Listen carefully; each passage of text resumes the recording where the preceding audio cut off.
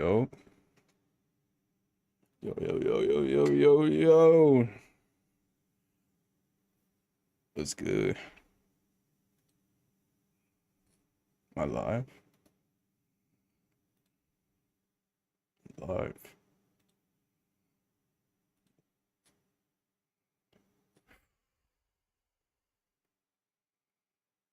Yeah.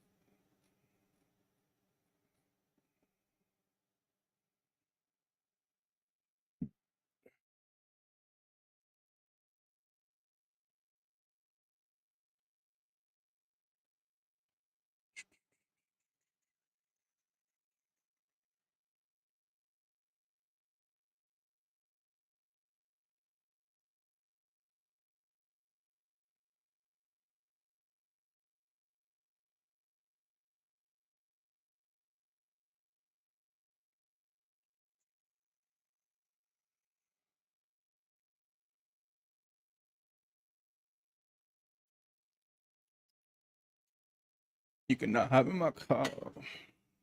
Benny running with stars. I keep a cop like I keep a black like a cop.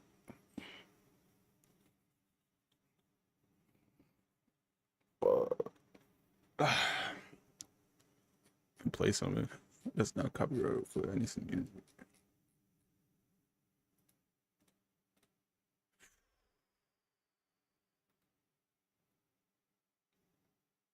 David, David. So and low. Yeah, sorry I'm late. I was supposed to start stream like at least 3 hours ago. I'm not gonna lie to you. Yeah, I had a bit of a I don't know. So, like I said, I stayed up. I drank three big ass cups of coffee in like a 32-ounce cup, some strong ass coffee, some strong roast, and I felt like I was gonna have a fucking heart attack. So that kind of delayed my stream.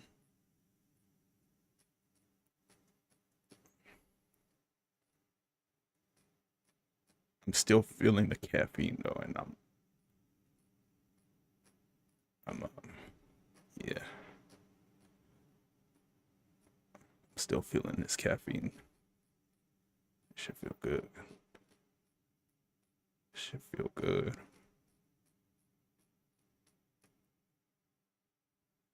I don't even want to listen to music anymore. I'll play a song. Do you think that song that I asked you about, what was it? Night in White Satin? You think that's copyright? I feel like it's probably not. I feel like it's probably copyright because it's not past like the age, and it's like 40 years or some shit, right? Or like 60 years.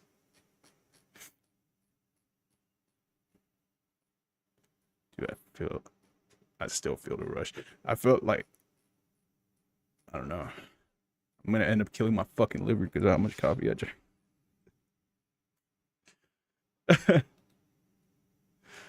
uh,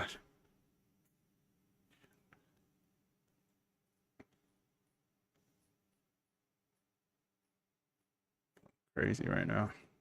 Crazy.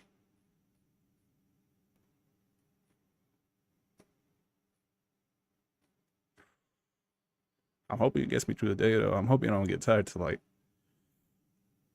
8. 8 is probably too. I don't think I'll make it at 8. Let's see. Let's see.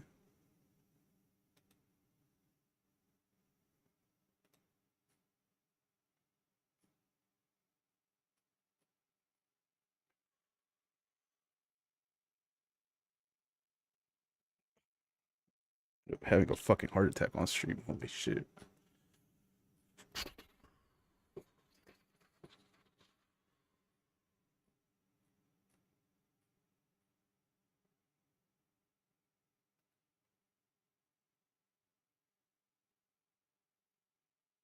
Ah.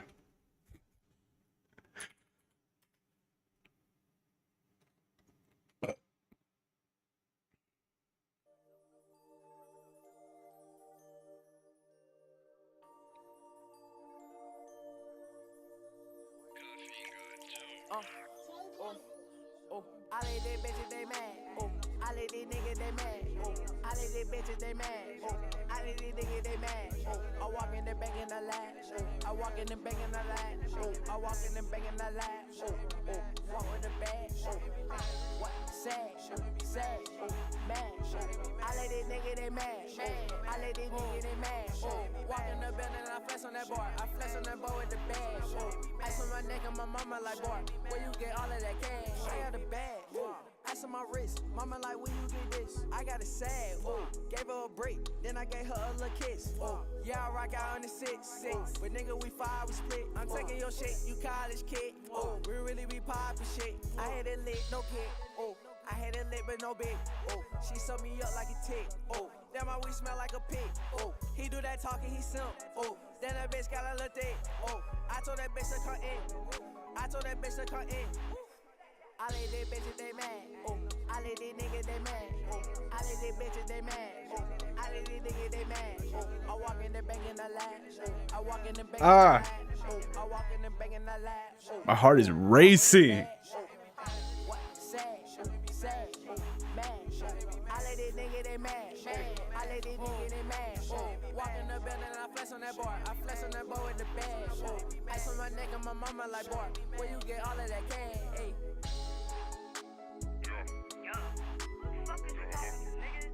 Fuck you think this is? You think cause you got a couple dollars you're a fucking playboy, nigga? You ain't no fucking playboy, nigga. You ain't nothing, nigga. Fuck out of here, Cardi. Fuck out of here. Don't call my phone that shit, my nigga. For real, mad. Nigga, I don't ever get mad. This nigga tripping.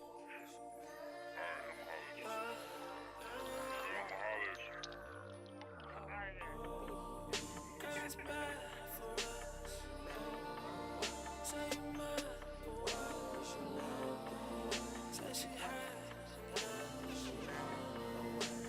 That's bad. For what?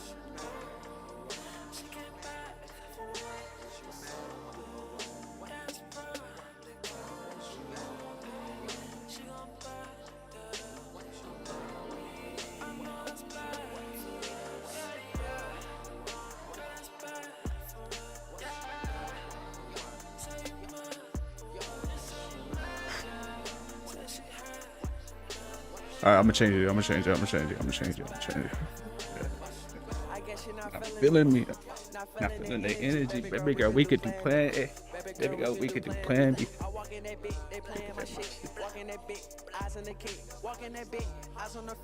I can check it. I gotta do something cool.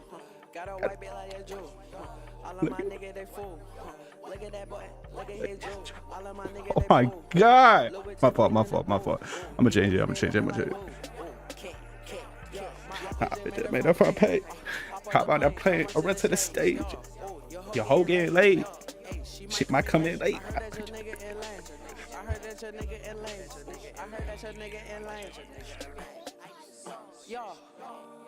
My sing on the beat.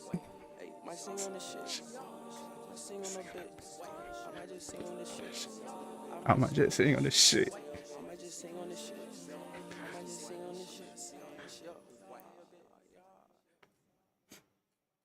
I didn't have another song to change it to. I'm like, hold on.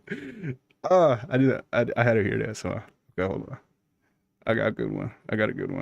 This is the only one. This is the last song we play. Oh my god, my heart is fucking racing, Dave. I'm finna have a fucking heart.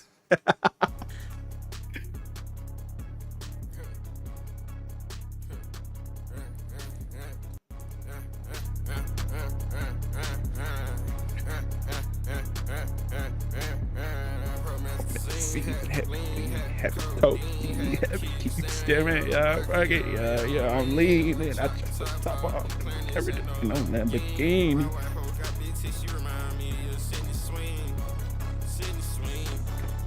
Sydney swing, stick like it's a fresh, yeah, I might try to swing. Like fitness with me, like shit.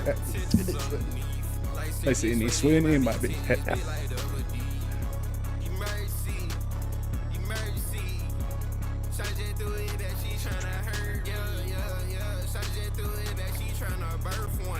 I don't wait to a bitch up for this bitch.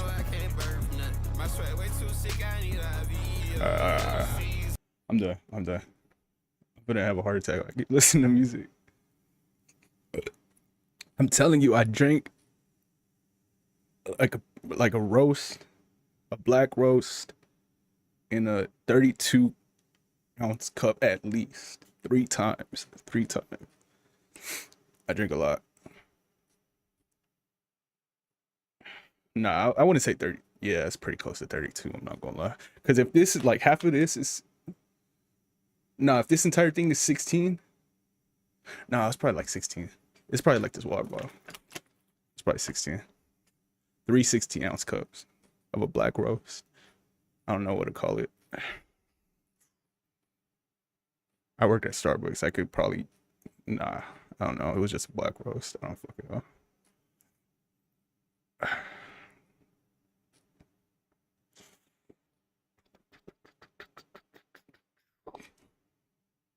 I drink a lot. I drink a lot. I don't usually drink caffeine either. My body's definitely not on caffeine usually.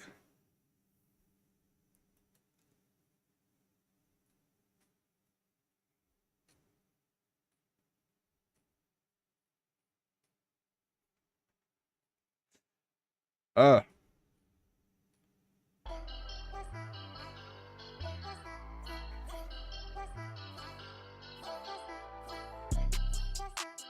Everywhere I go, I get papers. everywhere I go, I get papers. I'm a I'm a rockstar, rockstar. I could join Slayer. Got the drum in the car, that bitch is Slayer. Put the box full of player. Arm in the box and kick. I go to the op, yeah, just like arcade. I fuck up like that. Yeah, just like a blazer.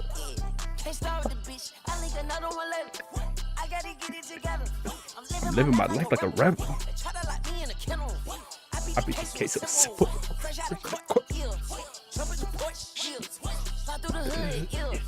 Everything good, yeah. Whole lot of mob shit. Whole lot of mob. Whole lot of mob shit. Whole lot of mob shit. Whole lot of mob. Pull out mob shit. Whole lot of mob shit. Whole lot of mob. Whole lot of mob shit. Whole lot of mob shit. Whole lot of mob. Whole lot of mob shit. A lot of mob shit. Whole lot of mob shit. Almost half a gallon. Yeah. Yeah. Whole lot of mob shit. Whole lot of mob shit. Whole lot of mob. Whole lot of mob shit. I get these bitches going crazy. I get these bitches going crazy. I walk in the mall, they go crazy. I walk in the mall, they go crazy. Got plaques on the wall, I go crazy. Got plaques on the wall, I go crazy. Rich and hand me up, baby. I got rich and hand me up, baby. I drive a coupe, you know it's like the 80s. I caught my body every on vacation. It's just like on my day I was on place. I ran to the demon, I took off on race, and I ran to the demon, I feel like a baby.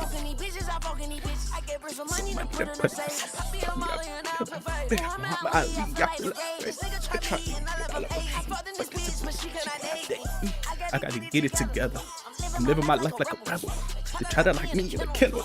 I be the case of simple. Fresh out of court. Jump in the Porsche. Pop in the hood, yeah. Everything good, yeah.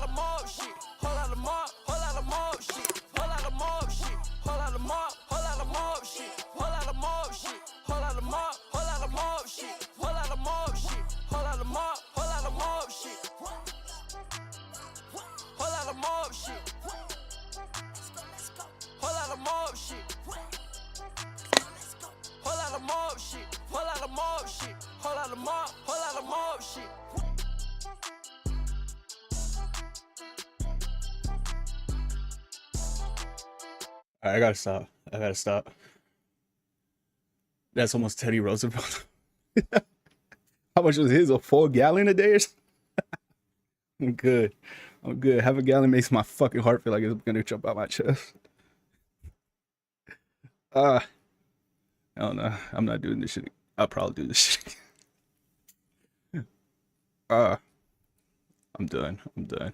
I'm playing. I'm gonna do one more song. I don't know what to do though.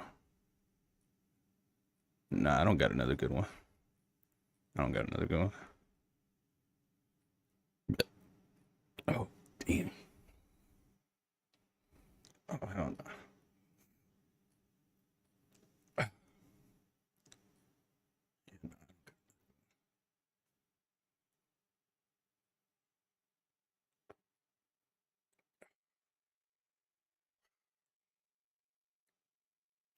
Yeah, I'm gonna lose my kidney. I'm not gonna lie.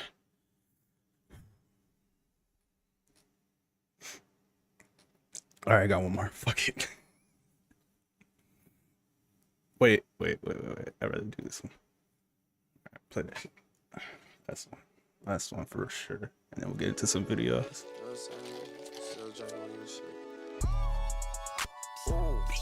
Copy it. And a motherfucker be wrong. Big gun, big yeah, City to city, I'm torn. Cardi, I'm ready to pour. I love my diamond that glowing. Fuck with your bitch, yeah, she left in the morning. Diamonds that skating on ice. Run it up, bitch, every rice. Hurt your feelings with that price. Every day come with a price. Every day come with a price. 100,000, yeah, my price. Too many rings, I got Mike. I get that motherfucking mic. I get that motherfucking Ike. I told your bitch to come try. Pass me the motherfucking mic. I'm in the lobby, I'm pipe. I told that bitch to come pipe. Shawty won't fuck on the pipe. Shawty won't lick on that pipe. I got this strap like a dot. I got that shot, I don't fight. My diamond, they ice, say Ike. My diamond, they ice, they bite. Your diamond, they Ike, That's a little bitch, what's up tight? Alright, no, I'm done.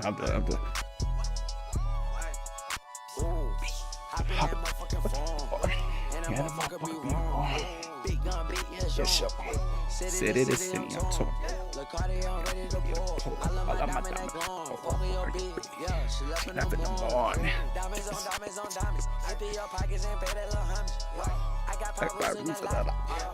got my roots right behind. Cranberry drip with the red. I might just pull up and back. Rock at the lobby like that. You could trust me, I'm too poppy. Used to be right. Molly's at 10, I just lied. My Spanish been calling me pop.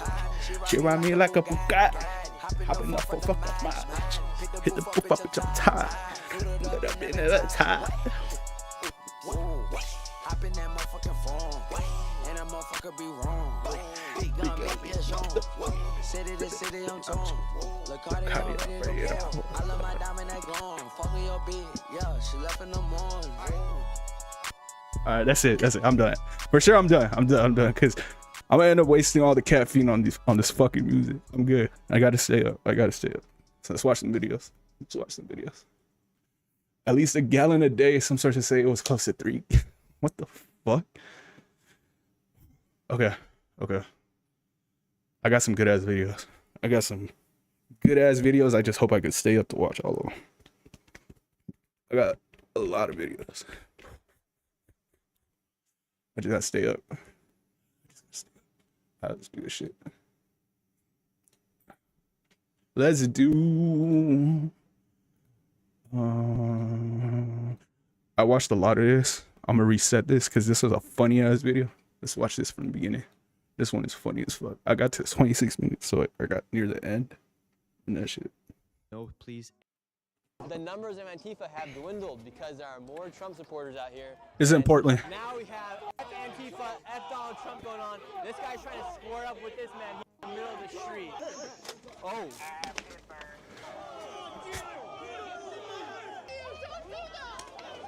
Now they should. Now the police have came in and said, Antifa, you cannot. Portland has been in a downfall for quite some time now, from the consequences of decriminalizing drug use on their streets to letting Antifa take control of their city. From the riots of 2020 to current day, the city has never bounced back. And lately, a group of Antifa has held control of a part of the city for more than 140 days in a constant 24/7 hour protest outside of an ICE detention facility center where they have attacked ICE and individuals like myself. In this video, you'll see how this city has fallen as I hit the drug-addicted streets and I confront Antifa as they lose their control as a group of patriots outnumber them on their last night and they lose their battle of 140 days outside of the ICE detention facility center. Now it was time to go see what Antifa was doing, so we headed over to the 121, hell facility yeah. center, and they had just received Hell a new yeah. shipment full of gear. Right here, we got a U-Haul set up. You have all this stuff that they've just been dropped off. You have all these inflatables as well that the protesters have been demonstrating in these past few days. You even got some corn. You got some ribs for tonight. Got the muffins. You got the grills. You guys are living life right out here.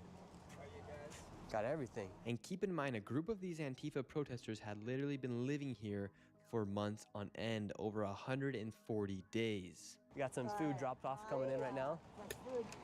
Ooh. Chinese, it smells like. Ooh, what'd they bring you guys today?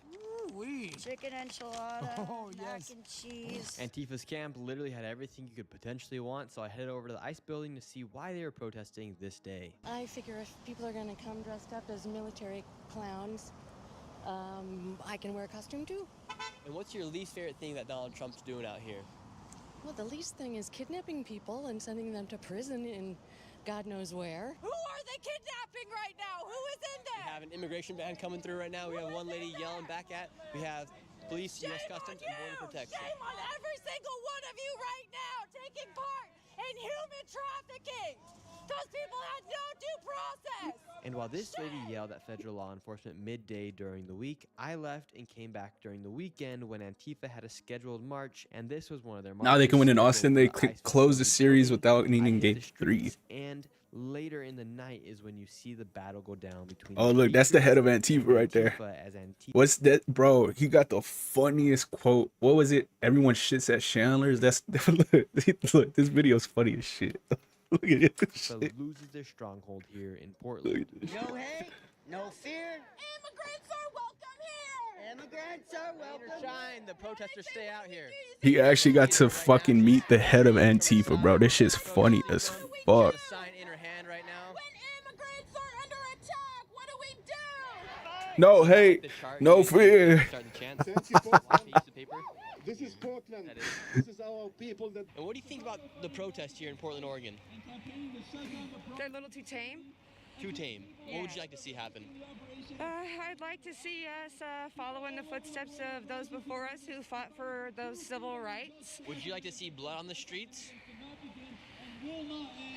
I'd prefer it wouldn't come to that, but I'm worried that we're not going to see real change until there is. Because honestly, frankly, y'all are too sleepy. Do So you condemn political violence? Sleepy. That's ironic. I condemn the violence that's enacted on humanity by politicians. Like, would you celebrate the What? assassination of Donald Trump?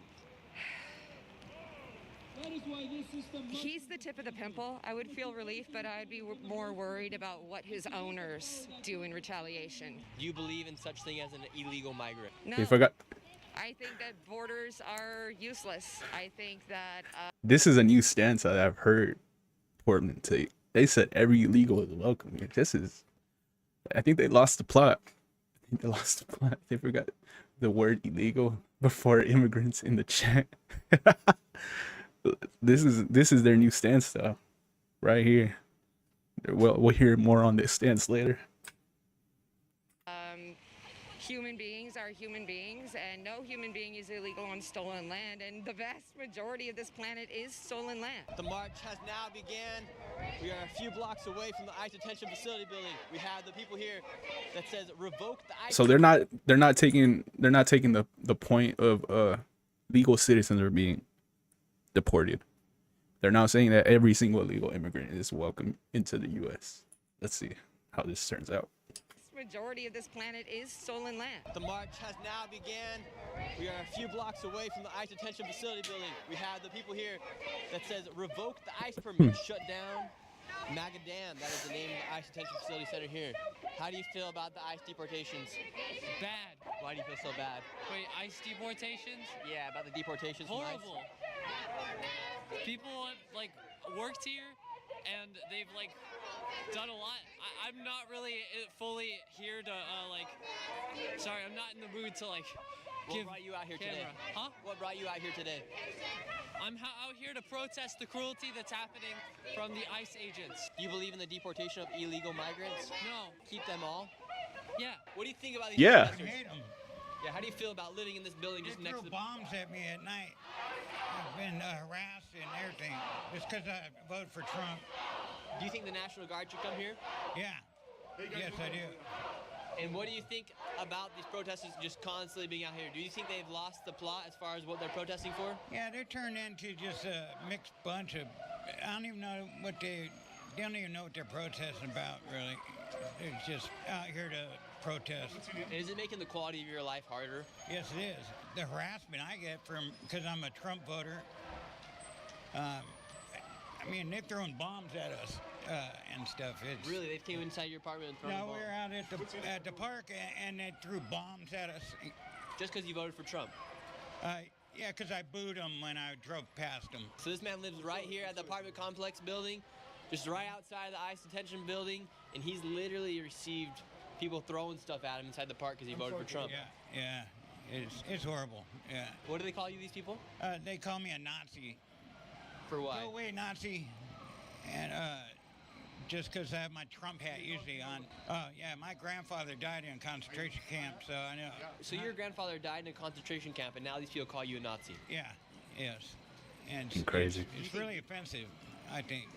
That is very offensive. Your grandfather died because of concentration camps, and now they're calling you a Nazi because you vote for and support Trump. For Trump, yeah. And so outside the ICE detention facility building, you have these apartment complexes where people are living, and a lot of people who say voted for Trump or not believe or support these protesters have been labeled as opposition. And that man himself even said people have thrown literal bombs at him on the streets for supporting Trump, and they call him a Nazi. But his grandfather died in a concentration camp. That's pretty messed up if you ask me. And now you have Antifa controlling the traffic here. You do not have any police officers here. These guys are trying to move. They have blocked off the road, Antifa themselves. I have no input on this. It's just wild to me. You can go this way, but we aren't. He has the right to go through here. I have the right. Well, you can try it, but you're going to sit here for a while. Okay, we're going to be here for a while. He has the right to go through. Let this guy through. Let the guy go through, man. Hey, we're trying to get it. We don't need your help. No, she needs to move so he can go through. You need to F up. You do not have the police here. You have Antifa directing traffic here. Please don't hit anybody. Hey, folks, we got an angry person here. Please let him through. He's angry. There. Finally let the man through. So this is actually unbelievable. They've taken control of the street. They've blocked people off. Pay attention to this one right here. He's become a little famous, I think. Actually unbelievable. They've taken control of the street. They've blocked people off, and now they're making everyone go a completely different direction than the way coming through. They let the one man through in the truck because I told them they had to let him through. Other than that, look, this guy's trying to go through. They won't let him through. How do you guys have the right to block off the street? Underneath what jurisdiction do you have the right to tell these people what way they can drive? We're having a peaceful assembly right now, man. It's blocked. These guys don't have any right. Go this way. We're all going this way. Look at these drivers. They're pissed off. They want to drive where they want to drive. How can you guys tell people where to go and where not to go here on the streets of Portland? I don't have anything to say to you. But how can you guys tell people not to drive down this road? I don't have anything to say to you. You guys have any power, jurisdiction here to do this? Because look, this car wants to go right. People power. This person wants to go right. They just had their blinker on. Now they turn it off. So people are folding to the Antifa traffic directors out here. Traffic. You, dude. Go for You're directing traffic out here. This person wanted to go right here. You can come. Let's see.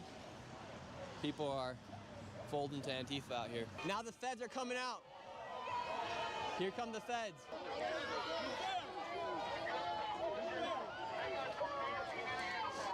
So here you have the CBP, you have the federal officers, you have U.S. Customs and Border Protection, you have the SRT here as well, and now you just have everyone protesting, and you got Chicken Man right here. And now right here you have the leader with her sheep. It has all the chants right there, and now she's leading the protest, leading the march right now, as they all have their refusefascism.org signs out here in the streets.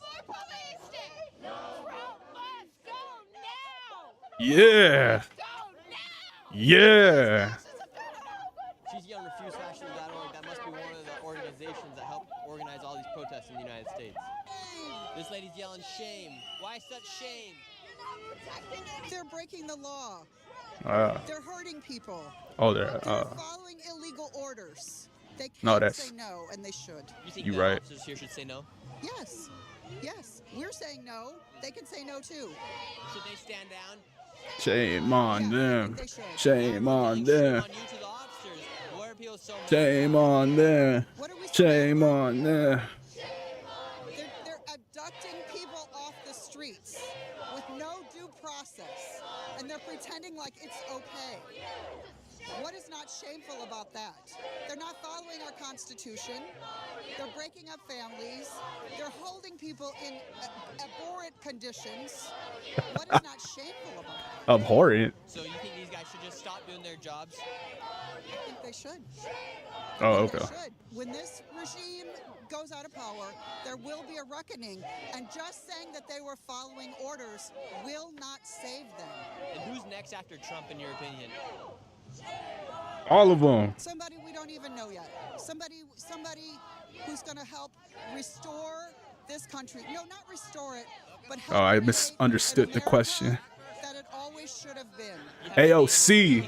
Woo! No, not yet. They're kind of lost right now, as far as who's going to take the lead next. Yes, but there are voices. AOC. The Democrats Woo! need to get this together, right?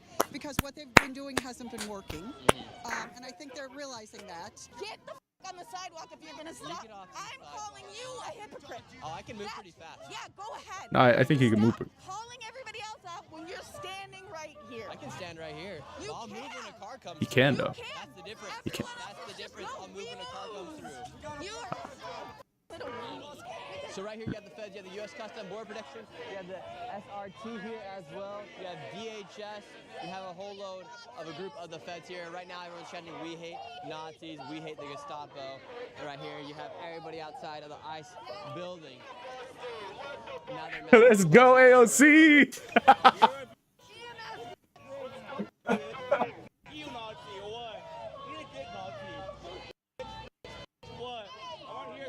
Now the feds are moving back in, and everyone feels so empowered to be yelling at the feds when they have no option but to go back in the building.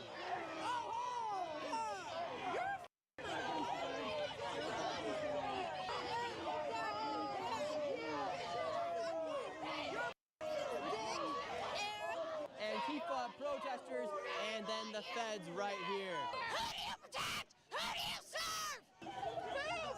Ew. Now they shooting rubbers. You're also gonna see the funniest knockout in this video that I thought was pretty fucking hilarious. Not the one from the beginning. It's actually a different one. That was just some random girl that represents Antifa that got her feelings hurt swinging on someone that's protesting against them. Yeah. Watch this. Now they're shooting on top. Took a person, arrested him, some person of Antifa trying to pull the person back, and now they got her. Yes, sir, yes, sir. Like now the people from the top are shooting. One immigrant is worth 10 of you. Really? Yeah. What makes you say one immigrant's worth 10 of us? I don't need to find. On the outsides of this federal building, they have graffitied things such as F-ICE, kill pigs, fascist is labeled right here as well. This is all on federal property where they have gone through and graffitied things such as literally calling the feds pigs, saying kill pigs. Really quick before we go to our next location. Sponsor. And while hundreds of now let's get back into this video. Go ahead and try out current. And for this specific weekend, hundreds of Trump supporters and ICE supporters decided to come down to Portland with the mission to outnumber Antifa and dismantle them and show their support for Man, ICE. Nick does some great While I work, was man. arriving to the ICE protest. Look at this. Nick does some great fucking work. Look at this shit. Decided to come down to Portland with the mission to outnumber Antifa and dismantle them and show their support for ICE. And while I was arriving to the ICE protest, I stopped by the safe house of Antifa, known as the house where everybody poops at, as everybody poops at Chandler's, as this is a house that's well known for hindering and hiding people after they assault people who support ICE or independent journalists. This is the legendary everyone poops at Chandler's house. Chandler! How you doing tonight, Chandler? Yeah, how's it been since everyone has been saying everyone poops at Chandler's house? Well, not everybody poops at my place, right? And while we have you here, the legendary everyone poops at Chandler's, what's the truth about what's going on here? What do you mean the truth? Yeah, like right now we have over 100 days of people coming out here. You're one of the main men here, as everyone knows, everyone poops at Chandler's house. What's the truth of what's going on, and why do you guys keep protesting every single night? The truth? All right, the truth is pretty straightforward, right? It's that although we are powerless in the face of, systemic injustice, we can't just do nothing, right? We can't just sit back and do nothing. I mean, everybody down here specifically is fighting to just show that we hate ICE and, to the best of our ability, protect immigrant families, and not only immigrants, but people of color who are not immigrants, who are also being persecuted by ICE, American citizens, right? And do you know anybody personally who's a legal citizen of the United States who has been deported? No. So you've been fighting a cause for that reason of people, American citizens being deported, but you don't know a single person who has been deported who's an American citizen. I don't know very many people's names, but there are names that have been on the news, right? I don't remember them, but I don't know very many people, and I don't only fight for the people that I know, right? I fight systemic injustice, and when I say fight, of course, we don't actually fight, right? We just get our ass beat. That guy just said the main leader here doesn't know a single person who has been deported, American citizen or illegal migrant. Yeah, he just said that he doesn't remember names, but he can remember so many different things. He's wildly educated. He can tell you all sorts of literary references, but when it comes down to actually hard facts that can be debated, all of a sudden there's mysteriously a huge gap in his education on it. Waleed, you're also one of the main guys out here. Do you know anybody who has been deported or any American citizens who have been deported? Yeah. Do you know their name? I'm not going to get the names, but I pray with them. And do you know anybody who has been deported? Get shit out of my fucking face. You're the one who came up to me. Get shit out of my face. Oh, he's aggressive. All right, thank you so much. Do the fucking Charlie Kirk. Do you condemn political violence? No, I fucking don't. Charlie Kirk. Oh, okay. You. Fuck you. Is that kind of like Charlie fascists Kirk like to kill your political opposition? No, you have no idea what fascism is. Get the fuck out of my face, bro. I will fuck you up, I guess it's not.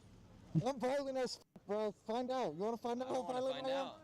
You want to find out? Get the fuck out of here. I don't think he wants to find out. You're a fucking Nazi. You're a white nationalist. Oh, okay, thank you very much. You want me to be peaceful to fucking Nazis? Yeah, it's true. I see your fucking content, pig. I know who you are, you fucking piece of shit. I know you're a fucking Nazi. And so while you have Antifa set up over here, you also have a group of, they're calling themselves Patriots. You have a group of right-wing influencers here that are live streaming and whatnot. This man right here just went and kicked a bottle out of someone's hand, and then one of them went and grabbed a knife and then slashed his tire. This guy's known for being a felon as well. There's actually a track record of this guy being a criminal who they just slashed his tire. I don't agree with him slashing the tire by any means, but this is not good what just happened here. What happened? Now your tire's sliced. I know. I know. What caused that to happen?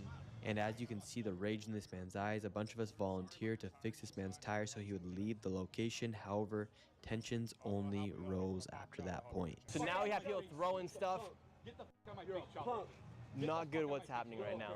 You gonna throw fucking weapons at me? What, a button knife, a stick, or anything else? From you. That's adorable, Chad. Go f yourself. And now the tire is fixed. We do not support any violence, whether you agree or disagree with political beliefs. So what's your warning to people? You see it firsthand here. You live here in this apartment complex. What's your warning to the rest of America and the rest of the world about the reality of what's happening here? Don't be fooled, people. Don't be fooled. All these little bunny outfits and chicken outfits. Go to the website for Portland City Council.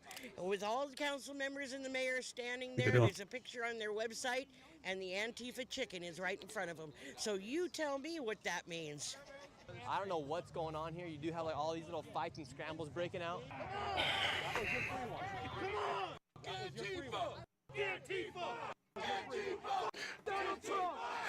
Fuck Antifa! Fuck Antifa! Now we have Antifa, F Donald Trump going on. This guy's trying to square up with this man here in the middle of the street. Yeah, just tons of cameras right now. This guy's live streaming, and he's the one who's going against. There's where that dumb bitch gets her feelings hurt. So what was that all about? That dude is mentally ill. They're all jealous because I'm putting them all on camera. Look what they're doing. So There she is right there. They all start circling me for no reason. All because I'm born and raised in Portland. None of them are from here. None of them are from here. They're all getting paid to protest. Look at this. Wow, so we just had this man, Belly Ray, going after it. It looked like a fight was about to break out. Now all the Antifas came out from their tent. You guys always play victim, you fucking pussies. All you guys are pussies. You guys can't fight, you just got punked, you all you guys just got punked like little Oh, I think she on Trump's side. I don't know what happened, but I don't know. This shit got violent real quick. They're walking out, fight did not break out. But wait, why are you coming after me? I challenge all these guys to a fight, and they all don't do it. They won't turn off the. That guy definitely is not on Trump's side. I can tell you that. He's fucking. I'll let the man speak for himself here. Why are you coming after me? I challenge all these guys to a fight, and they all don't do it. They won't turn off the camera. There's a whole lot of talk there, but no fight broke out. No, I don't want to fight, but if they want to fight, I'll take them down to the river, but they won't do it. They won't. I've challenged 5 of these fuckers. They pepper spray. They accidentally punched me the other night. They got a free shot. I walked away in peace. Are you worried about slipping? You're shoeless. You're shoeless. Are you worried about Yeah, I'm slipping? dancing in the streets in the rain. Now we have a bubble show. It really does just feel like a bunch of child play. We have a Harley Quinn out here. Now we have another argument going on, another fight. Chandler, the legendary, everybody poops at Chandler's house. Everyone shits at Chandler. Settle down, settle down. Everybody chill out here. Chill out.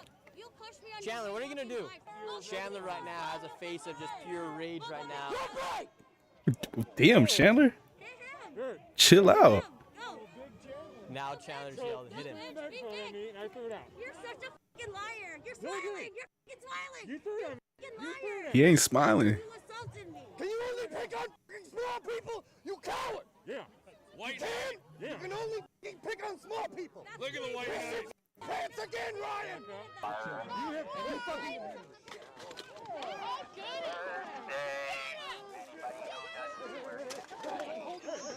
Oh. Oh, she's sweet on him, bro. Oh my god. The tensions between Antifa and the pro-Trump people here at this ICE detention facility were very high. I managed to start juggling to bring some peace to the table. However, that peace did not last very long. I headed back to the ICE detention facility center and was confronted by Antifa. Why are you so mad at me for being here? Because you're a fucking Nazi. I still can't hear you with You're that. a fucking Nazi. Kill Wait, yourself. What? What'd you say? You're a Nazi and your face is fucking ugly. Oh, thank and you. It gives me the ick and you should get the Then fuck stop out. Nah. Bro. Okay, hold on. He a good looking dude, bro. Why you gotta hate? Like. Ugly. Oh, thank and you. It gives me the ick and you should get the Then fuck stop. out of here. Then get away from me. Your face is If I give you the grossing ick, me get out. away from me. No, your presence fucking upsets me, Okay, man. then. Get the fuck out of here. Get away from me then. No, get Then, out of here, bro. now you don't know You're a what. pussy. Move. Makes me. I'm not gonna make you do nothing. Yeah, so don't fucking tell me to do anything. You're not gonna make me. What? Don't fucking touch him. Don't fucking touch him. I can move the umbrella. Don't touch him. I will fuck you up. You can't move. You can't keep touch saying this that, but you haven't done anything. This is a no Nazi. I can't hear you. You haven't done anything. It's crazy. I'm not a Nazi. I don't know why you're getting so upset by my presence. Like, do you just want to?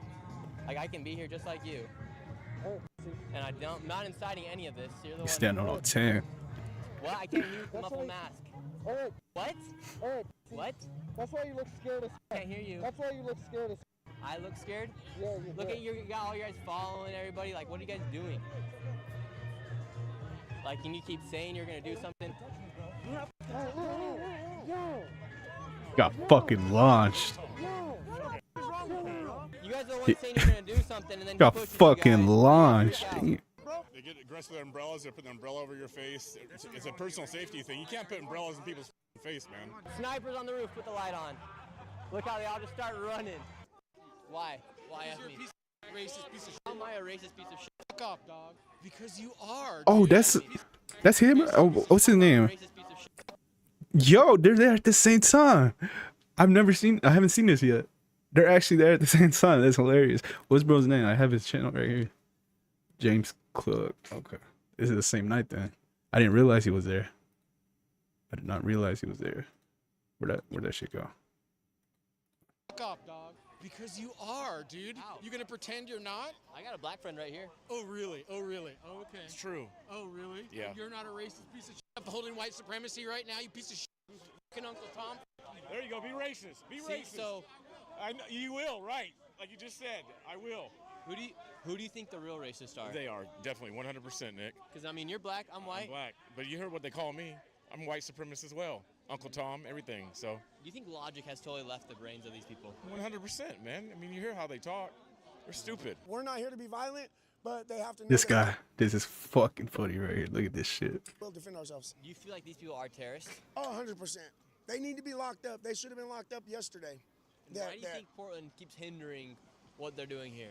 Portland PD disappears when it gets serious. They show up when there's nobody here and nothing to look at, but then when it gets crazy like last night, they're nowhere to be found.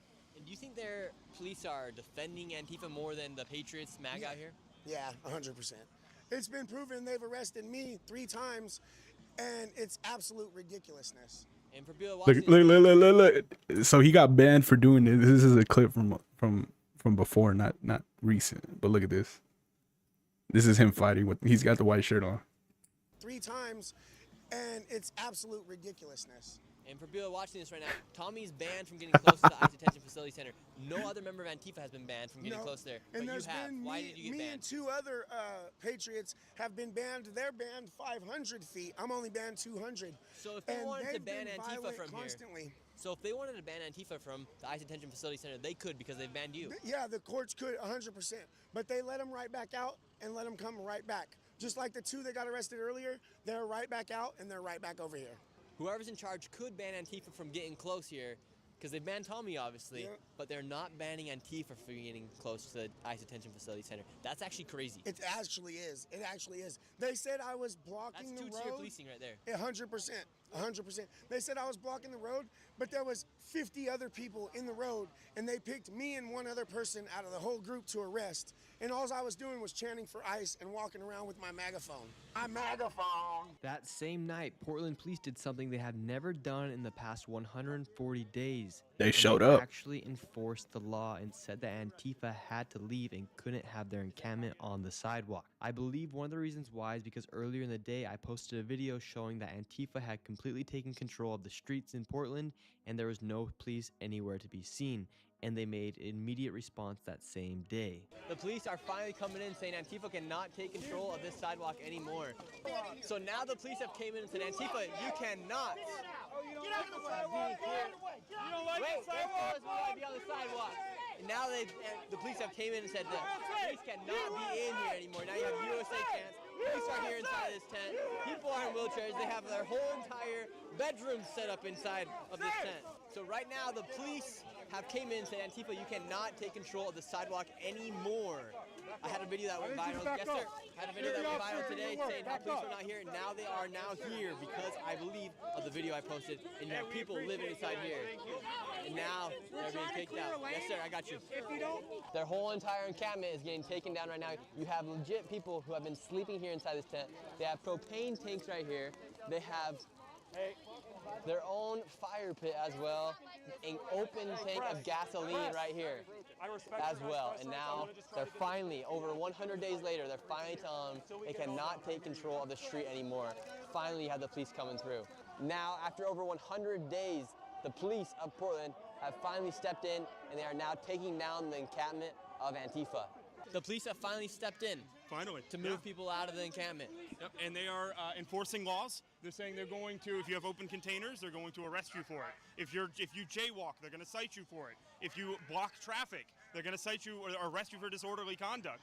And this is all because we've been putting tremendous pressure on them ever since they decided they were going to arrest conservative journalists like me, rather than people like this that have been terrorizing this city. Wow, so now it looks like the police are finally enforcing the law. Yeah, well, we're going to see. So they're saying they're going to enforce the law. We're going to see if they actually do it. They can talk big, but they need to actually follow through. This is going to be their moment to decide how this, how history shows this event here. This could be a turning point here in Portland. It absolutely could be a turning point here. Because now Antifa's losing their power. It could be. And they know it too. They know it too. But this is an effort that from all of us, the national, people coming from around the country to show what was actually happening here. And dude, we're making tremendous progress. So just keep up the fight. Thank you for being here as well. People are getting their streets back here in Portland. Yeah, this is what we've been fighting for, and it's Congratulations, all. People that live inside that building who haven't been Congratulations able to getting your. their dog in certain places, whether they want to walk on that sidewalk or on the not. sidewalk. They'll But fucking now punch can. you for it. Yeah. There's been a drastic turning point here at this ICE Detention Facility Center because now you have almost more patriots, MAGA, pro-Trump people than you have Antifa. So now Antifa is losing their power because their strength used to be in numbers, but now it has turned around for Antifa here, and now they're seeing more resistance, more than they've ever seen before. And now the police are. Honestly, if that small girl, if that small bitch was MAGA and she was swinging on Antifa, that shit did not make Antifa look good, bro. He got fucking shit on. Even now actually enforcing the law here in Portland. I support the blue. Bro, she took flight on him. She bombed on his shit. Oh my god. But they were doing some stuff like tier policing, for instance, against Tommy. That was Now insane, they are bro. losing their power. We have a little battle going on right now, but Antifa is losing their power as this is one of the strongholds of Antifa here in Portland. Are you upset now that the police have came in and dismantled the encampment? No, because we're legally allowed to have a medical camp by the city. This does not look like a medical camp. No, this we're not legally You have allowed to have. all No, this stuff. This is just for fun. Mhm. This is just for us to be able to eat because we're down here for 12 hours at a time. You guys take 12-hour shifts? Yeah. Yeah, I take my days off here. Hell yeah. Nice. How many days have you been coming out here? Since early June, so over 100. Wow, so over 100 days you've been taking 12-hour shifts. Yep. Unemployed. I've never gotten arrested. And what do you do for your job? I'm not going to disclose that information. The numbers of Antifa have dwindled because there are more Trump supporters out here than Antifa. All these people here are for Trump. And you do not see hardly any Antifa members out here. So the Antifa encampment, you had everything from barbecue grills to party supplies to medical kits to refrigerators. It has all now been completely dismantled. All their stuff is now been exposed for what it is, and they have been told they need to leave this location. They cannot be having their encampment out here. They had stuff in bulk. And as Antifa had literally been dismantled by the police for the first time in 140 days, everyone headed to the leader Chandler's safe house to see if he had a closing statement to make. Is anybody home? Chandler! The protest has now moved over to Chandler's house, the infamous everyone poops at Chandler. This is the grand finale of the downfall of Antifa here in Portland, Oregon. Everyone has came out here to say what's up to Chandler and see what he has to say, but he is not releasing a statement right now. And was this the end of Antifa here in this section of Portland, Oregon? That doesn't matter. There is no left and right, there is only rich and poor. There is only powerful and powerless. You are among the powerless. We are among the powerless. Does that make sense? USA, USA, USA. USA, USA.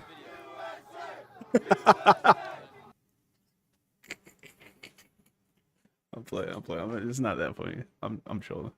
I'll be back. I gotta piss. I'll be right back.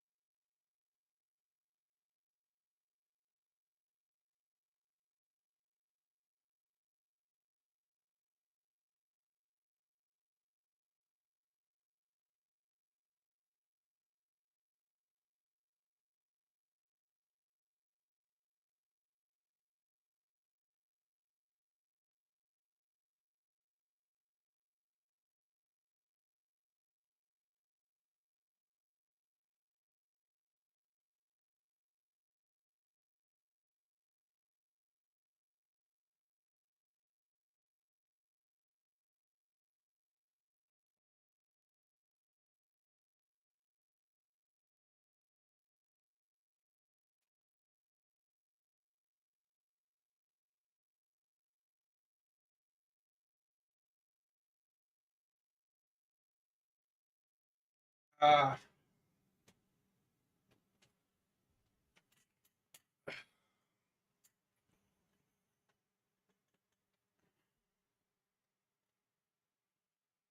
Uzi Vert. At the moment, AOC is third in the quotes for next U.S. president at 50, after Vance 3.0 and Newsom 4.50. The Antifa chicken. That fight was more ridiculous than the one last Sunday during El Clasico Madrid versus Barca. There was a fight on the soccer field. That's insane. That's insane. Hold on, let me just hear like a snippet of this song.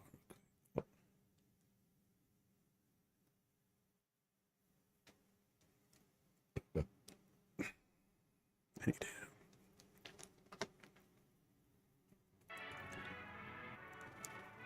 Low Uzi Vert, to be exact.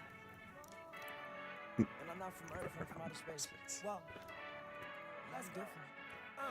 I'm somewhere I'm not supposed to be. Yeah, I remember she didn't notice me. Yeah. Why I'm tripping, she ain't notice me. Her man not even close me. Every time I have a show, got sell it out if I go to sleep. We got some new bands, we got some new bands, yeah, yeah. We got some new bands, we got some new bands, yeah, yeah. Treated like we should old bands, yeah, yeah. I put that little bitch. It's not for me, no. It's just for my miss. Yeah. I'ma just play with the pussy, yeah, as fast as I can, yeah, yeah. I'ma just count these racks, yeah, as fast as I can, yeah, yeah. I never trust no bitch. I ain't never trust no man. Pull up in a brand new Porsche, followed by a matte black van, yeah, yeah. Never sit by the door, my boy got a matte black fan, bang, bang. On me, baby, on you look like Tang, yeah, yeah. I done did everything, ain't do no crack cocaine, yeah, yeah. I ain't never do no dope, make your bitch wanna choke, yeah, yeah. And She was like on this bitch. She wanted the phone, yeah. Took that girl in my A, Now she wanted the phone. now she want my money, I said not at all, no. Spanish girl, she always trying to get my pesos. You can't get no money, you don't get no dodo. She want all that fur. Alright, that's enough. Uzi a little too gay for me. I'm not gonna lie. Uzi just a little bit too gay. But this is better though.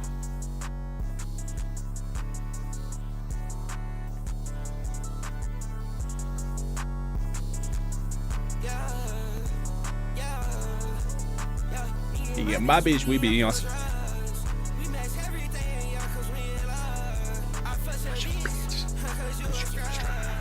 If you not,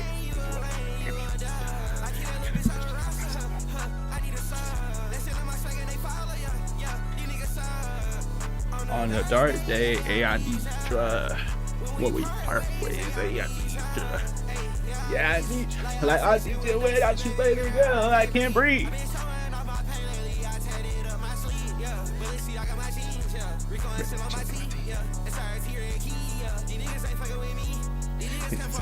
If there was a baddie with a fatty, give a fuck about a bad bitch. I turn your favorite rapper in the ashes. Watch the body, I do my Balenciaga glasses. They drop out my name.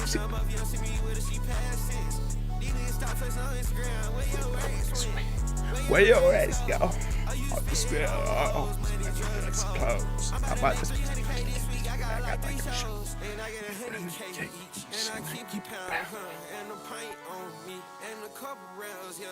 Bitch, I keep it low. I'm doing a dash, Oh, this ecstasy. Yeah, bitch, I'm on.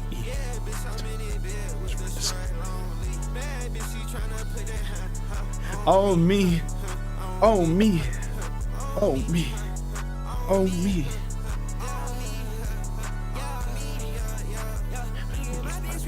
Some drugs. You match everything. Such a bitch. It's just job.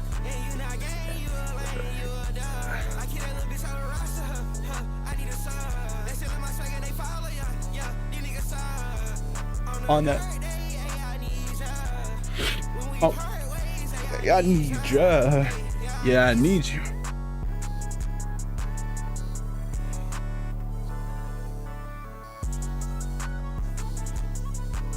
Fourth place, Ivanka Trump.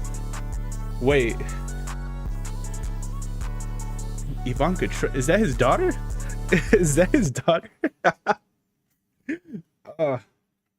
They got her fourth. That's crazy. Yeah. Put up. Not for real. Time to take Pluto to Herman Road. Shit getting real spooky out here. Good morning, leather, and the heels like Eddie. I'm rocking spaghetti. You niggas is petty, you bitches is petty. I'm coming through ready. I come with machetes. I'm cutting shit up. I feel the betrayal. I'm ready to lay on. I'm ready to spray on. Don't fuck on your hoe. I'm pushing the spit. Got the stars in the door. I got one of those. My bitch, she cold. Feeling my presence. I put on the prison. She rocking spaghetti. She fucking with me. She rocking New Kelly. I put on the jetty. I'm good on the fitty. My cash is steady. I get it geeking and niggas be goofy. They look like the Fed. I couldn't fit it. Still one got it. Look at the Bugatti. I'm going crazy. Walking with Xanos, I gotta be honest. I'm walking with Xanos, I gotta be honest. I'm keeping 1,000, it's over 100. I got this shit banking, I turned it back up. I been on that demon time, ready to roll. So find out the Chinese, you put on your nose. Don't need no stylist on the front of the Vogue. I bought a new mansion, it's just for the clothes. Wake up a photo, it's nothing to explain. So hard to session, ain't nothing to explain. Call when you ready, ain't nothing to explain. I done boss bitches up, it ain't nothing to explain. Capping me down, you won't never get claimed. Try to been rapping, she promised she game. I'm on some king shit, nigga. Really, I'm tripping, just bought me a bag, I'm tripping. I bossed up her, she better not do no cap. I'm a real one, I can't never be on no rap. I'm Colorado shopping, going to ass. I'm the richest nigga in my hood, ain't no bad. Well, I gotta listen to Olympia now. I can't. This album is just like. This album just.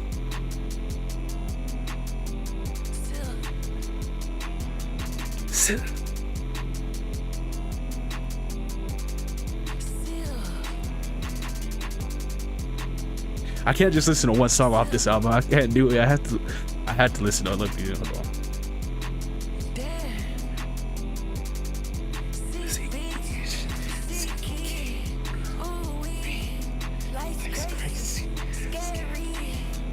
Oh, she bad. Who is Michael Jackson? 17.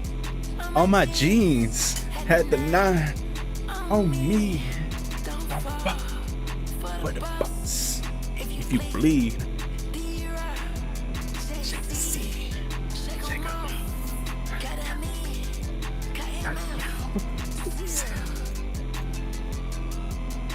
Why are you staring? Too many chains.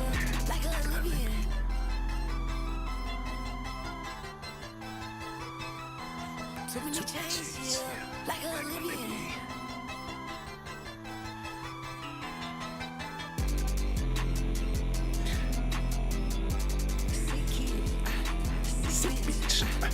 Really rapping? I got 10 cars in trapping. I went through the quick. I feel it spinning up my body. The shoe don't fit. I might just empty my chamber. Reload the club. Reload. Not on the floor. Oh yeah. The citrus.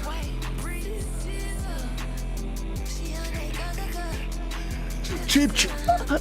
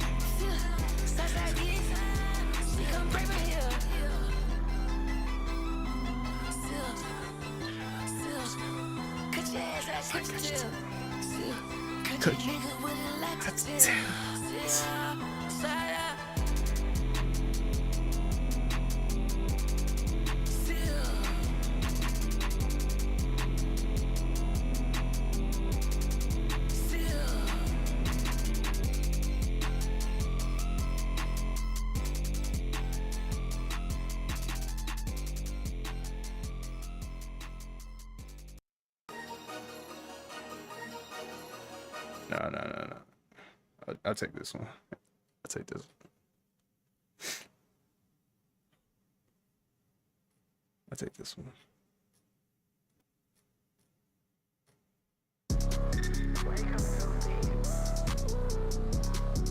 You got to.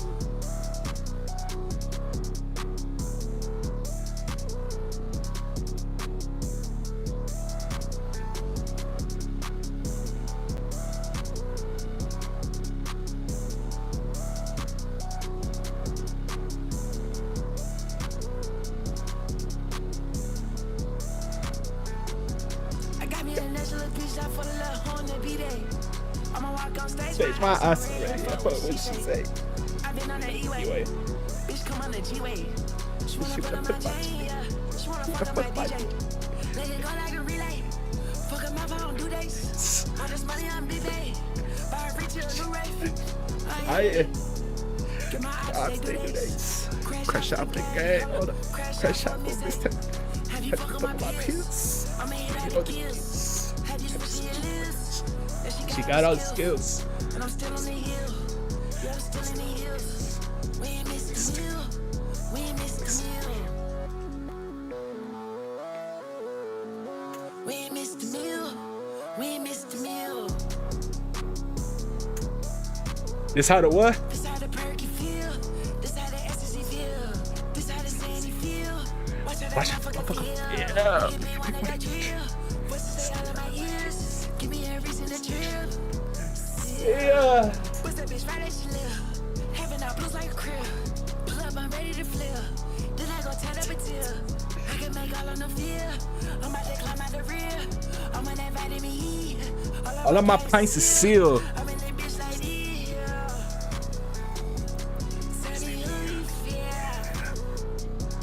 Bitch stuck in the motherfucking air. At the finish line, meet me there. Got a bride trying to braid my hair. First say, gotta sit like Jack. Yeah. I'm a dog on my fucking care. Got 10 houses in the lair. Pouring drink in the truck, got the mayor. Got a vibe trying to have a affair. Burn it out, then I get another pair. Tell her leave me up that stairs. Got me a national bitch. I fuck with a horn up B-Day. I already after what she say. I've been on the E-way. Bitch, come on the G-way. She wanna put on my chain, yeah. She wanna fuck up my DJ. Let it go like a relay. Fuck him up, I don't do dates. All this money on B-Bay. Buy a reach to a new rave. Oh yeah. Get my ops, they do dates. Crash out for the gang, crash out for a mistake. Have you fuck on my peers? I'ma hit all the kills. Have you switching your list? And she got all the skills. And I'm still on the hill. Yeah, I'm still in the hills. We missed the meal. We ain't missed the meal. We ain't missed the meal. We ain't missed the meal.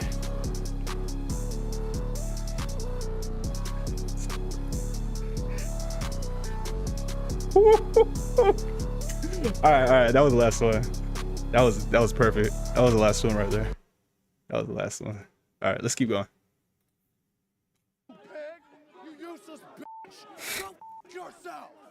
Tear gas has been deployed. Tell me about the other day when you were maced. Was that you? Yes, that was me. I've heard a lot of stories, and a lot of people. I'm looking at all the names in the quotes. There are some ridiculous. One like the.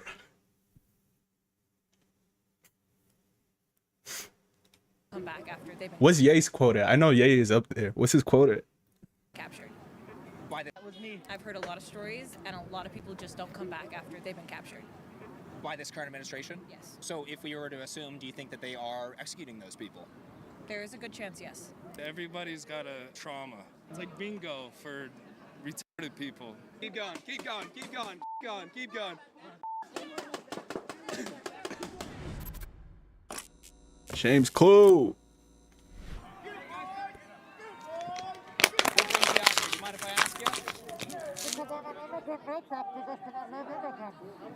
What? Stand up for basic human rights. That's pretty much it. That's what I'm here for. This is not the America I grew up in. I am not proud to be an American. I feel like everybody that's here right now deserves a right to be here. Everybody has rights, and it comes to both sides. It doesn't matter what side we're on. And it all, to me, it all comes down to respect. Trump. Period, point blank. Fucking fascist. Why are you out here? He's not in the names? What? I think he announced he was running. Yeah, ice. I think that was probably fake though. I don't know. I seen a post saying that he was gonna run. Here at least, I want to say 20 times. It's probably fake. 7 times. You've been here since June, you said. I took 2 months off, but that was for medical reasons. It's been going on for over 100 days now. I've heard that. So what keeps bringing you out here? It's needed. It's necessary. People need to be out here and letting them know. Every day that we are out here, we're costing them about $1 million. I think there's building pressure because there's more and more people every day. Okay. So it seems like we're gonna reach some sort of tipping point, maybe. Frog. How the tell me about the fuck? other day when How did The Rock make it, but Ye didn't make it? Wait, what the fuck? The Rock isn't even like, you don't talk about politics. What the I mean, he endorsed people back then, but I don't think he did so this election. That's weird. you were maced. Was that you? Yes, that was me. Please tell me about it. I think the audience would love to hear all about it. How was that inside this bubble? Dude, it wasn't even, it was weak as fuck. It kind of got into the suit a lot, but I didn't really know it got in. It just kind of tastes like peppermint. How many nights have you been out here outside of the ICE detention facility in this outfit? Oh, in this outfit since July. Since July. I've been out here since June though. And then why the outfit, I guess? I like frogs. I really love frogs, but I Man, think shut your bitch ass up, bro. Hold on, let me find a better video. I'll watch that later. Let me find a better one. Yeah. Yeah. Taylor Swift at 126. I think that's fair. I think 126 is fair. I think that's perfect. Yeah. MAGA on CNN. Here, they're cheating. The Terminator just went full MAGA on CNN. Here, they're cheating, and they're having a war on cheating here in America with this gerrymandering. So it's really sad. Democratic Governor Newsom was asked this week about your efforts to I vote really love frogs. lobby. We'll get back to that video. We'll get back. I really want to watch this one. Asked this week about your efforts to lobby against the measure. I want you to take a listen to what he said and then respond on the other side. He's wrong. What we're doing is temporary. It's completely transparent and it's democratic. This is a revolution that's going on in real time in our country. We need to wake up. Prop 50 is foundational if we're going to save this republic. So I would say to those that are opposed to it, wake up to these new realities. Spare me the moral high ground. So I know you know this, sir, but this is a prevalent view among Democratic voters and Democratic officials. They think Republicans are blowing up all norms and standards for behavior, and they feel, therefore, they have to take extraordinary action in response. Are their concerns invalid, do you think? I think when they say this is temporary, there is no such thing. I mean, the longest programs are government programs that are temporary. Okay, just remember that if it is a tax program or if it is the redistricting program, anything that is temporary with government is permanent. So they, in the year 2032, when the independent redistricting commission is supposed to come back, they're going to say, wait a minute, there's still gerrymandering going on in Texas. There's still gerrymandering going on in Ohio. There's still gerrymandering going on in Florida. We have to continue with the gerrymandering. This is what's going to happen. They will find an excuse. So therefore, I don't think it is temporary. So that's total fantasy. So the second thing is that you cannot cheat your way out of it. What they should do is, what the Democrats should do is they should outperform Trump. To me, it's all about competition creates performance. Democrats can't do that. They got to cheat. Yeah. You could easily take 30, 40 seats away from Democrats if you minus the illegal immigrants they have. Yeah. And that gerrymandering that they've already achieved in those states. They easily 40 seats. I mean, you look at Illinois, that state, the way gerrymander state, it looks so weird. Yeah. Yeah. And so what they do is with the redistricting commission is that they're going to go and try to draw the district lines in such a way that they get voted in no matter if they work well or not for the American people. So the American people get cheated on this whole thing. That is really the problem here. To me, I understand that the Democrats and Republicans have to fight about this, but the ones that are not really getting anything out of this is the people of America. I think that if you want to really fight for democracy, why would you go and destroy the Constitution in California, tear it up, and go redo it, do the whole thing? So to me, it just doesn't make any sense at all, the whole thing. As you acknowledged, this all started because of redistricting in Texas, and this was Trump pushing Republican-controlled states to throw out their current congressional maps so as to cook the books, so that it is less likely for Democrats to retake control of the House during the next year midterms. I mean, is it fair to argue that do you believe that the Republican Party is starting this? No, Jake. There has been gerrymandering going on for 200 years. There is such extreme gerrymandering going on. What is it? What is he saying? Gerrymandering? What is that? What does that define? 200 years. There is such extreme gerrymandering going on that in a state like Massachusetts, it has like 40% of the people voting for Trump. They have 0 representatives. The Republican Party has 0 representatives sent to the House. Think about that. In New Mexico, if 45% of the people voted for Trump and vote Republican, and 0 is sent to the House, 0 representatives from the Republican Party. So there's gerrymandering, crazy gerrymandering going on all over the country, and Yeah, this did not start in Texas. Yeah. And I can make an argument that the reason why Republicans are gerrymandering in Texas and other red states is because they're trying to level the playing field, because Democrats have been cheating forever. Yeah. They've already been doing this. I'm not sure why the Republicans didn't push back. I don't get it. Now they want to, follow the Democrats' lead. Okay, you gerrymander in these states. Oh, gerrymander. Republicans at a huge disadvantage. We should have representation in all these states, but since you gerrymandered, we don't have any representation. And he pointed that out. Yeah.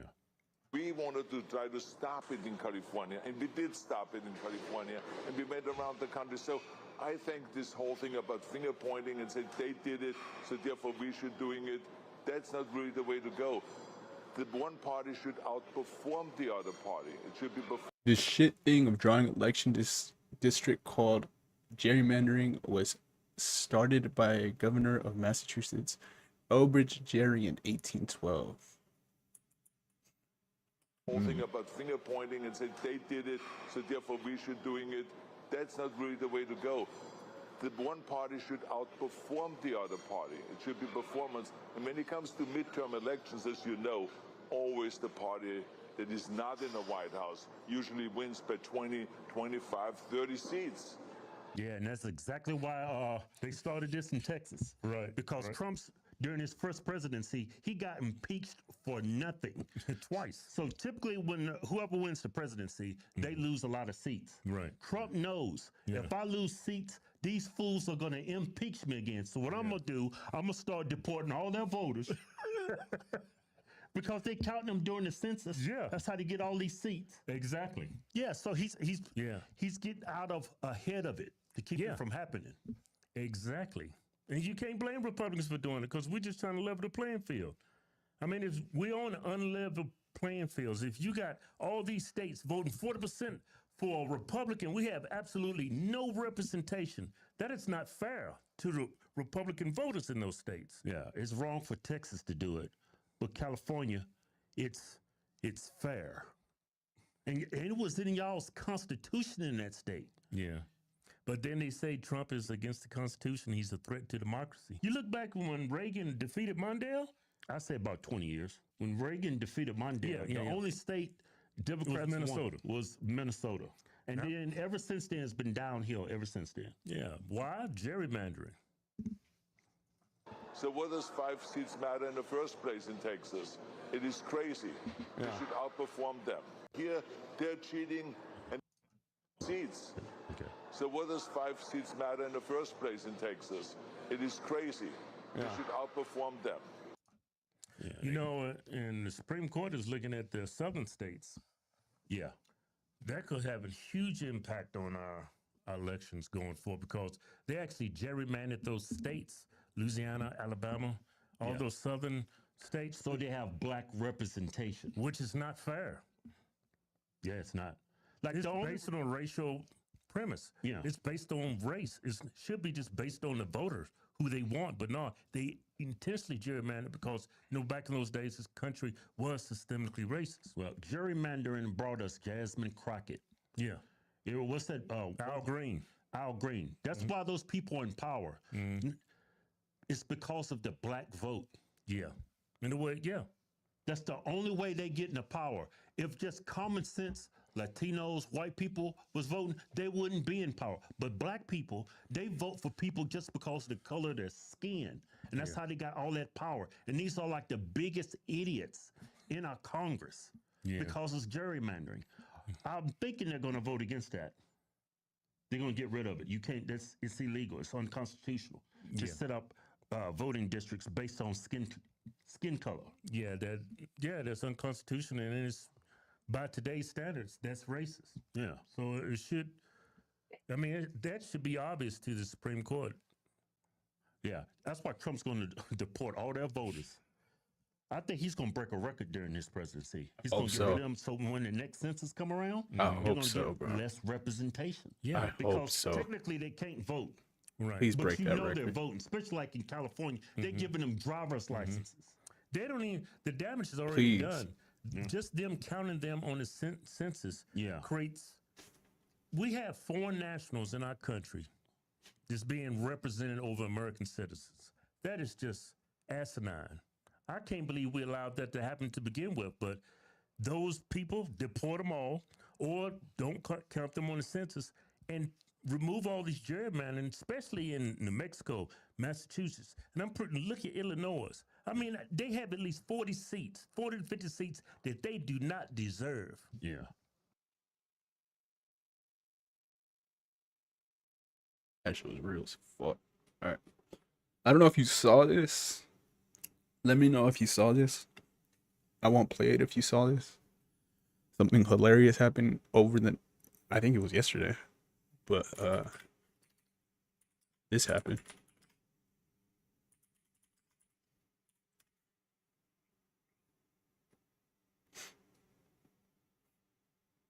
Where's it at?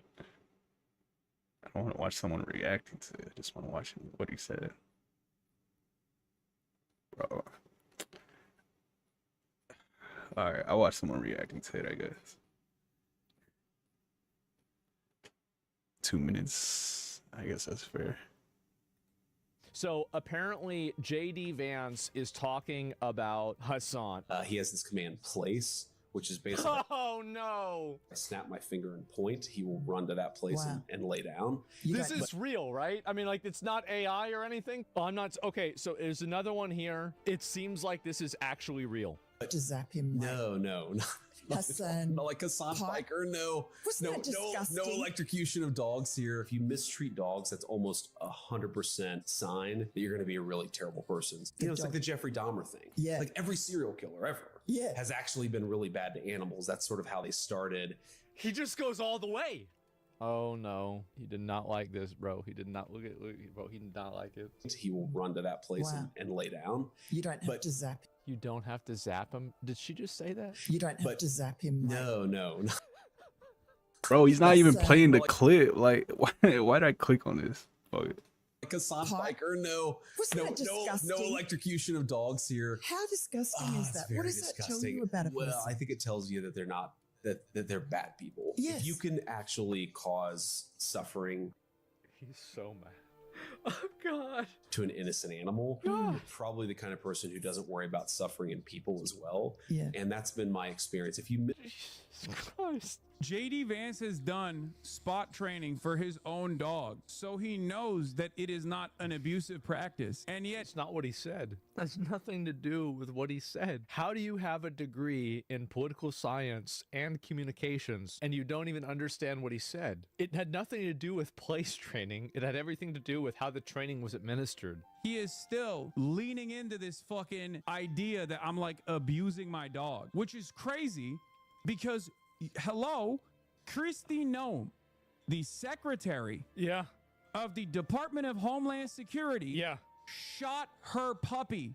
What is happening? The vice president of the United States is talking about Reddit, Twitter drama. Because it's funny. Fucking God, I hate the left. I hate liberalism. I hate everything that's going on every single day of the goddamn week. I hate my life. I hate streaming. I hate socialism. I hate.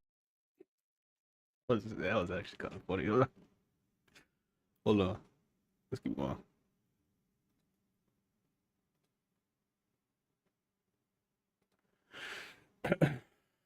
I would ask for a fact check on what the fuck he was talking about. Some lady that shot her dog, but I just don't care. I just don't care enough. He's deflecting, and I just do not care. Which one should we watch next? Nah, I don't care about this. Have you heard about? That's old. What's this? Career criminals. I mean, call me crazy. I don't think crime should be a career. Charlie Sheen. These are like career I'm criminals. winning. I mean, call me crazy. I don't think crime should be a career. There are a couple decent liberals out there, and they're still trying. And mostly they drink tequila, Copal, by the way, and smoke weed with Bill Maher at his Club Random podcast. And Charlie Sheen went on there. I guess he didn't smoke weed or drink tequila because he's clean these days yet, but he smoked a lot of weed and drank a lot of tequila in his day. And they are talking about crime in Democrat-run cities, and I just thought this was just like too sane. What this was the moderate, sane position of everybody like 20 years ago, and now it is just completely out of lockstep with everything on the left. And do note the bottle of Copal on the table right there. 90% of Twitter is from 10% of the people who use it. Like most of it is from the people who use it a lot. Wow. That's their hobby. So it's like crime. It's what? It's like crime. It's like it's like very much like Because they always talk about totally. 70% is only from 20% of the thing, and yeah. Wow. Oh, like Wow. in New York, they had some crazy stat of because they throw people in jail and then they're out the next day. I know. Like some crazy percentage of crimes. Some side of crime was like from 600 people. Who just over and over did like 80% of the That is whatever. just I know. wow. I So know. if you're able to build statistics from that, you clearly know who the they are, right? I mean, so why not just take just those 600 people and and this just build a special place for them? And this is why it's so Call it the easy. 600 building. Right. You know? That's good. I mean, that's very good. There's our the 600 building. Yeah, there it is. And this is why Republicans get elected because Democrats run cities and they don't do that. And it would be so easy to do that. But then there would be a certain part of their constituency that I guess wouldn't like that. But everyone should like that. Yes, these are like career criminals. I mean, call me crazy. I don't think crime should be a career. Or be allowed to become one. A side gig. Yeah, of course. sure. Certainly. Yeah. I mean, a hustle. Right. But a career No, criminal? no, I don't that think is- and it is their career. Interesting. Don't you think? Interesting. Yeah, no. See, but people don't frame it like that. Yeah, it's not rocket science. And the reason I wanted to start with that clip was because that is just sort of normal stuff, right? Like 20 years ago, it was just normal stuff. Before everything had become political all the time, people used to just sit down. And I think Charlie, he had a vape there, but I'm guessing that's not weed. That was probably just tobacco because apparently he's clean now. I watched a little bit of that documentary. But like people used to just sit down and just like kind of like hash out over a drink and like circle roughly around common sense. And of course, Charlie's right about that. And the 600 Club is kind of interesting. And the 600 building would be kind of funny. But we know this. And Bill's point at the end, that this is why Republicans win. People have just had it with their cities, their states, and the country at large being overrun by criminals.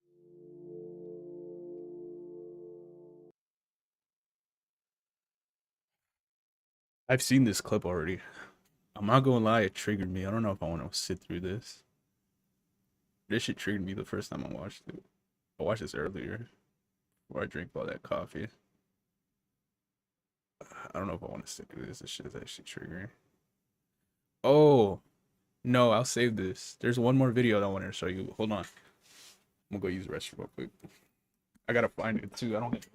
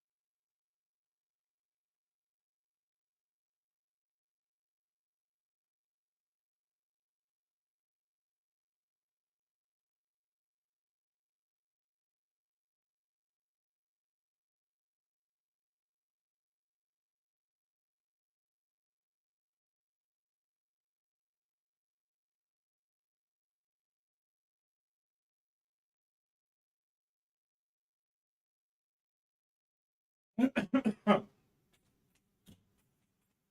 right. I gotta find this clip. Let's watch a clip from my favorite politician that ever exists. My GOAT. I wonder what channel has it. I think I know which one. I think it's this. Oh, it's right here.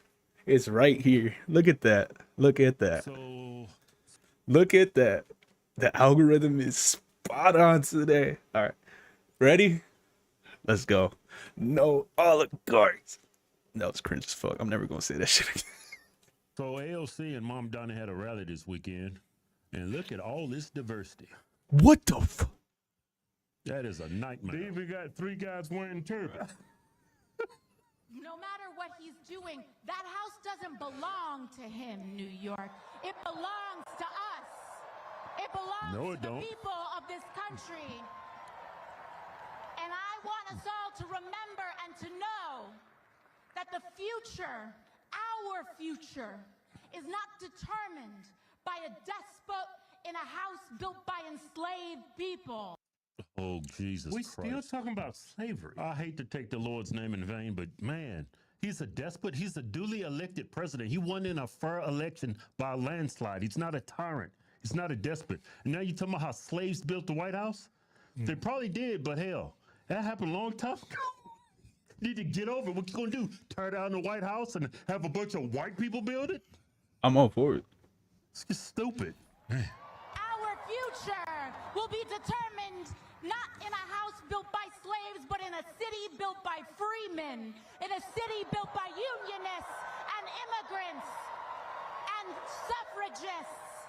Legal immigrants, you should say that. The bricks laid by working people, past, present, and future, the seamstresses and the unionists who paid for our rights in blood. Hey, the seamstress paid the price by blood. Hey, Kevin, you see these 3 guys wearing turbans? I don't think they even understand what she's saying. Look up there, there's no reaction. Yeah, it's almost like they're like suicide bombers.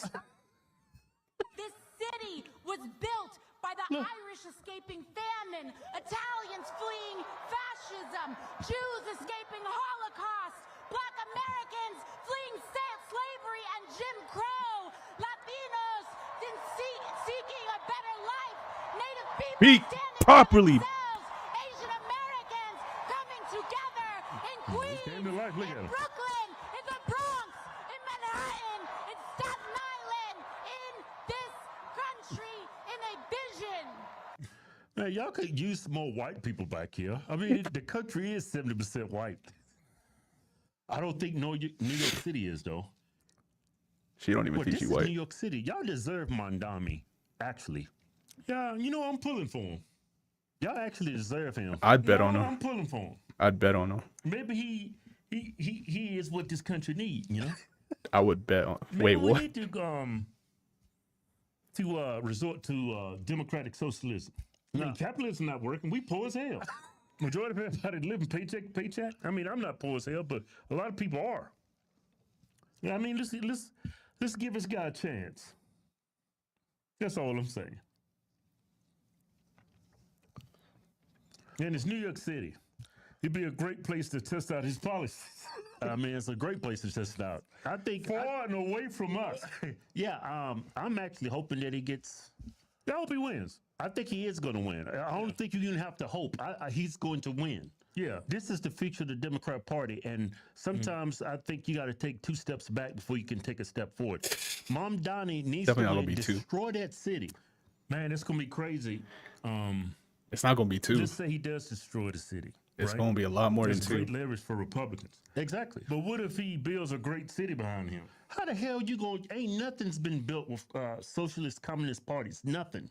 Well, I understand that, but no, you don't understand it. Yes, I do. Nothing. There's no example of a communist regime or socialist regime where it's outdid capitalism. There's never, ever. He's going to destroy the city. Already sucks. Now he's going to nuke it. To build the freest, toughest, and greatest city on earth, and we will not stop now, New York. It's already free.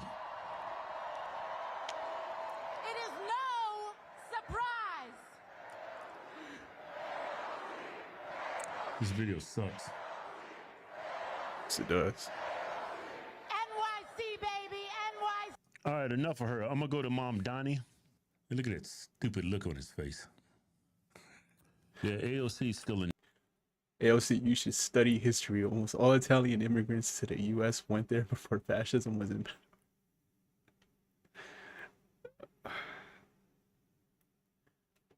Idiot, but he's an even bigger idiot. Check out his. No, that's impossible. No, he is. He's a bigger idiot than AOC. Yeah, I don't believe you. Yeah, check out his plans for New York City. For nostalgia's sake, the BX10. Long before he was running for mayor, Zohran Mamdani would run for the BX10 bus. I used to ride it to get to high school. Coming off the one train at 231st Street, about 2 stops away, and knowing that if I ran fast enough, I could still catch up to it. Because it was slow. Because it was so slow, which is good for me, bad for the city. Mamdani says as mayor, he'd make buses free. Riders could skip the lines, use... Think about the trash you're going to bring on that public transportation in New York if you make buses.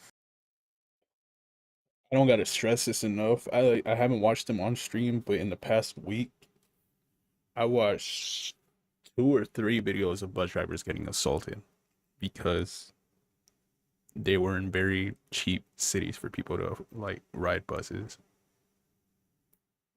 Like cities that I don't even know how they get the funding for buses and public transportation. But yeah, I seen some really bad. One of them was a really elderly man that got assaulted by some woman that was kind of like a man. Not literally, but also like physically kind of like, yeah. All right. Free. Yeah. All the doors to board quickly and finally get moving. Without hyperbole, the slowest buses in the... You make buses free. Yeah.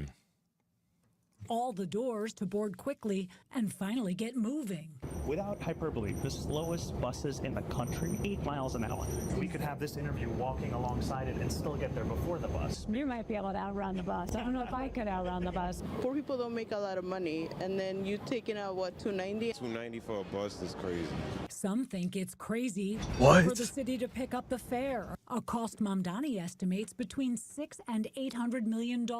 Currently, more than 4 in 10 bus riders don't even pay their fare, according to the MTA. Right now, people are hopping the bus, getting in trouble for the bus, getting ticket for the bus. If the train or the bus suck, I don't pay. Excuse my French. Unlike on the subway, when you... Yeah, that's the typical New York City voter. He's going to win. You don't got $2.90 for a bus? Well, they live in New York City. It's expensive there. $2.90? Yeah, well, your rent is $10,000 a month for 100 square feet. Wait a minute, one bedroom. You spend $3. You work 5 days a week. That's $15 one way. So who the hell ain't got $15? You don't have a car. You don't have car insurance. Y'all bitching about $15? Bunch of deadbeats. When you pay your fare, you're doing so on the bus. The act of doing so or not doing so, it impedes and impacts the ability of the bus to actually operate. Make buses fast and... The Mamdani movement has shifted boring buses into a controversial new lane, while some critics don't seem to mind the idea of fast buses. Nothing is free here, yeah? The idea of free buses is triggering some rage about socialism. I would like Mamdani to explain his stupidity to me. Go back where you came from. I don't believe in communism. And that's what's coming to Staten Island. I didn't hear Staten Islanders protesting when they made the ferries free back in the 1990s. Noted socialist Rudy Giuliani. And who says you don't get something for nothing? Mayor Rudy Giuliani are doing a great service to Staten Island. Actually, when we made 5 bus routes free, one of them was on Staten Island. Mamdani's referring to a 1-year free bus pilot. We are going to see a free bus route in every single borough. That he pushed through Albany with help from Mayor Eric Adams back in 2023, before they were rivals. I think it will make a major impact. According to the MTA, Mamdani's free bus experiment boosted ridership 32%, with the lowest income riders taking trips they had previously avoided. But the free buses did not become fast during the pilot, in part because they did not use backdoor boarding. If you talk to bus drivers, you'll hear again and again that a significant number of assaults are tied to the fare box. We found that we decreased. Yeah, because they get on there and don't have enough money. Say, nah, I got to have exact change. Or you owe me another $1. He ain't got it, so he beat up the bus. But he keeps saying it's free. It's not free. Somebody's paying it. Somebody's paying. You're going to pay for it. They're going to raise your taxes. It's not free. They keep saying it's free, but it's not. Assaults on bus drivers by 38.9%. Can the city afford this right now with the federal cuts looming? I think we absolutely can. Mamdani says he'd bring in $9 billion by raising the state's top corporate tax rate and personal income taxes on New Yorkers making $1 million a year. I will not raise income taxes. But what if Albany won't raise those taxes? Mamdani says he could find another $1 billion, in part with more aggressive collection of unpaid water bills and local taxes to the city. I think it should be going after poor people. That's insane. I'm telling you, if he gets elected, it's going to blow up in their face. Yeah, yeah. Because you can't promise people all these great things and not deliver. It's going to blow up in his face. Yeah, and nothing's free. At the one-year mark, the pilot was not renewed. Mayor Adams suggesting in an interview it was Mamdani's fault. He came and met with me. I said the concept is a good concept. I'll support it. I'll help. He didn't move it through. He couldn't land the plane. He didn't land the plane like I land the plane. He didn't do it. Why are you smiling like that? I was thankful for Mayor Adams' support. Mamdani and the Assembly Speaker deny reports that he botched the renewal of his own pilot by casting a symbolic protest vote on their budget deal last year. That had no impact on... It didn't sink the plan, so that whole narrative is untrue? That's not the case. 4 years ago, Mayor Adams promised to be the bus mayor, but fell short on his promises for bus lanes. The mayor touts numerous bus lane projects that improve street safety and his approval of the new car-free busway on 34th Street. There is an affordability crisis, but what's driving that crisis is not the bus. The evidence from the pilot, I think it's encouraging, but I don't think it is the runaway slam dunk. Andrew Cuomo has praised Mamdani's free bus pilot and says he would consider expanding it. Cuomo wants to get more low-income riders signed up for the city's existing half-price fare program, which is under-enrolled by 60%. Why should New Yorkers subsidize the bus fare for rich people? Governor Cuomo said, why should we be paying the fare for people who are wealthy? You know, I don't see all that many of Governor Cuomo's donors getting on the bus. This is the kind of logic that would have prevented us from having public education, would have prevented us from having public libraries, sanitation, you know, the fire department. How about providing service? Because I don't see the service there. Republican nominee Curtis Sliwa called Mamdani's free bus plan a gimmick. He wants to enforce penalties for fare evasion. Mamdani says he has no future plans to make subways free, just buses. We take very seriously that this is a promise we have made, and it's our job to uphold it. These buses could be a shining light of public transit in New York City, and yet right now, I could likely he's going to win on this bus. It'll be a major test if he continues to outrun his rivals. Melissa Russo, News 4, New York. What is the point he's trying to make? I can go fast in the bus? Yeah, you can, of course. But when you get to work, you're going to be all sweaty and tired. So what's the point of making that argument? It's asinine. And he's just bold-faced lying to everybody. It's free. No, he's going to charge everybody. That's just part of his sales pitch. Well, I hope he wins. Either I want him to win or Silver. Well, I want the Republican. I want the Republican, but if he loses Republican and he wins, even better. Yeah, y'all deserve it. I'm gonna watch that place blow up. Yeah. Well, sometimes you gotta take a couple steps back before you no can pun take intended. a couple steps forward, and Unfortunately for New York, look like y'all gonna take about 500 steps back. Indeed. Yep. What a great quote right there.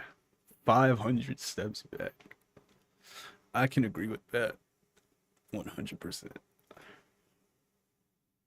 I don't want to watch this.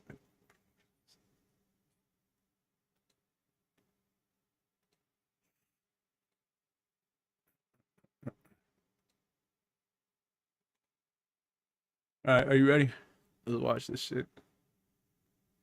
I feel like I'm forgetting one more video that I had in the back of my head. I can't remember that shit though. He has an average of 15.8% over Kumo. And the election is on the 4th. Oh, I remember what video it was. 15. Yeah, Sliwa probably would have did good. There was no way he was gonna win though.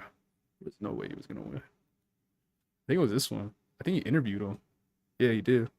Who are you guys voting for mayor? We've gotten too comfortable not trying new things.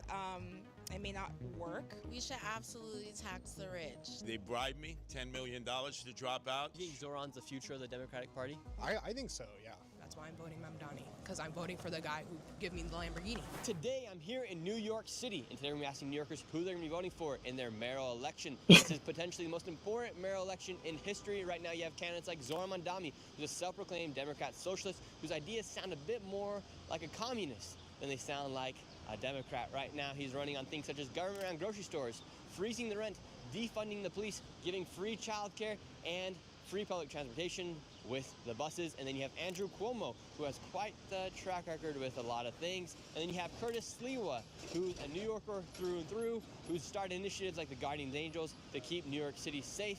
And so today we're going to be asking New Yorkers who they're going to be voting for. Right now, the lead is looking like Zoran Mamdani's going to win, but things might be shifting.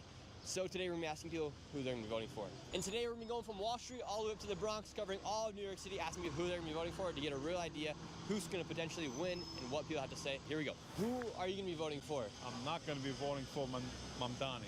And why not Mamdani? Nobody ever heard of him since a couple of months ago. I never heard of him. What do you think it says about people like Bernie Sanders, AOC, even the governor here is all backing Mamdani right now? I don't get it. I think it's a scam to New Yorkers. And who are you going to be voting for? I'm going to vote Republican. Who are you going to be voting for? Cuomo. And why Cuomo? Well, he was a good governor, regardless of some things people were saying about the nursing homes and the sexual harassment claims. They were disproved. And are you worried if Mamdani wins? Concerned. Some of the things he's saying are terrifying. To defund the police is the wrong way to go. It's going backwards. We don't want that. And ma'am, who are you going to be voting for? Zoran. And why Zoran? Yeah, that's it. No Cuomo, nobody else. Zoran. Yeah, what makes you want to vote for Zoran? He's young, is progressive, is for the community. We're inside the financial capital of the world, New York City. Who are you going to be voting for the mayoral election? Definitely not Mamdani. And why not Mamdani? I just go against his ideas, communal markets, and just against everything he goes against, you know, everything he follows through, you know. You don't want a free government-run grocery store?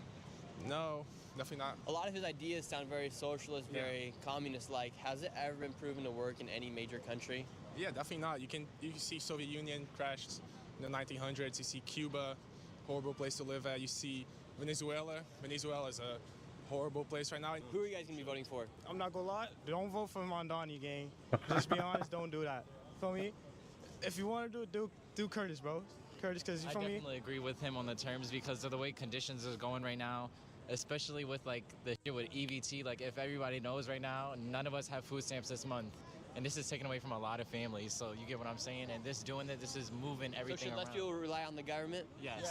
Just don't vote for Mamdani, bro. Like, because he's trying to take away the cops and stuff from me, because without cops, I'm not gonna lie, I know they jerk sometimes, but they're doing their job. Feel me? Who are you voting for mayor? Mamdani. And why Mamdani? Why not? Is there anything that gets you super excited about voting for Mamdani?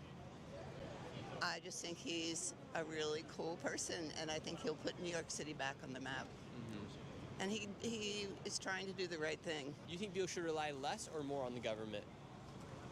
Oh, more. That's what it's there for. Otherwise, why have a government? I mean, to fill Yes. people's pockets. Who are you gonna be voting for the mayor election? Wow. Como. Why Cuomo? I think you have more experience and know the government system there. Yeah, and I can tell you're a rich man right here. Would you be excited to pay an extra 2% on your taxes if Mondami wins? It doesn't matter. It doesn't matter? No, personally for me, it doesn't matter. Because you already have enough money. Who are you guys voting for mayor? For mayor? Yeah. We go for Mondani. Really, and why do you guys want to vote for Mondami? He loves Jews. And how's he shown that he loves Jews? He's trolling. He's our brother. He's Arab with Jews. He was the same father. And in what ways has Mondami shows he loves What? Jews? I didn't say that. He said that. I don't know. I didn't pay attention yet. I don't know yet what I'm gonna do. And who are you gonna vote for? I don't know yet.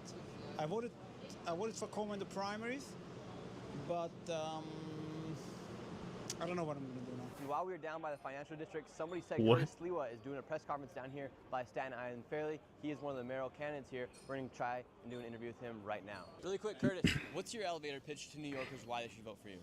Well, as you can see, I came out of the subways. I'm taking the ferry. I'm the mass transit mayor. That's the one thing that unites us, most New Yorkers.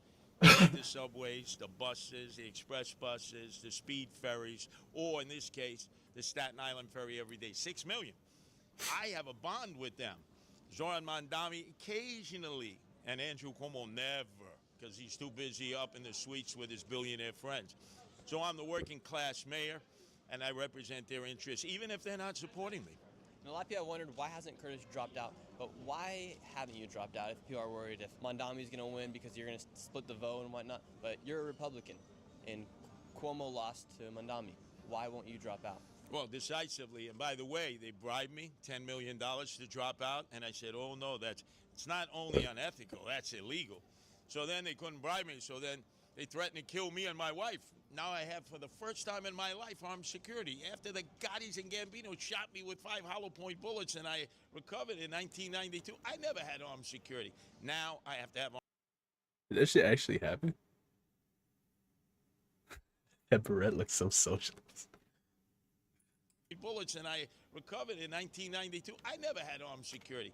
Now I have to have armed security. So they think these billionaires, these insiders and influencers, they think they're going to pick the next mayor. Guess what? I trust the people. The people vote. That's what democracy is about. One person, one vote. And we'll see who they pick on November 4th, and I believe it'll be me. Who are you guys going to vote for mayor? I already did. Who'd you I vote did for? that last Saturday. I vote for, what's his name? Mondami. And how come Mondami? Because I figure we're done with Goombas, you know?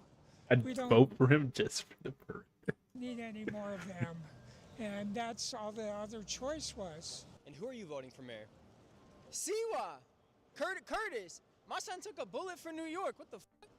He actually got shot. Like, I never got shot up, but I could relate. Like, he's gritty, you know what I'm saying? Man, Donnie, he's like, I don't know, he's like slow, I ain't gonna lie. Yeah. I don't think he get no bitches, to be honest with you. And so you'd vote for Sliwa? 100%. I'd take Cuomo over what's his name, Zoran? I would take Cuomo over him. Shit, you could even throw Eric Adams back in the mix for all that. And Zoran Mondami says he's a Democrat socialist, but his ideas like government-ran grocery stores, free buses, free childcare. The buses was free anyway. Anybody, that's how you know he not from New York. If you from New York, MTA is free. We do not pay for no MTA. We jump in turnstiles, we get in on the bus, back door, front door, it don't matter. So I don't know what the fuck he talking about. It's free. That shit been free. So would that make him a communist in your eyes with all that free stuff, wanting to give away free bus rides, It government-ran grocery makes stores? him a fucking idiot. The shit he's talking about we do anyway under any policy. That's not some monumental change. This shit been free. Anybody who's from New York knows MTA is free. We do not pay for MTA. What is it? $2.75 now? No, it's 0.0. So that just proves that he's not a real New Yorker? He don't know what the what the everybody in New York knows MTA is free. And he think he doing something. That's common knowledge. If you vote for him and that's one of the reasons motherfuckers is voting for him, then you should be banned from New York. Like, you're just not sturdy here. That shit, nah. Curtis Siwa knows. If you ask him, like, maybe for the cameras, he won't say that because, you know, he got a job to do. He trying to win. But New Yorker to New Yorker, he's going to tell you, yeah, that's free. Like, I ain't gonna lie. I know that shit free. He done hopped that shit before. Like, come on, everybody done hopped that shit. And now we're here by NYU. We're gonna go ask the scholars here at NYU what That they're was saying that they're gonna be was voting for a the good mayoral take. election. I'm gonna go Really look. quick, before we go to NYU, I want to tell you guys about the sponsor of this video, Opus Clip. And what used to be just an AI creator, editing at 3.0 that comes with smart I didn't know he took a algorithms, bullet. better virality scoring, and new captions. Supposedly And if you're 5. wondering how hard it is to use Opus, it is so easy. Nick Sure changer for the mayor. Oh, for me. So you're a scholar here at NYU? I am. And who are you Oh voting for? boy. Oh, for mayor?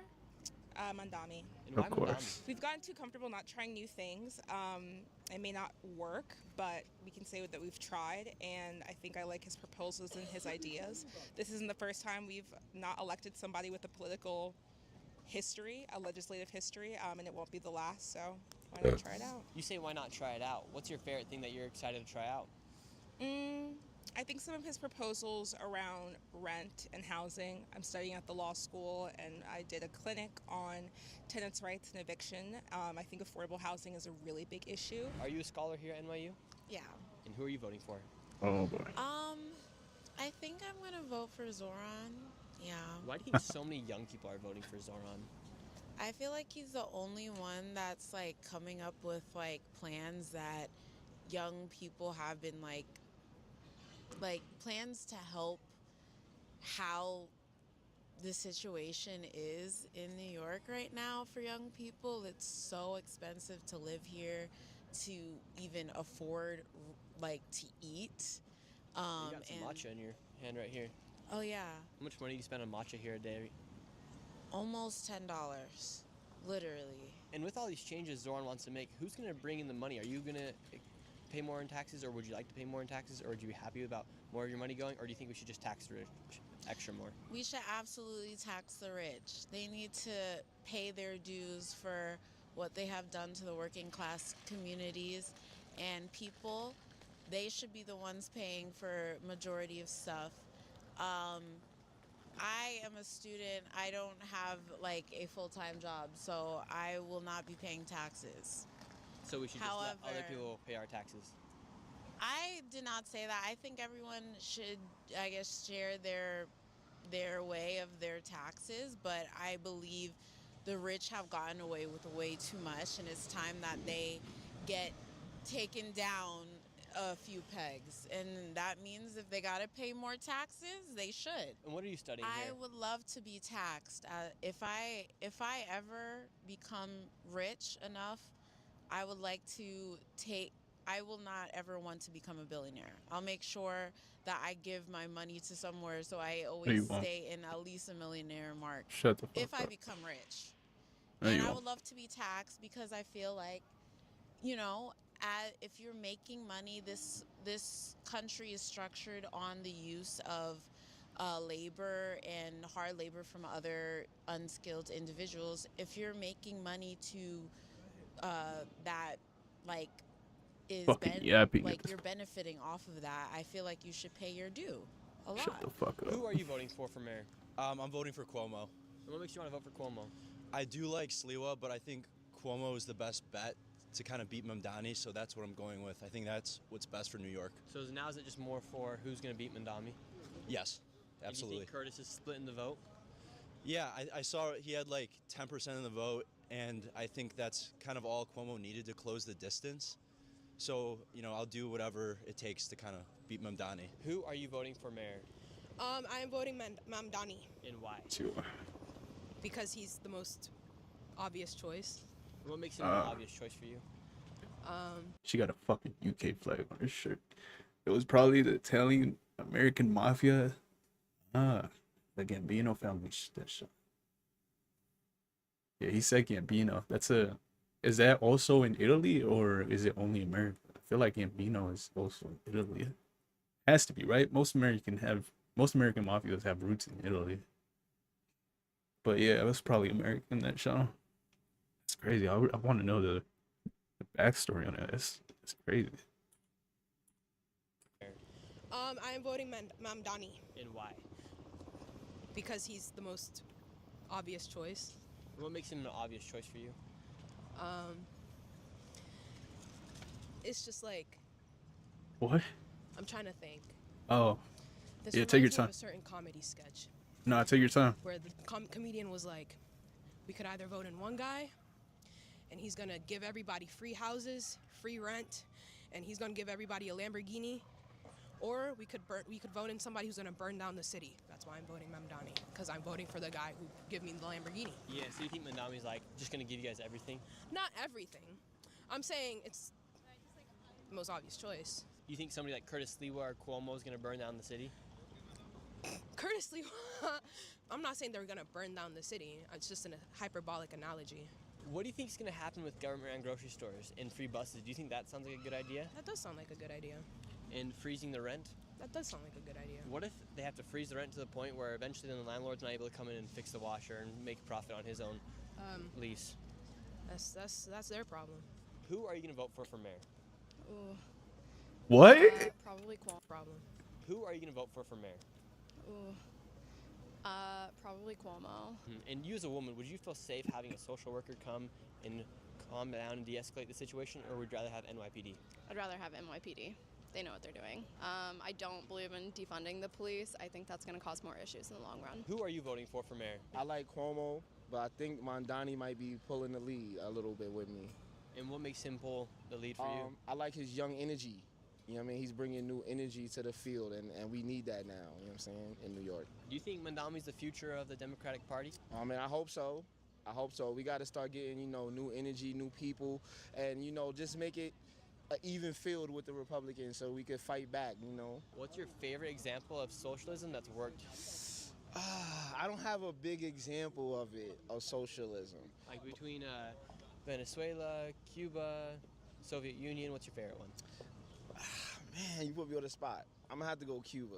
I'm going to have to go Cuba. Yeah. Let's go there. It's just so complicated for me. I got so much information in my head, but I'm going to go with that. Do you like the idea of defunding NYPD? Nah, I don't think we should defund the cops. I think we should just regulate a lot of things, get more mental health people on the streets, things like that. Instead of having defund the cops, we kind of need them, having them more around, more presence. So like Cuomo and Sliwa, they want to add more police to the city. Do you think that'd be a good idea? Yeah, I think you could add more cops. We all, especially giving them jobs and money, we all need jobs and money, right? So, add more cops, get more stuff, protecting in the streets, make people feel safe, like you said. Would you rather have a social worker come to a robbery or a police officer? I'd rather have a police officer, but I would rather have a social worker come to a domestic dispute. And with Mamdani potentially winning this race, 100%. What kind of responsibility do you think that is of a man who's in his 30s to run the biggest city in the world, the financial capital of the world? So many people ask me this question. I think it's going to be such a test. I think this is going to be the biggest test. Not only is he going to have to go against Trump and all the stuff, the threats that Trump is making, not only is he going to have to try to keep the promises that he made, that's not really easy, especially with the rent and stuff like that.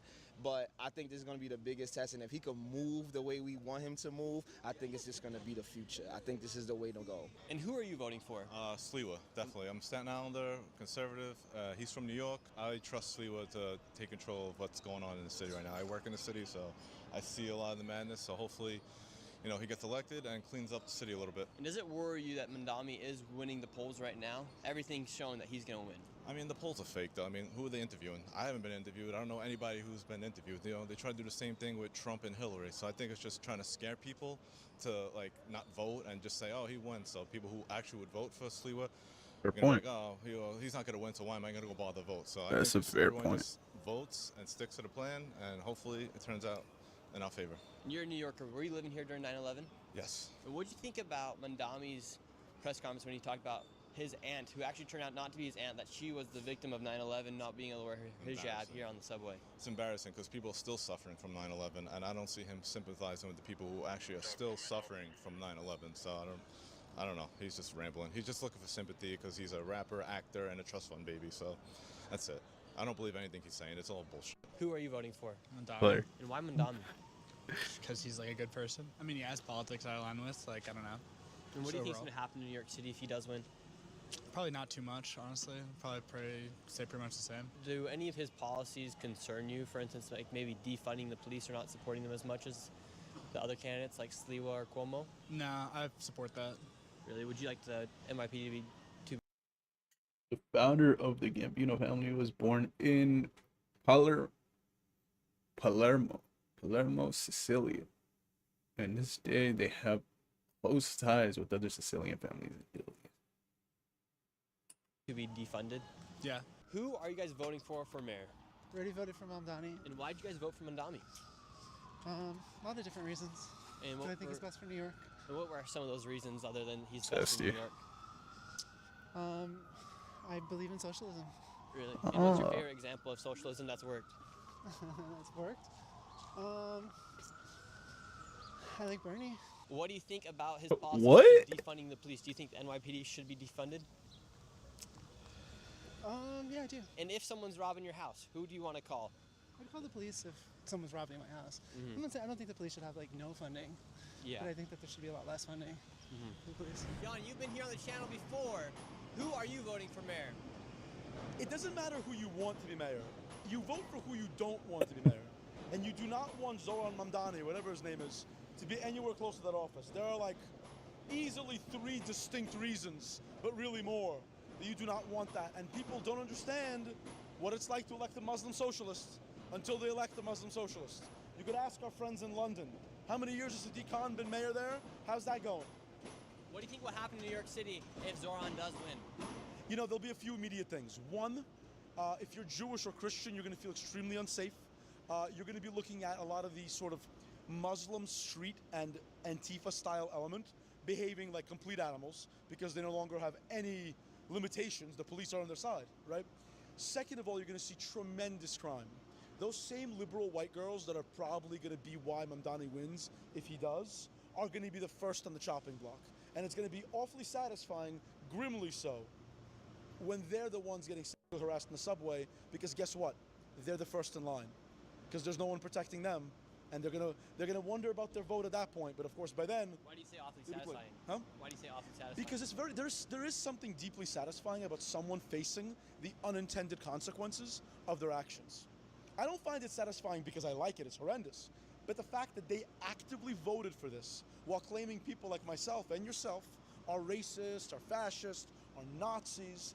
Let's see if they think that way still when they're getting sexually assaulted by some guy who should either be in prison or mental asylum. Cuomo's not great. I never thought in a million years I would advocate for Cuomo. He killed all those people with the nursing homes. He was just kind of just a long time. His dad, I think was, if I recall correctly, was governor. Like, he's a long time political hack. But I'll take a political Democrat hack over a Muslim socialist. Who are you voting for the mayoral election? Zoran. And why Zoran? Because I like his policies, simple as that. I think Cuomo doesn't have the city's best interest in mind, doesn't even really live here and hasn't for a while. He seems just to be running because he's a disgraced governor, former governor. Should billionaires exist? I don't think so, no. And does any of his policies concern you, or what makes you so excited about some of his policies, like freezing the rent, government rent, grocery stores, defunding the police, taxing the rich an extra 2%? Yeah, I mean, I think a lot of the policies, if taken at face value, there can be bad implementations of them. Zoran, if he gets elected, which hopefully he will, there should be nuance to the policy when it's implemented, like rent control and rent freeze at face value. There could be bad implications of that, like apartments that have rent control not being renovated and not renting out. Does it worry you at all that he's very young and he hasn't really had many jobs outside of being an assemblyman? He was a rapper. His parents are millionaires from... He was really a rapper?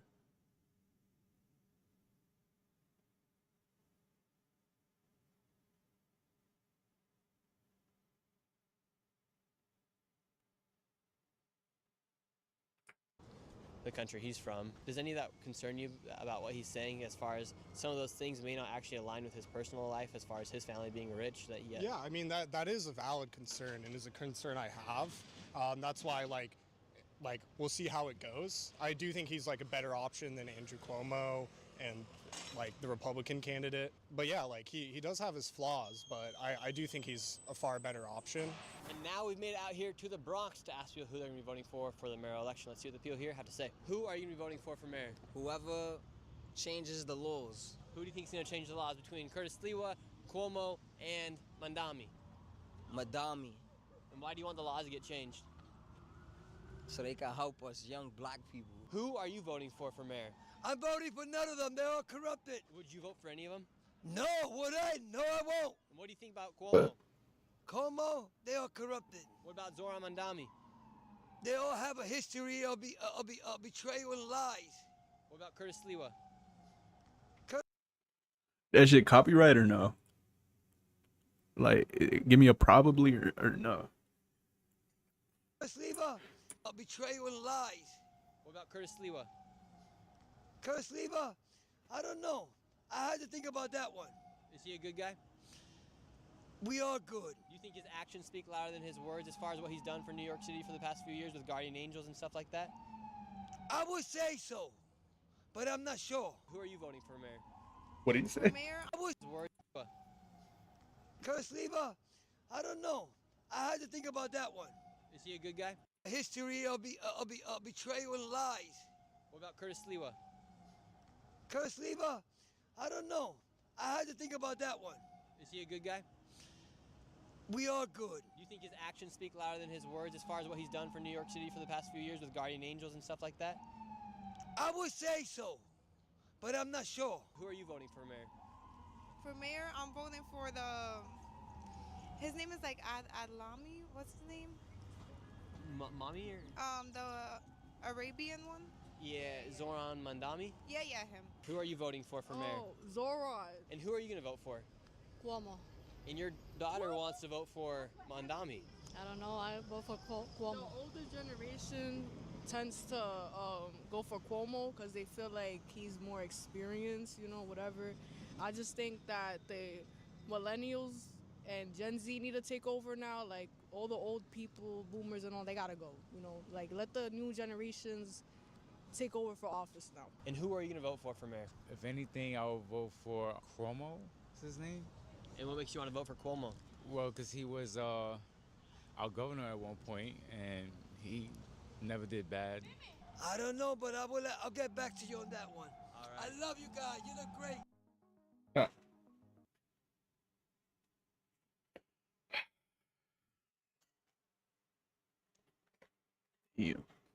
New York is fucked.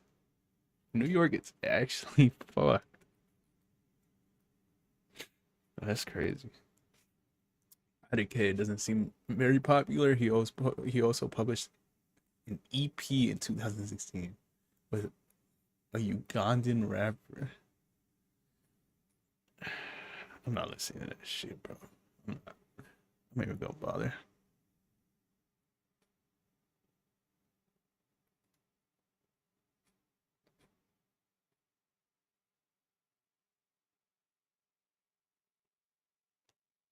This is where I watched the clip at.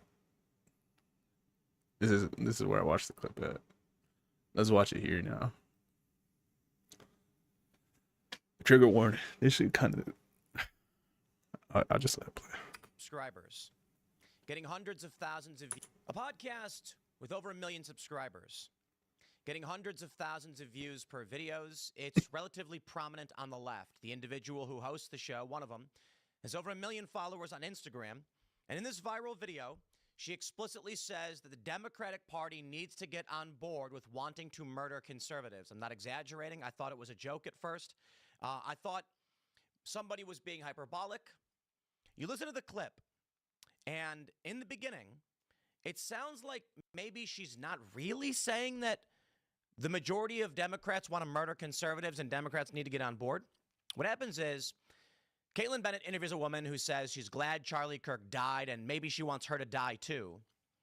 This woman, Jennifer Welch, then says there are many more like us and Democrats better get on board or else we're going to come after you.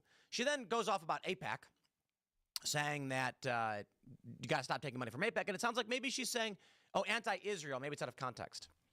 She then specifies from the video, she is talking about murdering conservatives. You have two choices.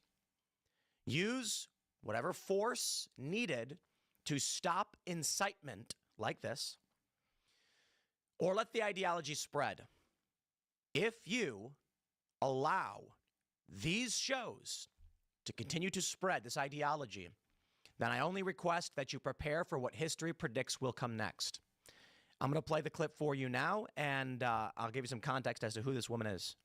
Finally, if you think this Zoran thing is happening just in New York, and you think people are waking up only in New York City, you're mistaken.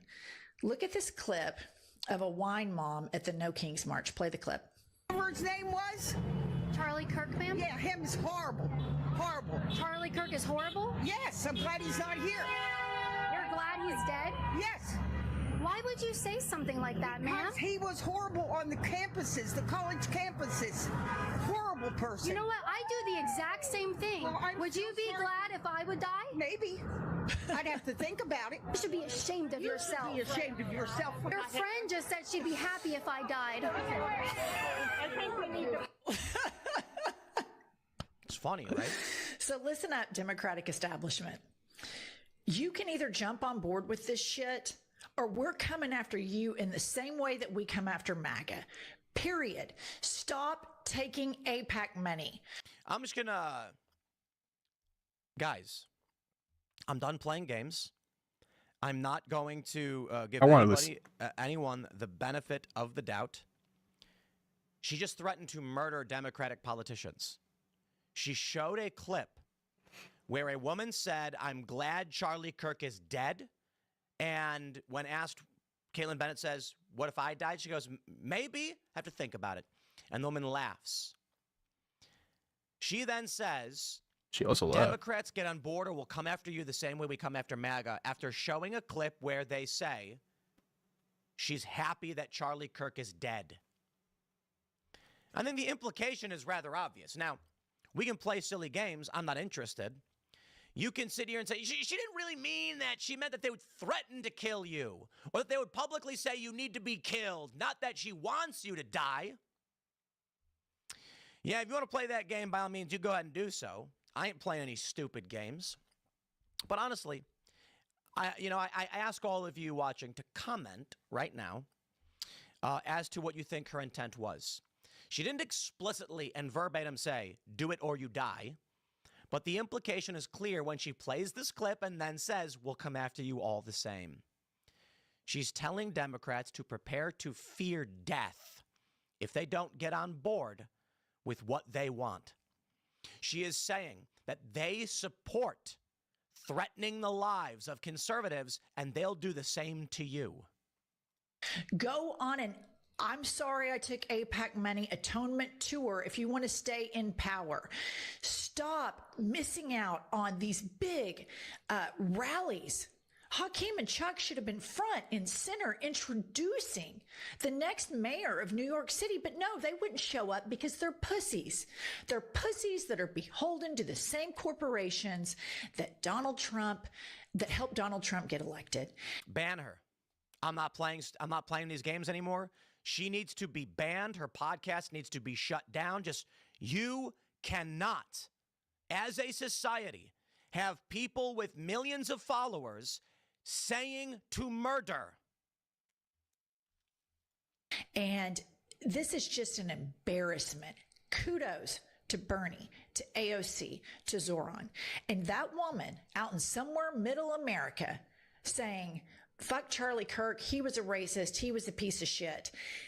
There are so many more of us than there are of them. And these Democrats that continue to play patty cake with corporations and lobbyists, nobody wants that. Nobody wants you. We want politicians to speak freely and look at what the benefit is. Look at what is happening in New York.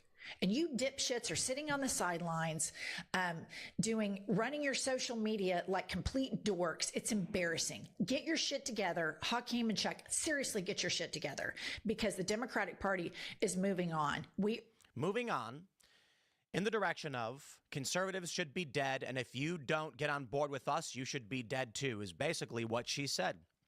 Now, this woman runs the I've Had It podcast with 1 million followers on Instagram. Ms. Welch with 316,000, and Pumps, her co-host with 100,000. On YouTube, we can see their channel. Let's zoom in. 1.36 million subscribers, putting out about 4 to 5 segments per day, hitting 270,000. Okay, this is where we are.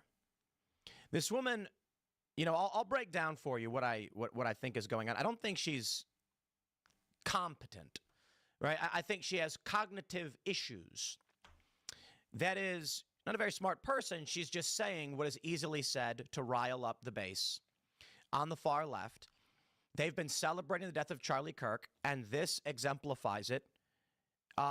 Look, we can talk about it all day and night. We can debate it.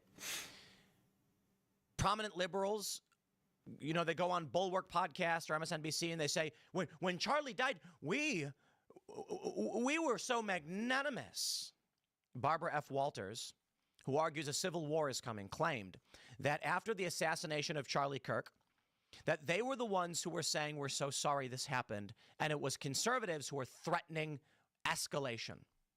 When in fact, it was conservatives saying, holy crap, a leftist just killed Charlie Kirk, and leftists. Then I just tell you, my friends, I hope you're ready for what comes next. We called it Radio Rwanda. Tate brought this up last week. When you have prominent shows that are saying things like this, it's what happened in Rwanda every day, saying one side is bad until finally people wake up in the morning and they just snap. This woman outright says it. I mean, this is crazy. What I really think about. Yeah, that was a clip. That was a clip. I'm actually shocked. There's really people that laugh at that shit though. That's the crazy thing. I don't know. I don't really find death funny. I guess I'm not into dark humor. I don't fucking know. But I don't find 9/11 jokes all that funny either. Like, it's just death isn't that funny to me. What?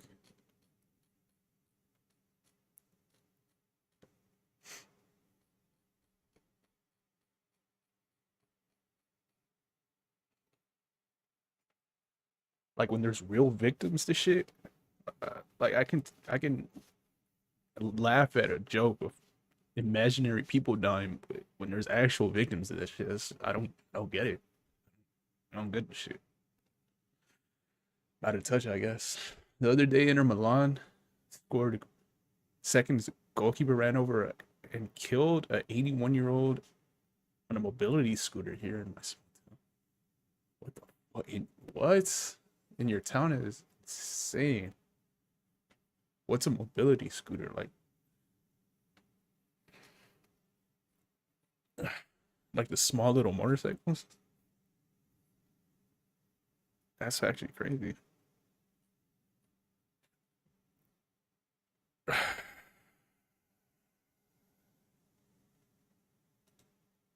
gonna watch this next. Should I watch this next? I don't really want to watch this. I'll save this for off stream.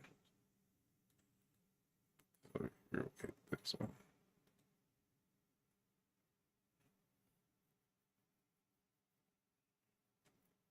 What the fuck? Anti-Trump protesters. His grandma thinking she's with the. I gotta watch this next too.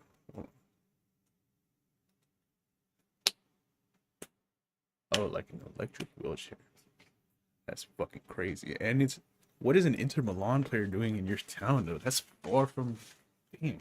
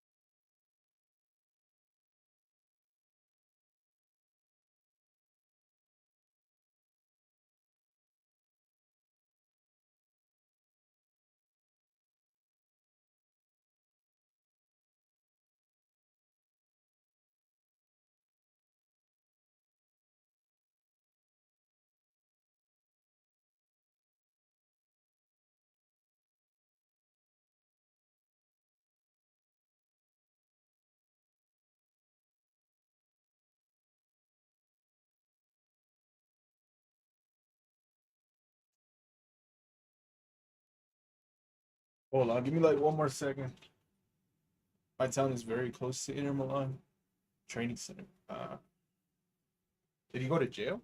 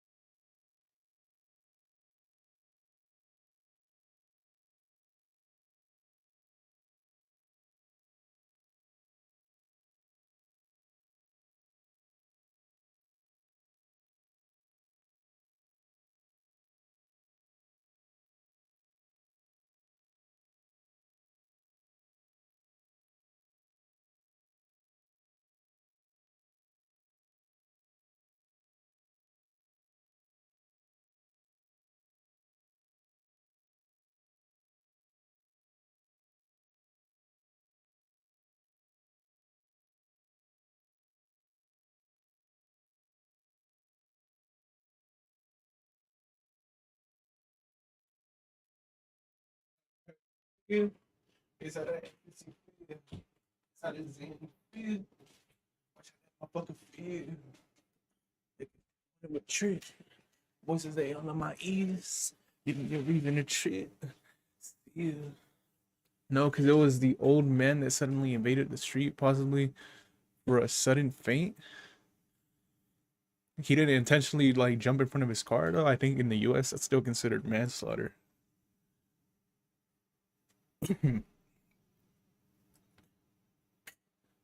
It's under investigation anyway to verify he wasn't driving too fast. I think that's still considered manslaughter in the US, I'm not gonna lie.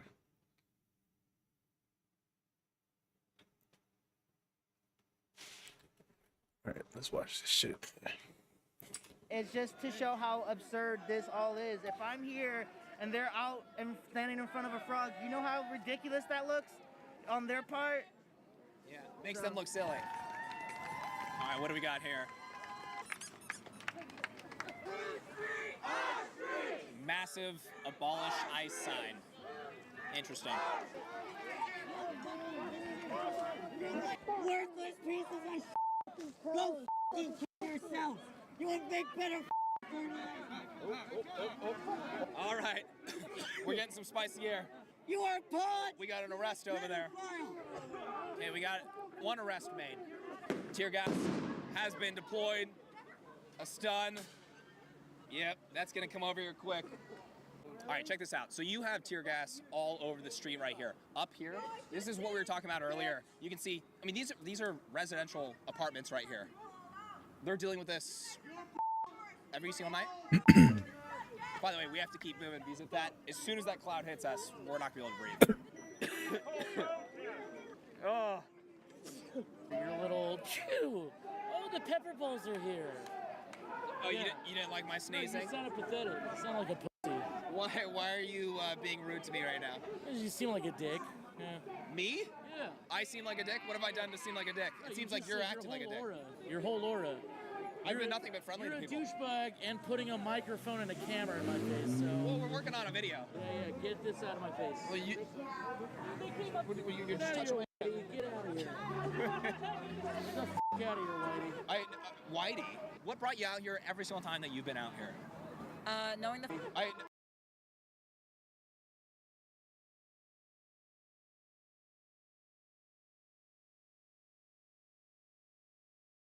What? What? Whitey? What brought you out here every single time that you've been out here? knowing the fact that anyone could be next. My partner could be next. I could be next. If they're not gonna, they're not gonna stop at. I'm growing suspicion of this wheelchair-bound Portland Antifa militant featured in this video harassing federal officers outside the ICE facility. I've captured this individual on several occasions standing up and walking around. She has some explaining to do.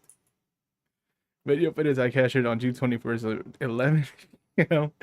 shows that wheelchair-bound protester roaming in a pack of Antifa outside of ICE facility in Portland. That's fucking crazy. Immigrants. They're gonna go for the trans people. If they're not gonna, they're not gonna stop at immigrants. They're gonna go for the trans people. They've already started to do that. They're gonna go for the minorities of the population. And you're talking about deportations. Not just deportations, but the government in general. The whole government, everything that's being run right now. They're not going to just settle for one minority. ICE does immigration enforcement. You think they're gonna use ICE for that, or what are your thoughts? Oh, I'm also here for ICE is just the first step. Bro, people are having real life consequences happening.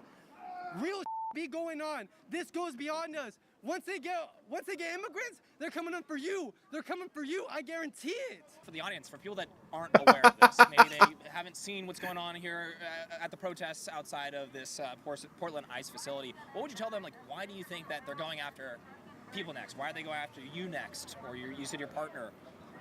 Why? Because that's what history has done. If you look into the history books, you've seen Hitler followed a very, very similar path. They started with one minority and they moved to the next one and the next one. until they were literally hanging people in the streets. So do you think exterminations are on the table when it comes to deportations, getting people together? Yeah. I've heard a lot of stories, and a lot of people just don't come back after they've been captured. By this current administration? Yes. So if we were to assume, do you think that they are executing those people?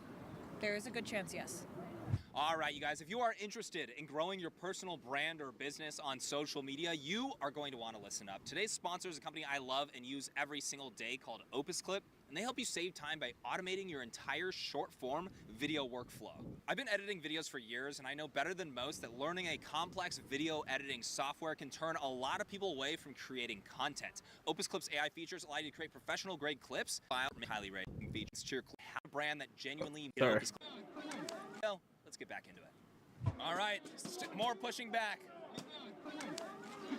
Keep going, keep going, keep going, keep going, keep going, keep going, keep going, keep going, keep going.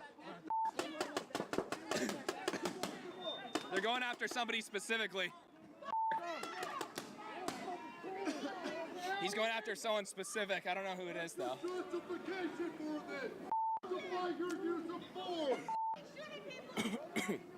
Crowd's getting irritated. Okay, so we got vehicles coming out, but I do want to show, we do have Antifa and other groups over there, and then on this side, we have conservatives that are thanking the ICE agents.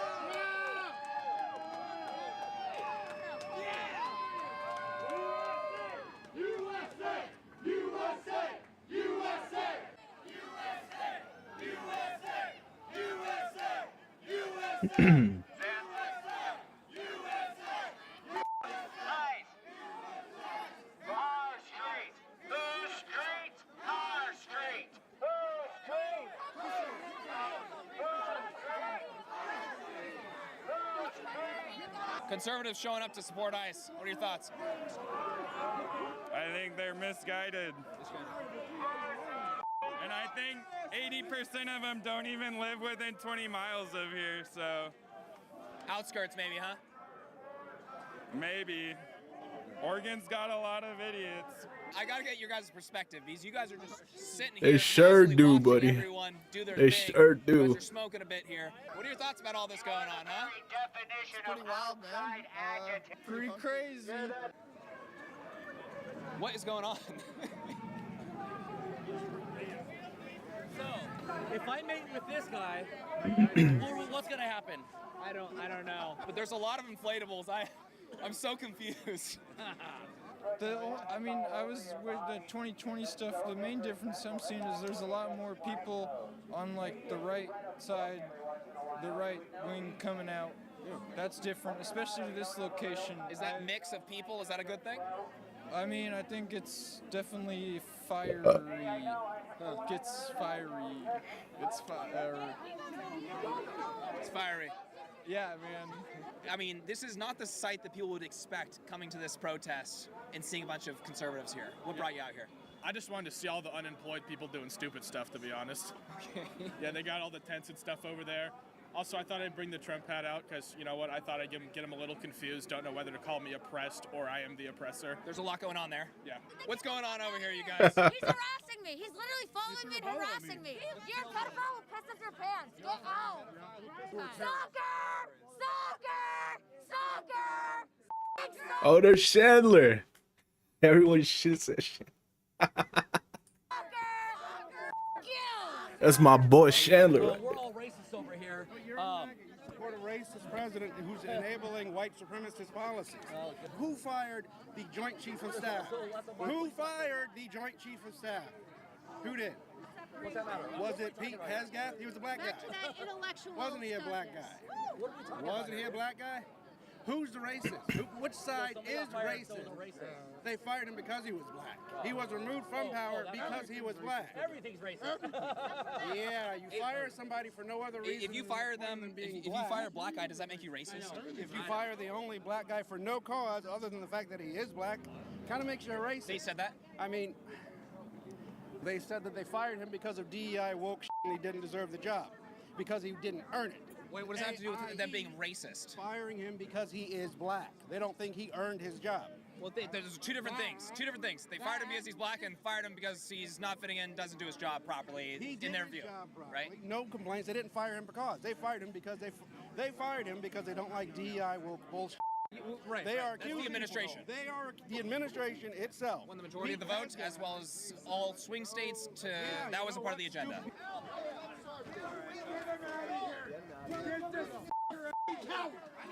You're a fucking coward!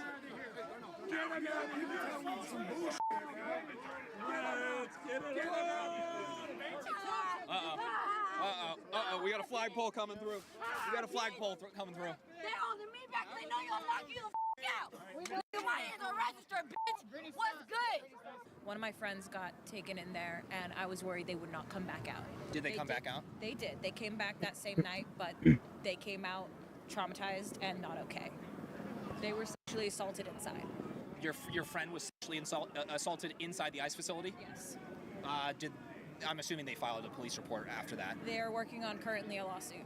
Okay. Yeah. So you're talking about like raped inside the ICE facility by federal agents? Not raped. They were sexually assaulted. They were groped and during the search inappropriately touched. By federal agents is what you're saying? By the ICE agents. Our takeaway on a lot of these protesters is that a lot of them have said that they've been, sexually assaulted, maybe raped, they have some disability. What's going on there? Everybody's a victim. Everybody's a victim. This is a victimhood Olympics. You know, if you're non-binary, other race, sexually assaulted as a child, your teacher took your crayons away when you're in second grade, everybody's got a trauma. It's like a freaking checkbox. It's like bingo for retarded people. They think this is like the civil rights era, like the 60s, where they're doing this all big, I'm gonna look like MLK in the history books. No, you just look like a dumbass that's just gonna go get tased, pepper sprayed, and then thrown in prison because our mayor is a dumbass. You're gonna get let out in 35 seconds, and they're just gonna go, oh, don't do that again. Did she just get released? Yeah. I just got released. Tell us about it. How do you feel? Take it away. America was founded by immigrants. Our founding fathers were immigrants. How long were you in the facility for? Maybe 2 hours. But why was the former Joint Chief of Staff fired? But if the former Chief of Staff, if he got fired and he hasn't made a big deal about it, I guess. Well, what is racist is the diversity quota. Firing somebody because, if that is true, if they were put in a position because of their skin color, that would be racist more than firing them because they were put there. What's racist is the fact that you want to make it racist because at the end of the day, the Joint Chiefs of Staff work at the behest of the president. And if he don't want you there, you're not going to be there. Hell yeah. It's good stuff right there. All right, we got them pushing back over here. Police coming out, making some arrests going on. Eric, careful from the pepper balls. All right. Oh. All right, we got at least a couple arrests. Guy in Wow.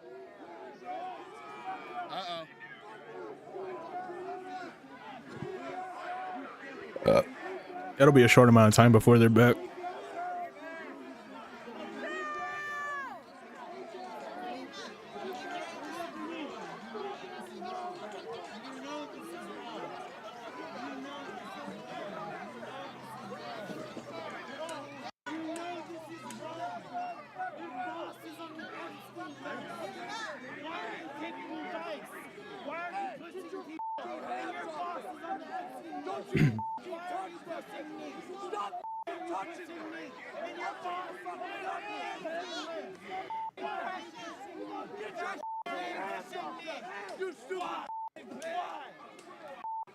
Your thoughts on this going on right now? We have literal fucking Nazis manhandling the out of unarmed civilians. We're here to advocate with our First Amendment right. We have people shooting us from the fucking ceiling, and these motherfuckers are literally shoving the out of us for no fucking reason whatsoever. It's absolutely fucking ridiculous. You pig! You useless bitch! Go yourself! What do you want to be achieved after these protests? I mean, what would you like to see be achieved, and why are you guys here? Like, what are they doing specifically that makes you want to come here? For me personally, I would like to see the government give immigrants a chance to at least obtain their citizenship while here in the U.S. instead of deporting them immediately and separating them from their... You're talking about illegal immigrants or illegal? Illegal immigrants. I feel like they should be given a chance to get their citizenship before completely deported and separated from their families. And I feel like Trump kind of did lie to us when he said that he was going to be going after like criminals immediately, especially the illegals that are coming here causing gang violence and stuff. I understand that part. That's really acceptable. Yeah, they said worst first, but they also did promise the largest deportation effort in American history. Which I understand why he's doing it, but the way that he's doing it is wrong. Women being stripped from their children without a chance to say goodbye is wrong. It's not right. These kids do not deserve to see their parents. What should the punishment for coming into the country be illegally? I don't believe that there should be a punishment. I believe that there should be like more of an understanding. Do you guys want to abolish ICE or no? What? What is that?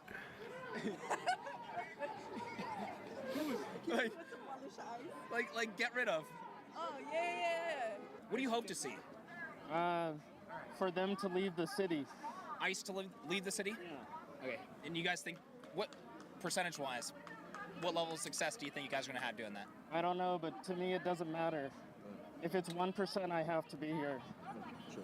Yeah. And then, what are they doing that you're most unhappy with, specifically, I guess? I mean, deportations, that's been happening for decades. Has it been the ramp-up of deportations for you personally? What Police are gonna stop caring real soon, I'm sure. Just the rise in fascism and like these chuds looking up to a wannabe dictator. We keep hearing that word.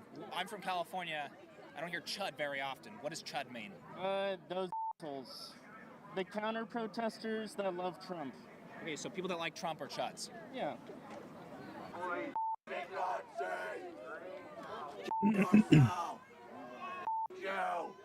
You perpetuate these conditions! You make this worse! You got to dehumanize your opponents, and look what they did to Charlie. They dehumanize him. They call him a fascist. These people don't even listen to the conversations he had, you know? Like, if you actually listen to what he had to say, you're not going to think he's a fascist, hateful, Nazi, bigot, whatever. A lot of it tends to be they craft some caricature of that person, that individual, maybe that maybe Trump supporters or Donald Trump himself. They turn that guy into kind of a caricature of that version. That's the person that they hate. That's the ideology that they hate. Instead of actually listening and understanding what their political views are. They go on the TV and they go, oh, TV man said Cheeto, orange man bad, so me angry, me bash table, and that's all they can think of because they've been conditioned in this public school education system. You know, it's indoctrination. It's a mill of just woke garbage, and they just mush your brains because the people who are willing to believe this stuff, they're easy to control. And here you have it. You got a bunch of retards out here on the street just holding up signs they can't even explain. Ask them to define a woman, and they just shit their pants and walk off. Like, it's crazy. We got another arrest right there, being dragged away.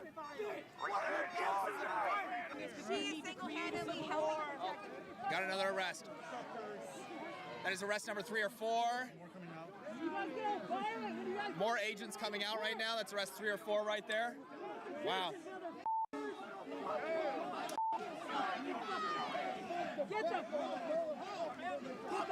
Aaron, back up really quick so you can see them right now. Border Patrol agents, that's U.S. Border Patrol agents are coming out, clearing the zone right here. Whoa, watch out, watch out, watch out. Watch out, that's gonna be spicy. All right, they're rushing the crowd right now. Try to keep it on me. Do not run.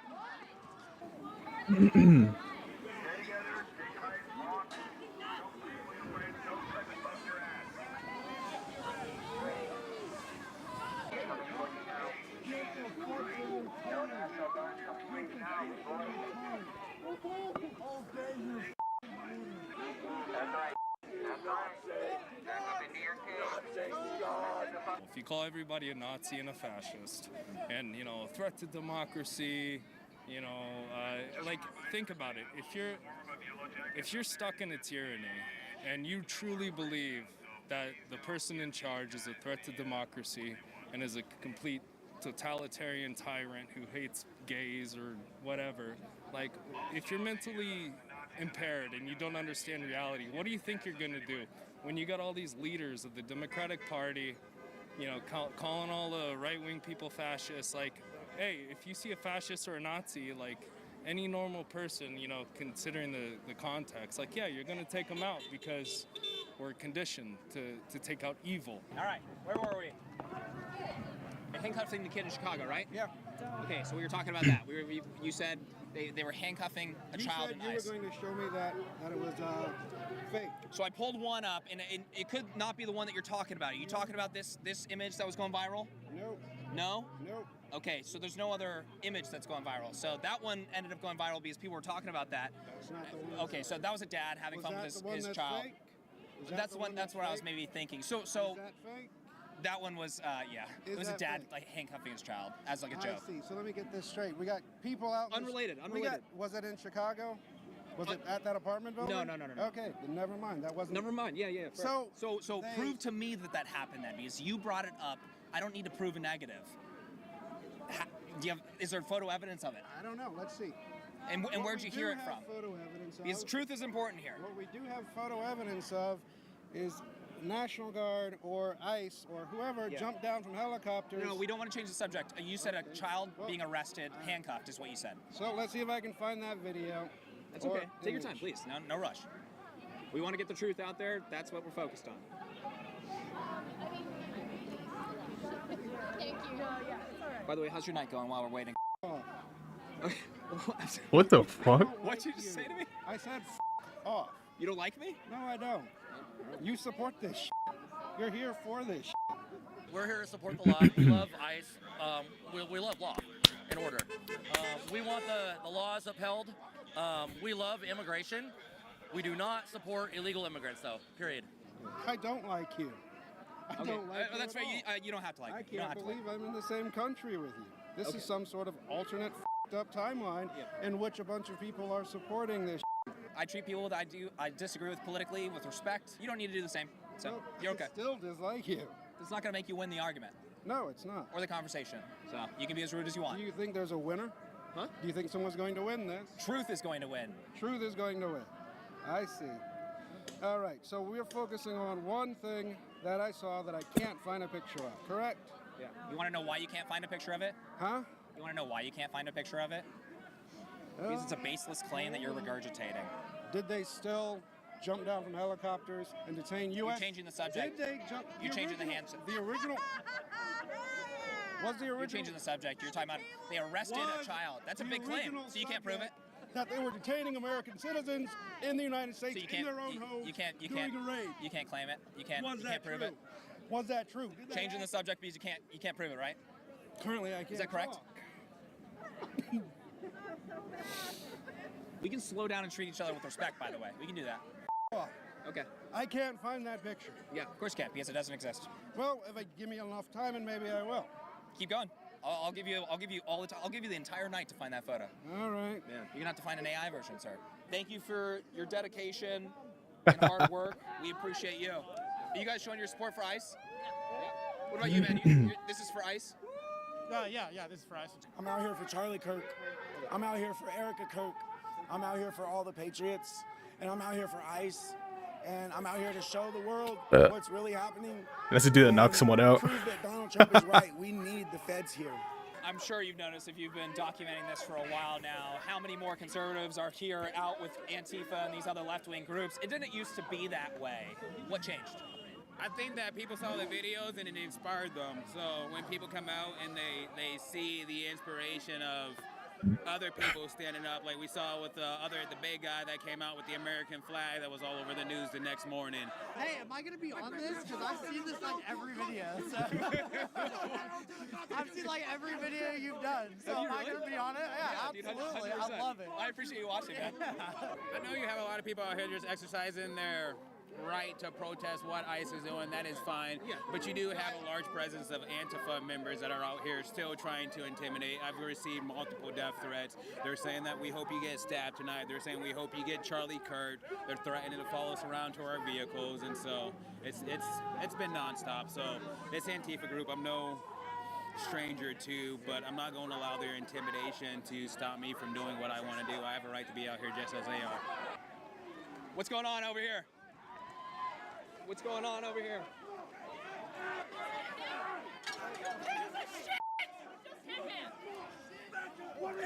Here, get back. Oh, we got a lot going on over here. All right, things are heating up. We have police, Portland police right here. What happened? I don't know. I didn't see it in time. It was all dark. It was like a bunch of people up underneath the tent. Some altercation happened. It moved to the middle. The person dropped. They don't know what happened in between them.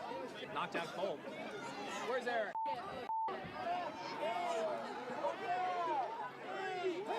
There's a lot going on.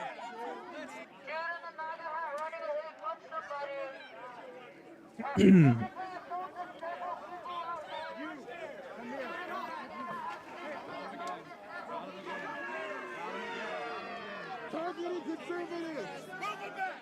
Move it back! Right there! Hold this line! Just a f***ing instigating motherfucker! It looked like the guy in the white shirt got smacked, and then he defended himself, and now everybody's chasing him down, saying he's the perpetrator. Oh my gosh. What happened? Because I was trying to catch up on that. Thomas Allen is the guy wearing the MAGA cap and the Freedom Charlie Kirk shirt, and he's been targeted all night. He's actually been here for several days now. I'm gonna buy one of those shirts. How much are they?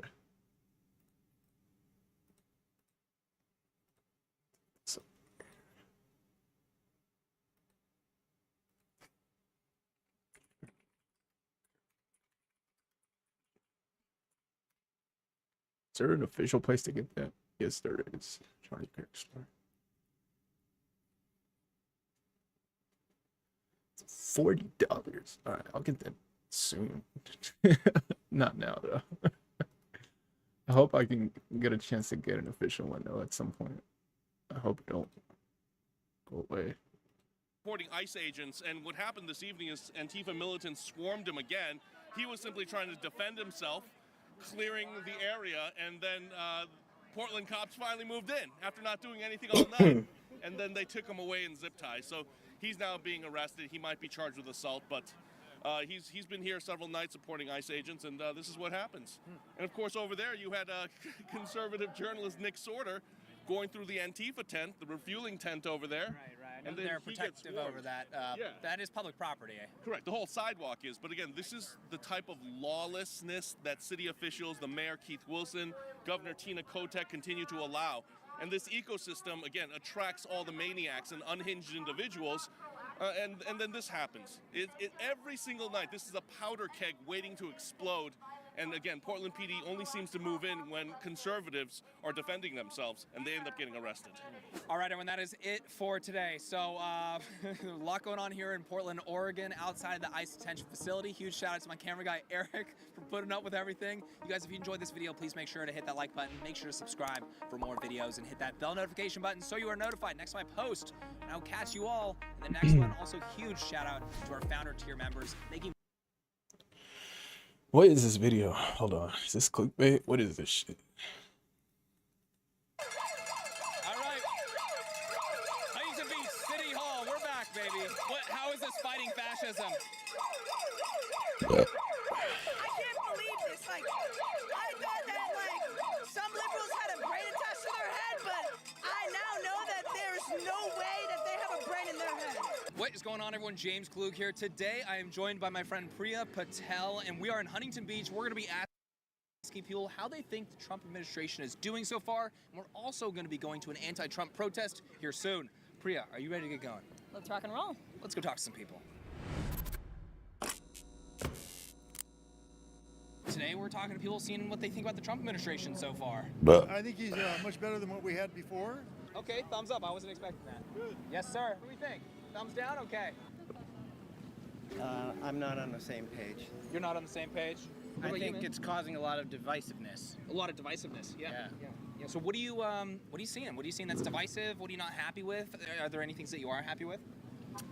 From the Trump policy? Not that I know of. It's who he is as a person. It has nothing to do with his policies. Okay. Really.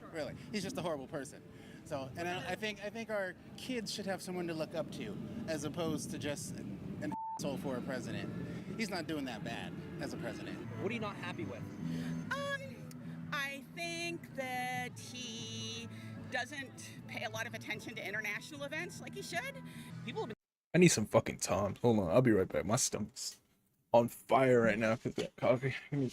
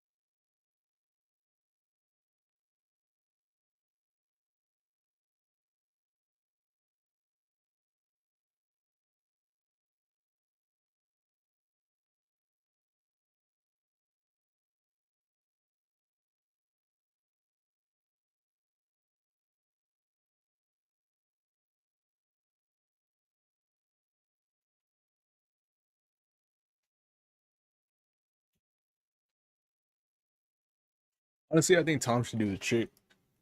Tom should settle my stomach because it feels like it's on fire, but it's not like I have stomach problems. It's just burning a little bit.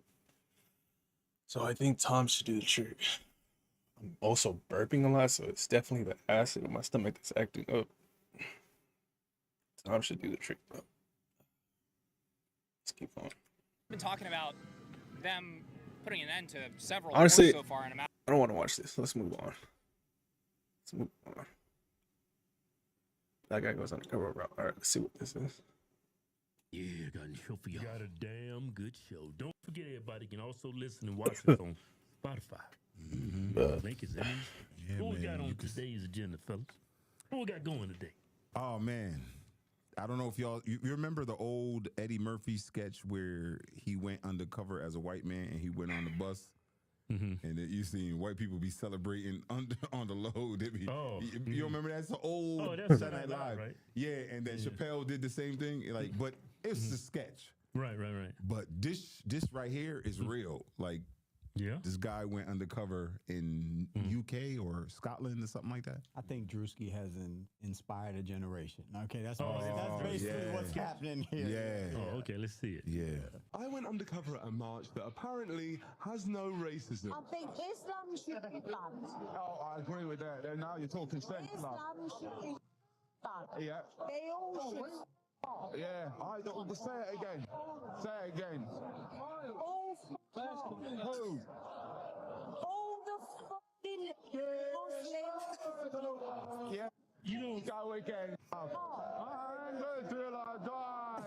I'm English till I die. I know I am. I'm sure I am. I'm English till I die. Oh, tell me, mate. Tell me, what's your favourite immigrant? Dead one. That's a good one, mate. I like that. It's dark. Oh yeah, that's the right one. I'm no racist. He said that's the right one. Neither am I.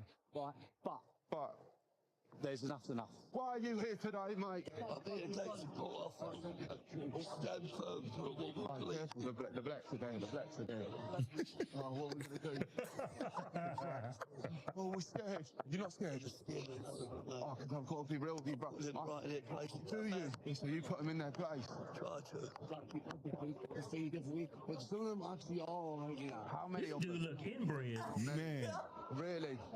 Who's straight? Our states. Who's straight? Our states. Who's straight? Our states. Oh, it's glorious. It's Glorious. Don't make black side, you know what I mean?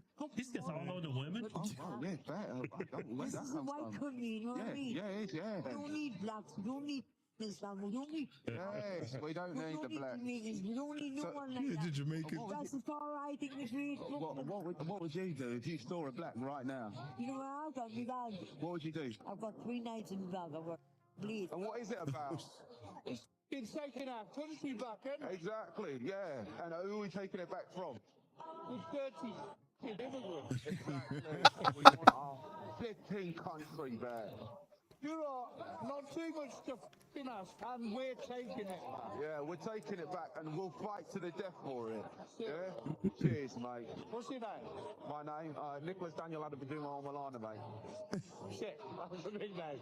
Nice to meet you, John. Take it easy. Oh, so you're racist confirmed? Okay, right, I am.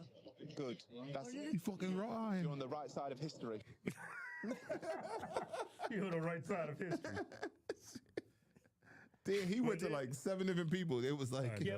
What kind of event was this? It was just like stand up for the country, like showing patriotism, and is that Britain? there was Yes, UK. yeah, there was protests. That was one of the side men, huh? Mass immigration in Oh, because remember the immigrants they was walking the streets. I can definitely see I mean, think about it. Let's say you live in the hidden what's the never mind. I'm not gonna say that. Fuck the side men. an all-black country, and then a bunch of white immigrants come in and start taking over the country and changing the culture of the country and want to do things their way. I mean, they did. Yeah, I know. What do you mean? He said the man's a black country and the white people came. And Oh, you talking about It was South funnier when Africa? Drewski did it, that's for sure. Like, look at what they're doing in South Africa. They was killing white farmers down there. Oh yeah, kicking them out. Yeah. I think it happens both ways. The white farmers thing was overblown though. Yeah, it wasn't a genocide. If you actually like, and this is when I say like, it's just you got a bunch of, again, my favorite like phrase over the last couple of days. This white lady said it, and I'm like, this is perfect. Chaos Muppets. You got a bunch of chaos engineers online, and everybody on each side wants to invoke whatever talking points. Like the left has talking points for the week, and the right has talking points for the week. Right? It's like everybody has their like. Okay, this week we're gonna attack this or whatever. I even saw people today. You know, they gave Bad Bunny is doing the Super Bowl. They was It's like, dog, like what? Why y'all making that a thing? Yeah, but he's actually an American. He's Puerto Rican. If he came and lived in the United States, Yeah, he is become an American. instant citizen. It's just everybody wants constant chaos with everything. Because he's an anti-Trumper. He's anti-ICE. Yeah, he is. Yeah, He's in, I'm an anti a lot of things, but that don't stop me from going to see a motherfucker's movie. That don't stop me from interfacing with somebody's music. Right, Like right. I can separate the two. Like I don't just like take people's like it just seems like it's the same thing on both sides. It's like both sides like just are in a constant state of fucking chaos. Yeah, It's, they do it every year. Yeah, They it's will Exactly. always People some are- constant state of fucking chaos. Yeah, It's, they do it every year. Yeah. They will go with somebody controversial for the right when it comes to a Super I think Bowl. that's why they picked him for the Super Bowl. Yeah. Because you can't, like, the white people want Metallica. I see that in the comments. They want, like, these 80s, They 90s. want Nirvana. Yeah, stuff like that. Journey. Yeah, and then you got all Katy these, Perry. then you got all these pictures of Bad Bunny when he dressed in drag. Right. And he kissed They that don't- dude. Yeah. The right does not like him. He wears fingernails, dresses. Yeah, they're not into that. And he's anti, so that's why they don't like him. Mm-hmm. Yeah. And, I mean, all his songs will be in Spanish. That didn't help. I know it's all in Spanish. Yeah. I listen. All of them in Spanish? He don't speak. Yeah, all his albums are completely in Spanish. Yeah, it don't make a lot of sense though for a Super Bowl. Yeah, they try to draw attention though. That's why they picked him. Oh yeah, controversy. Chaos Muppets. Yeah, Chaos They want Muppets. chaos. They doing that. Chaos. They are literally doing that. Yeah. Because they know it's gonna piss y'all off. Yeah, like this is the thing. This is the thing I always learned. If you come up to me Chaos Muppet. and you call me the N word, if I don't let it affect me and I ignore it, they not like it don't affect me. Yeah, you don't have. They don't have no power. So over you. if each side ignored each other and the shit that each side does, I promise you some of this shit would go away. Because y'all be like, oh, it's not affecting that person. It's not getting to me anymore. Right, So right. that's not working. You know what I'm saying? So Yeah, because it's just crazy. You already had a rebuttal if you would have said something like flipped back, got mad. You had something to keep fueling it. If you just was like, damn, I can't use none of this shit. Yeah, that's real. It's crazy. Yeah. Like everybody got like, and this I will say, watching this, it's like he's a chaos Muppet. You know what I'm saying? Yeah. Like he's They kind all of been doing the drinking. same. He's kind of doing the same thing or whatever. He's got an agenda, and then the right's got an agenda. Yeah. Everybody's got an agenda. Yeah, he just pulling it out. Cause he wouldn't have got that out if he was black. Yeah, I know. That's why he dressed up in white. Yeah. He's got to fit in. Yeah, he gotta fit in. Yeah, ain't no black person gonna fit in and get them white people to talk like that. He's undercover right now. Yo, I would like to see a white dude dress up as a black dude And go in a black and go neighborhood. there and just say some Oh wild. man, he going nah. Somebody going You to trying to jail. get him killed? But you know what? Black people will sniff him out though. You think so? Yeah. Yeah, I don't know, like, some of these white people, man, they can talk like Nick Fuentes. Yo, when he talks like right. a black person, he sounds just like he's They Nick would- Fuentes and black. They gonna pick him. Nah, because he just sounds Right. It would have to be Robert Downey Jr. It would have to be him. Robert It would have to Downey be, Jr. yeah. Like he did Tropic Thunder. Yeah. The Bruin, I don't know how to say, had to get an operation for his injury, so he'll be out 4 to 5 months. Who's that? Someone that plays for Napoleon? Yeah, he can pull it off. Yeah, he was like, man, we got to stick together. Like he had that shit down, yo. It's also like, you know how dogs like Oh, without okay. you know how dogs He's a come- starter? like, it's a I don't say pheromone, but it's like it's an energy, right? Yeah. So I can tell like if I go to Chicago, the part of Chicago that you ain't supposed to be in, right? Yeah. You know what I'm saying? They would recognize that I'm black. And they would recognize you are not from here immediately. Yeah. You know what I'm saying? So it's not only how you look, it's your mannerisms and how you smell it. They can sense it. You know what I'm saying? It's just like that. He said ask instead of ask. Yeah. Wait a minute. I what can't you even say? say. I'm saying it wrong. No, it's axe. It's axe. Yeah, I said it right too, both ways. Yeah, axe. They will sniff him out as soon as he went to his house. Yeah. No smoke detector on him. Yeah. Oh my God. They're probably testing you, but like, man, if you damn, I wouldn't even know what. Nah, they would just you don't have to say nothing. Yeah. Yup, you're right. When I was a private investigator, I used to go into black neighborhoods and they would send me Watson, Compton? Watson, Compton. Man, the way the looks are, guys. Where you from? I ain't never seen you around here before. Yeah. I couldn't even get out of my car before they could pick me out. Yeah. It's just in the hood, you look over your shoulder constantly. And You if know somebody everybody in your did that, it would have to be because there's certain hoods that you cannot go in. Period. There's certain parts like of Baltimore that you just don't go in unless you know somebody that lives there. Because anything that comes into that neighborhood is a foreign object. Like you are foreign. That's deep. So That's it doesn't deep. matter. That's deep. So they can't do that. Yeah. You know what I'm saying? That's they can't go to a notorious project and do that because that ain't gonna fly. Yeah, as soon as I walk in now, they be like, "You smell like a Republican." Yeah. I mean, you could probably go into like a club and see a bunch of black guys hanging out. You try to fit in. Yeah. But still, I don't know if they'll be able to pull it off. Yeah. 'Cause Like black a white people, person. Black people, like, they don't trust nobody. If somebody wanted to like really like do that, do this kind of experiment, you would have to go to somewhere with people with sense. Like you'd have to go to like an HBCU campus dressed as a black man or something like that. Right. Something that's going to be non-threatening. Because I promise you, if your white black ass walk into a certain neighborhood, it's going you're gonna have some issues. Right. I think an intimidating white dude, like just like Brock Lesnar. Remember that dude that went that big? I forgot. Is that his name? Brock Lesnar. Big white dude. Big. He's what's that movie? Expendables. Remember when The Rock had to fight that big dude, that big white dude? If he could walk in the hood just tatted up and just walking. They wouldn't. I don't think they would have to jump him. But they ain't gonna try to. They just gonna shoot his ass. That's what I was like, what you talking about, Chris? Black people don't throw. Oh, you want to fight? Right. He's fighting him. Yeah, you're right. They're shooting. Ain't nobody throwing hands with him. Yeah, him walking in that neighborhood is like that dude in Indiana Jones that came out swinging that sword. Oh, and right. He went like this. You're right. Yeah. You're right. I remember that, man. Yeah. What you said?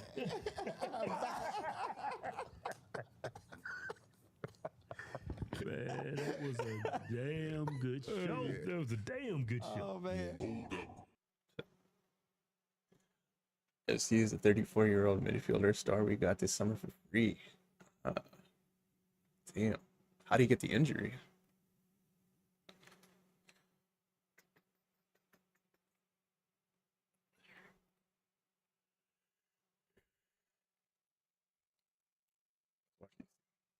All the haters hate it, but this is the age of Trump. He's totally redefined politics and power in America. But I know all the haters hate it, but this is the age of Trump. He's totally redefined politics and power in America. And how did he do that? With no political training, because he was a populist and he was a nationalist at the very moment that if you didn't have populist nationalism stopped the managed decline of the country by the elites of the nation. And does he need a third term in order to see that job through? Shooting a pen. Well, he's going to get a third term. So Trump 28. Trump is going to be president in 28. And people just ought to get accommodated with that. So what about the 22nd Amendment? I don't know if he's trolling, but he sounds confident. Yeah, I don't think he's trolling. I think he's dead serious. There's many different alternatives. At the appropriate time, we'll lay out what the plan is. But there's a plan, and President Trump will be the president in 28. We had long... That would explain why he's building that ballroom. Because why else would you spend... I'm not about to move out of here. I'm building this ballroom. I'm going to have all my billionaire friends come here. We're going to have some parties. Hey, everybody, before we get back to this video, don't forget about our new giveaway. Ford Bronco Raptor, and 10,000 cash. To get in to win, just go to my website, officialhorsetwins.com. Anything you purchase will get you automatically in it win.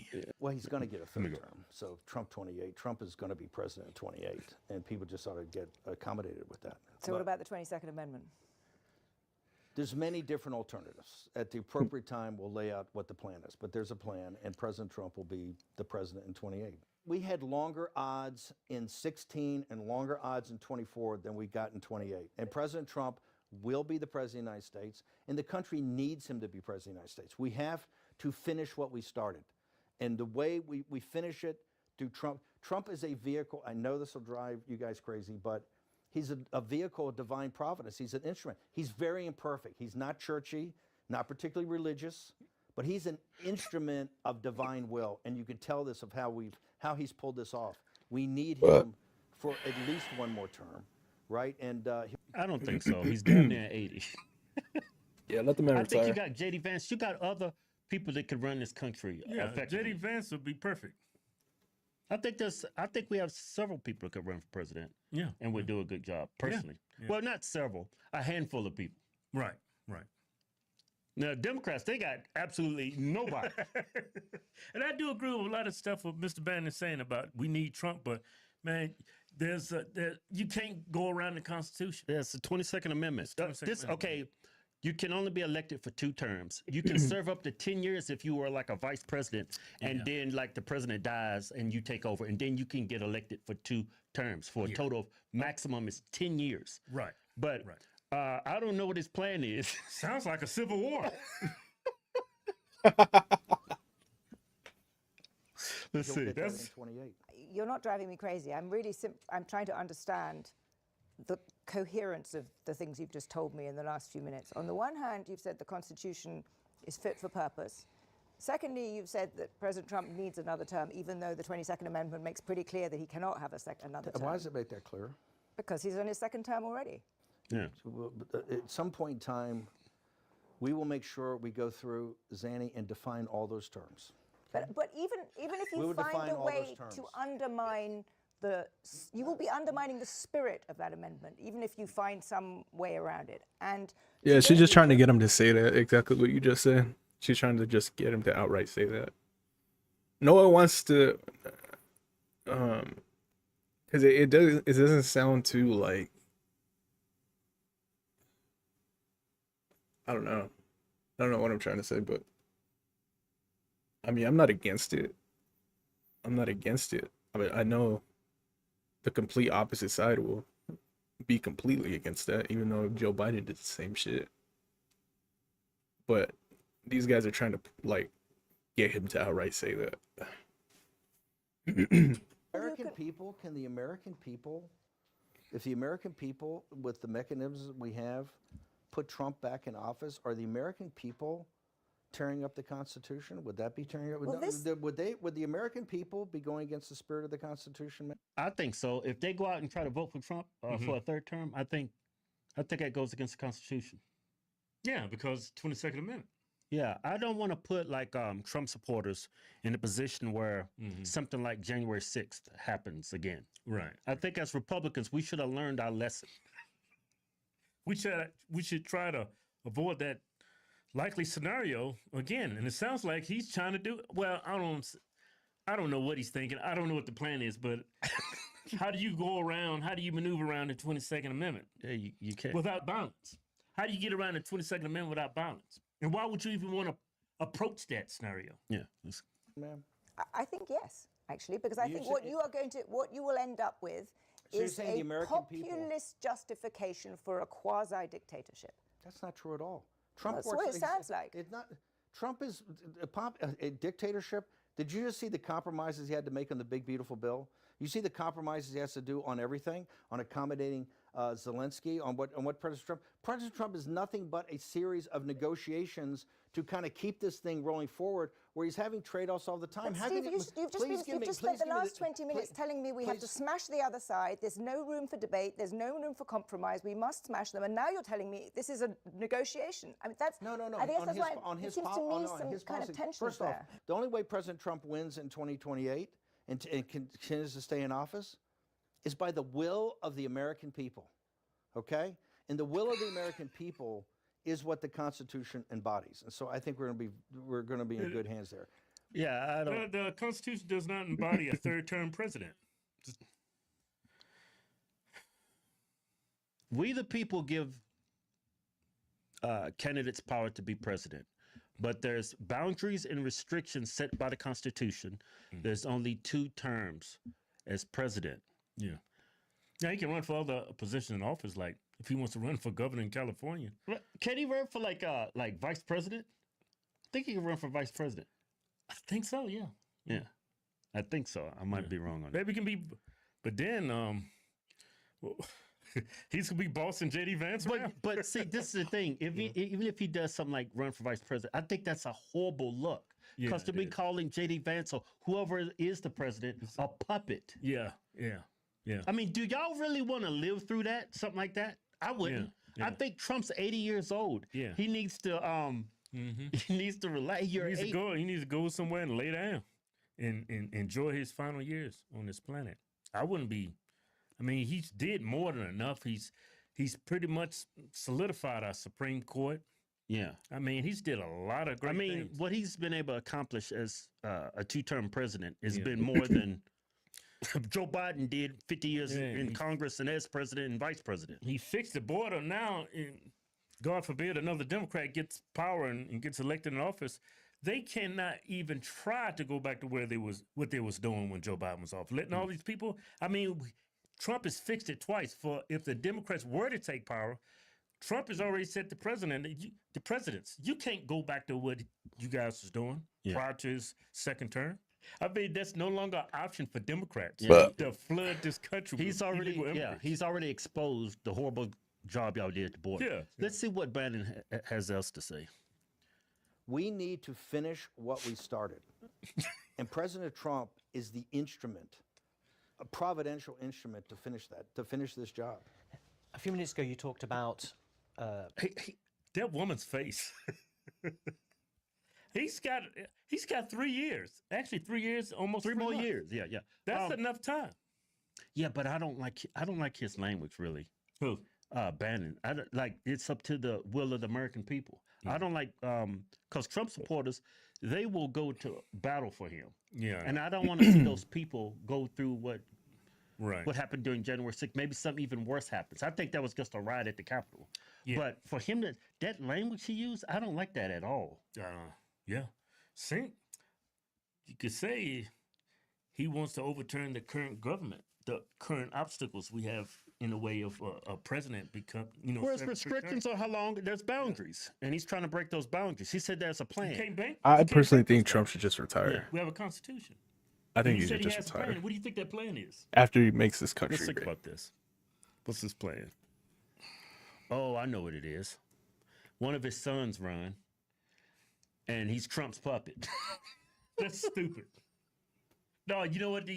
I know what the plan is. They want to abolish the 22nd Amendment. They want to amend it. Oh, you think so? Yeah, but how do you go about doing that? You got to get 2/3 of Congress. You got to get 2/3 of Congress, the House and the Senate, and 2/3 of the state legislatures. Yeah. Something like that. It's next to impossible. Right. It's next to impossible. That's the only way Trump would be able to serve a third term. And I don't think we have the bodies. Maybe that's why they redistricting in all these states is really remove all these House seats. Gerrymandering the hell out of us. Yeah. Right. So I don't blame them for doing that. Yeah, because Democrats been doing. Maybe that's the plan. Get all these new seats, and then you take away these Democrat seats, and now you have the power to actually perhaps do that to abolish that. And don't forget that the Supreme Court cases that Supreme Court's got a review about how they gerrymandered the hell out of states to make sure black people had representation in the southern states. Right. Which I'm pretty sure that's going to get annihilated. They're going to throw that out. Yeah, but still, I think it's a bad luck. Really? I want to see somebody young. Yeah. J.D. Vance is more than I want to capable. see somebody take the reins. Trump is he's almost 80. Yeah. That is nuts. Yeah. I'm 51. I feel horrible. No, you don't. Think about it when you was 30 compared to now. I don't know how he does it. He went to Israel. He was on the plane. He was flying all throughout the Middle East, signing peace deals and whatever. Then he flew back that same day. Mm-hmm. That dude's like the Energizer Gapper bunny. says when he takes these flights, he don't even go to sleep. He's working on the flight. Dude's a damn T-1000. Yeah. I'm just thinking you got to pass the reins at some point. And after 2 terms as president, that's a perfect time. I think it's a bad look if Republicans try to install him for a 3rd term. I think that personally, I think it looks horrible. Right. We got a lot of momentum, and this could kill that momentum. Yeah, I don't even think Trump should run the country to someone that's loyal to him. Personally, I really think we should just have faith. I don't personally have faith in the upcoming candidates, but I think we should have faith. I don't think he should be pulling the strings. I think we gotta have faith. That's it.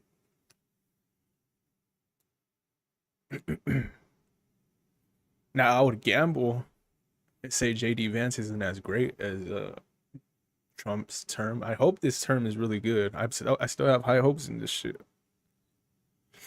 I would gamble and say JD Vance isn't gonna have as good of a term because I got high hopes for Trump. But I think he should be running the country on his own whim.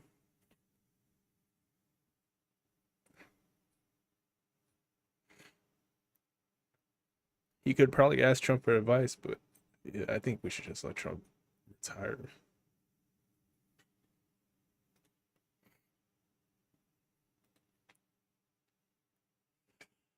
All right, let's go. The last Twins video, I think. I think this will be the last Twins video. Yeah, got a damn good show. Don't have the whole crew here today. Chris is on the ship. So. Yeah. Just twins and OT putting in that overtime. Man, what's on the agenda? The NBA gambling. Yeah, I don't mind JD Vance. I just don't see myself trusting him. I don't. But I hope I'm wrong. I hope I'm wrong. I still don't understand it. Why y'all gambling? He kind. It's funny you say that. NBA champion. NBA champion. Yeah, this clip. I'm not gonna talk for him. Okay. I'm just gonna let him explain it. But yeah, because his thoughts kind of align with mine. I'll say one piece. The one thing that people have to remember is that professional athletes got to where they are because they're super competitive. So they're competitive in everything that they do in life. They just want to win. A lot of times you just want to win. That's it. You just want to win. How I look at it is if you had a bad night. Okay. I didn't do what I was supposed to do on the court. I'm going to win somewhere. so I'm putting it on black. Yeah. They don't really want to go home. Right. So they're finding these, nefarious places, to go and spend money and spend time and all that. Man, if I'm a multi-billionaire, probably future Hall of Fame. You said billionaire. I said billionaire. I meant millionaire. I'm a future Hall of Fame. I'm a coach. I'm trying to win this championship. I'm not going to jeopardize any of that. Hey, super competitive. I want to hear what this is. Now, this dude's part of the mob or whatever? This is, let me bring up his information so y'all can have a little. This is who he is. Michael, I can't say his last name. It's French something, whatever. It's got to be. But he was a capo in the Colombo crime family. Yeah, don't get his name wrong. What family does that belong to, David? Sicily? I can't say the other one. I can't say the other one. And how do you pronounce that last name? Please inform me. Life after the mob. While in prison, says he became a born-again Christian, left organized crime, and dedicated his life to motivational speaking and faith-based outreach. Today, he is a speaker, author, known for his books, Quitting About Me. Well, it says a Colombo crime family. Yeah, don't get his name wrong. Well, it says up there former mafia capo turned. He's a motivational speaker now. So he's motivational. He's turned his life he around. Went from mafia to a motivational speaker. Yeah. That's a damn career change. That's what I like to hear, man. I went from mob to damn motivational speaker. He actually has a YouTube channel like you guys. So good for him. Yeah, and check that out. So this video was like 30 minutes, but I just cut out 2 pieces. Okay. So just real quick. I can't even say it like that. Francese. Like that?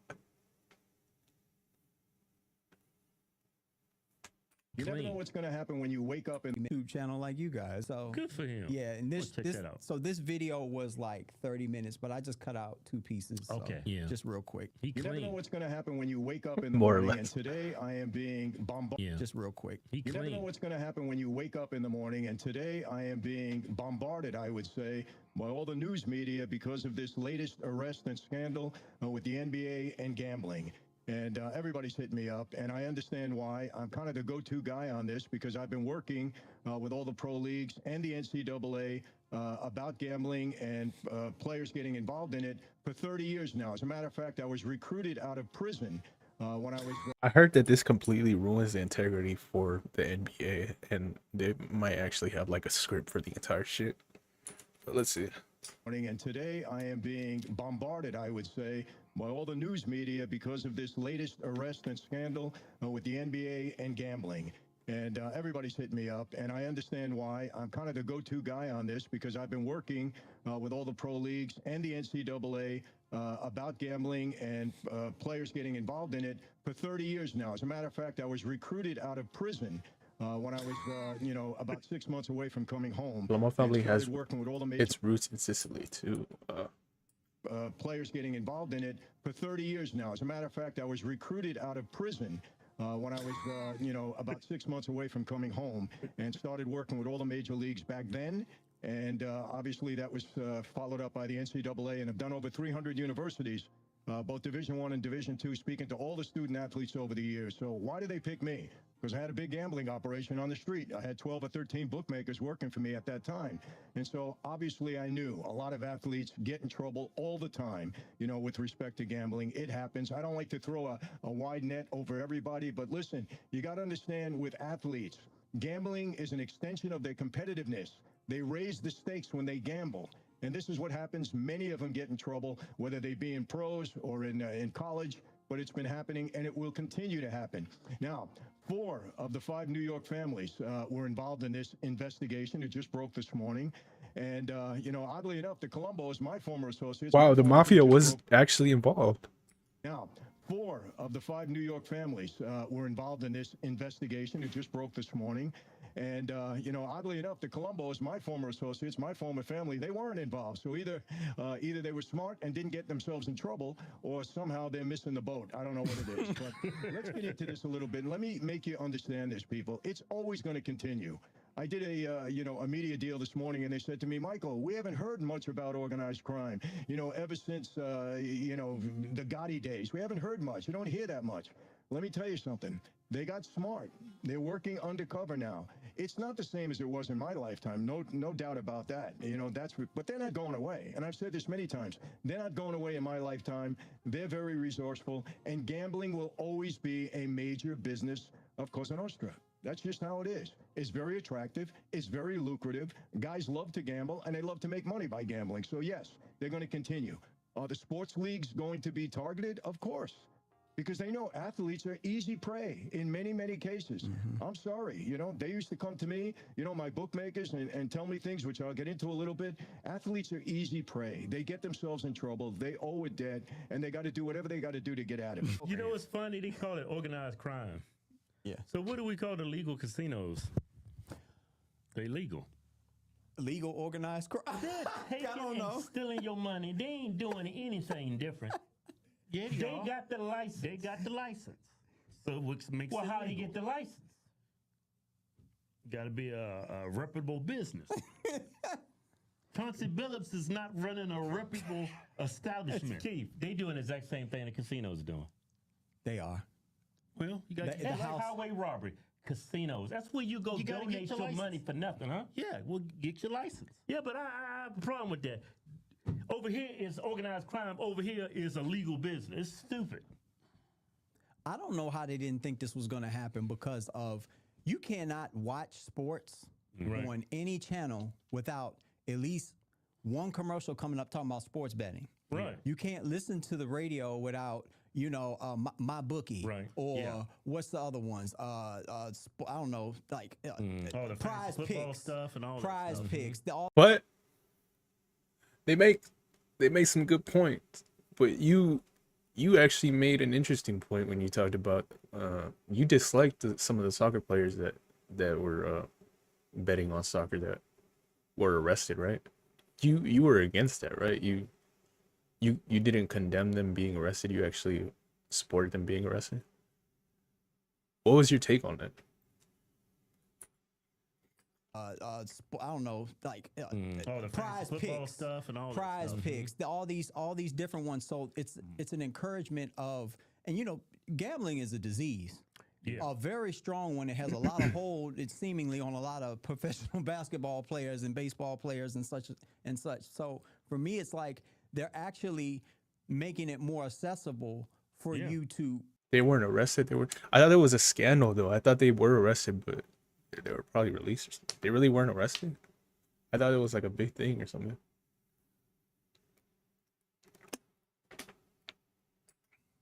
Professional basketball players and baseball players and such. So for me, it's like they're actually making it more accessible for you to divulge and go deeper into your disease, deeper into the addiction of it. So I guess, it's like, hopefully I didn't get addicted. I wouldn't play. Yeah, over sports gamble. I don't think I'll ever do it. It's just me though. Blackjack. For Yeah. you to divulge and go deeper into your disease, deeper into the addiction of it. So it's like, hopefully I didn't get addicted. I went and played blackjack a couple times. But you can know. Yeah, I know. Because I know when around the time when what you talking about when you got into blackjack, we were all like kind of studying. I just don't gamble. I I just don't gamble at all. Now that I think about it, I haven't been to a casino since I was like 18 or 21. And I didn't even bet that much. I probably bet like $50. I learned what a waste of time. And I'll probably never do it again. I'm not gonna lie. I don't even like gambling. I don't even like it. I don't think I'll ever like it. Maybe if I'm old and bored. And yeah, maybe. Maybe. What you talking about when you got into blackjack, we were all like kind of studying and kind. So you get, I can see real quick. I do play blackjack, but it's not for real money. I play on like my phone or some shit for fake money. We were all like kind of studying and kind. So you get, I can see real quick how you could get like. Well, I lost a couple of thousand. Yep, that's enough for me. Yeah. My blackjack playing days is over. But you had some bad experiences. I had some good days. I think I heard a good quote. No matter how bad your life is, in what situation you're in, gambling can always make your life worse. I think that's a really good quote. And I think I'll abide by that for a good amount of time in my life. I had some good days too. But you had some bad experiences. I had some good days. I had some good days too. I had some damn good days. But I think it was a rigged game like Chauncey Billups was holding. look, he's winning. Now I'm gonna take all of it. House always I'm gonna wins. play this other clip that I found. Yeah. Yeah, I'll just play it. I'm not gonna say much. Billups and Jones were identified as face cards, and they're former pro athletes that used to lure victims referred to as fish into poker games. Who wouldn't want to play, poker with an NBA player? Who wouldn't? Hey, come on to the table. Let's have some fun together. They want to be around the player. It's good for them. They sit down. They play a little game of poker. And that guy, the NBA player, is luring them into a fixed game. Let me tell you something. Guys that are gamblers, they're easy prey also. You give them an opportunity. The NBA player is luring them into a fixed game. Let me tell you something. Guys that are gamblers, they're easy prey also. You give them an opportunity. So yeah, like your point is the casinos don't advertise. It's fixed. Everybody knows when you walk in, the house always wins, right? Right. Yeah. Right. And Indeed. a lot of times, if you go in, You can win big. That house always wins. That money is always gonna go back to that house. I'm telling you. everybody knows when you walk in, the house always wins, right? Right. Yeah. Right. And a lot of times, if you go in there and win, they know that if I won 2,000, they know there's going to be that emotion. And most people, that's like, if I just. But what was your take on that soccer thing, David? Did you condemn them gambling against soccer, or did you just not care about it? I feel like I remember you talking about like you didn't support that type of activity when it happened. On 2,000, they know there's going to be that emotion. And most people, that's like, if I just won 2,000, if I do this, then I could turn that into 4, and then 4 could turn into 12, and then blah, blah, blah. That's the mentality that there's no windows in casinos. You don't know what time of day it is. Yeah. You just in a building. You don't. You lose all sense of timing. And you just give you free drinks if you're gambling. Free drinks if you're gambling. Exactly. So it's like you're just in it, and they recognize that, and that's the same way these like off, these non-regulated spots. That's how they run. You already got the odds against you, but they fixed as well. Yeah.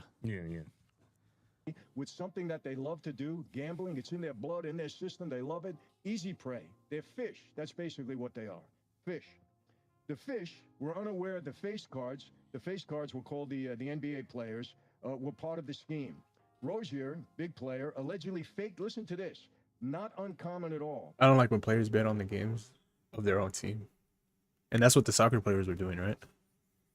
I think this is what Chauncey Billups was doing too, though. Where the face cards were called the NBA players, were part of the scheme. Rozier, big player, allegedly faked, listen to this, not uncommon at all. He faked an injury during a March 23rd, 2023 game. The Hornets and the Pelicans were playing, and they allowed co-defendant De Niro Laster to place insider bets. Remember this, it's never about winning or losing. It's about what? The point spread. I'll give you an example. I'm going to go back because I don't want to name. Look, innocent until proven guilty. These are allegations. We don't know. This is what's being alleged. We'll see. Let me give you an example. Let's go back, to players that aren't playing anymore. Lakers are playing, right? An inside bet. They got an inside deal with the referee. Let's say the referee, and don't think that this doesn't happen. It absolutely does. The referee wants to make some money. It's Christmas time. He needs a few extra bucks. God forbid one of his kids, need an operation. He needs some extra money. So what happens? It's never about winning or losing. It's about the spread. Lakers are favored to win by 10 points, right? He's got somebody he can trust, an uncle, a cousin, a brother, a neighbor, somebody very close to him. Listen, I want you to bet, X amount of dollars on the under. What do you mean? Kobe Bryant, all these guys, Shaq complaining. You sure you want to go the under? Just put it on the under for me. So now the referee, this. He can call a foul every time these guys move down the court, or he doesn't have to call the foul. He misses it, right? So what does he do? He gets Kobe. He gives him an extra foul or two, and he puts him on the bench for extra time. Limits the possibility of the game going to the over. If he does this a few times, he's going to make some money. He may not score in the first game, but over a period of time, he's going to make some money. It's very easy to manipulate an NBA game. He just did it. He told his friend, I'm going to go out on an injury. Bet the under. That's what he does. They make it. Very, very simple. I have experience with this, people. I'm not going to get into particulars now. That's fucking, that's a scam. Or that's corrupted. I'm not going to get into particulars now. It's a long time ago. But I have experience. Why do you think we want, to play? Why do you think I got involved with Norby Walters? Norby Walters, remember that? He was representing all the college athletes to go into the pros. I gave him $250,000. Why? I wanted to get close to the players. Because I knew if I get one or two players working with me, I'm going to make a ton of money. That's why I got involved with Norby. That's why I gave him the money. No question. And Norby later on was threatening players when I went to prison. I never got back my $250,000, never paid me back, well, because I went to jail after that. And I didn't have a chance to get close to the players back then. Bad circumstances for me. But why do you think I got involved with them? You get one of these players, forget it. You can make a ton of money. And that's what happened here. So it sounds like Chauncey, he got caught up. Bringing people in. He probably owed money and need money, trying to pay it off. And even though he's got that one guy, Rozier, he faked the injury because he owes money, trying to probably, yeah. But this is all alleged. It's alleged. You have to say that now. But man, if the FBI is arresting you, yeah, they got you. When them letter boys show up to your house, they got something. They got you. They got something. I think, with the one exception, when they arrested Trump, raided his house, that was just all BS. But that was just BS. That was just more a power move. Yeah, more often than not, when you get arrested by the FBI, they already got you. Yeah, they already got you. Yeah. Well, there's been two. Well, I mean, Diddy too. Yeah, I'm gonna go out online and say because all that they did at his house with the ATF going in there, all that stuff. That was crazy. I don't know what the hell that was about because I ain't seen nothing in that damn courtroom that warranted any of that. Yeah. Unless they the prosecutors fumbled all of the information and whatever. But I didn't see nothing. No. Yeah, he went to jail. Well, they threw the book at him because of what he did to Cassie, but basically what they found him guilty of, it was between consenting adults. Yeah. But he was he was rough on women. Oh, most definitely. But what they got him for, he shouldn't be in jail. No person, no female, no man should be in jail for that. Well, what he did to Cassie that day. I just think the spectacle was too crazy. Yeah. I mean, yes, he's I'm not hanging out with Diddy. I'm not throwing him no party or nothing like that. Like, I'm not going to do that. But the spectacle that they created. Yeah. When they raided his house. That's why I was glued in. I watched as much. Yes, there were players that bet on themselves getting the fuck. That's fucking crazy. Spectacle that they created. Yeah. When they raided his house. that's why I was glued in. I watched as much as I could or whatever, but I was just glued in and waiting for something to drop every single day. And all I kept hearing was people that weren't accountable for their actions. They were just like, because they were involved in a system, and the system was benefiting them because they were working in an industry, and they knew that if they didn't do these things, that they would be cast out of the industry. So that's all it is a lot of times, whatever. Now this is somebody. I think the people that are coming in early, the people that they're picking up early, aren't the actual people that they want to get. Yeah. They're not playing their cards right now, because this has been, like, I think somebody said this has been like a 10-year investigation. Oh, that's crazy how you can sit on a case that long. You just sitting on it, you just building it up, and it's like, so I'm glued into this, and I'm waiting to see where because they just marching all the Negroes out right now. You know what I'm saying? Just like, hey, come on, like like you got, if all these families is involved, I know then they got something. You know what I'm saying? Maybe higher ups, maybe some of the executives in the NBA. Who knows? Yeah, they facing some real jail time, right? Oh, hell yeah. They facing some Because serious this is jail real time. racketeering. Yeah. Not that racketeering that they was talking about with Diddy. This is when it actually, this is actual The tens of millions of dollars. Yeah. This is actual. They said he was racketeering through those freak offs. Yeah. Yeah, that was. I was like, what? He's trying to do sex tapes? Like Yeah, that was all bogus.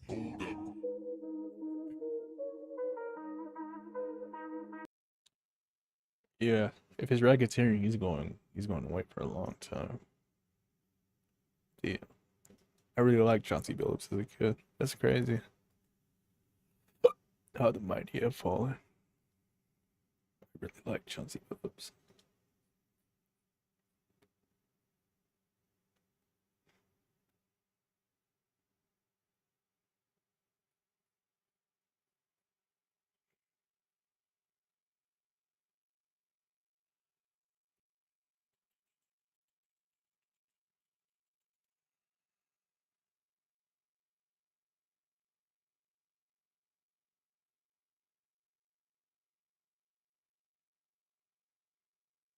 I don't want to watch that video. I just seen it.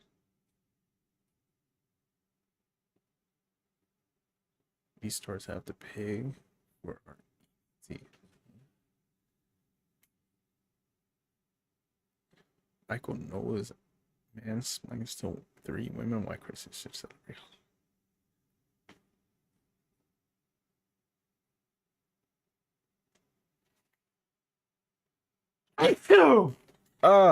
Fuck.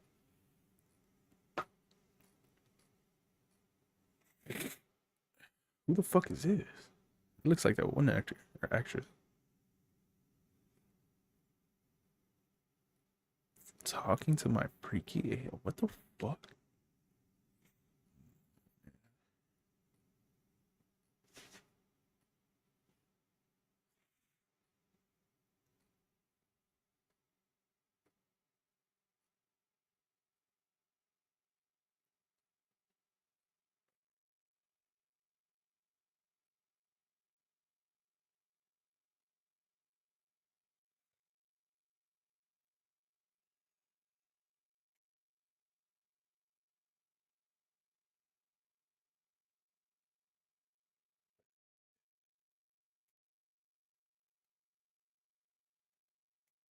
Let's do what? Hey, get off me. Hey, so let's do what? Hey, get off me. Hey, so call the cops. Call the cops. Go ahead. Okay, security guard already assaulted. Yeah, I know. We used to work loss prevention. You never approach a customer as they're walking out unless they've committed a crime. Yeah. You don't engage them. Yeah. 2 things he did wrong. He's engaging. Yeah. He's being verbally, I don't know what he's saying, but he did assault that white Sandro Tonali was completely addicted. Fortunately, he was able to overcome it and saved his career. How do you know that though? How is that confirmed? Unless they've committed a crime. Yeah. You don't engage them. Yeah. 2 things he did wrong. He's engaging. Yeah. He's being verbally, I don't know what he's saying, but he did assault that white female. Yeah. That's no, it's security guard. Call the police, Well, he went to that ace in the hole real quick, didn't he? Yeah. What?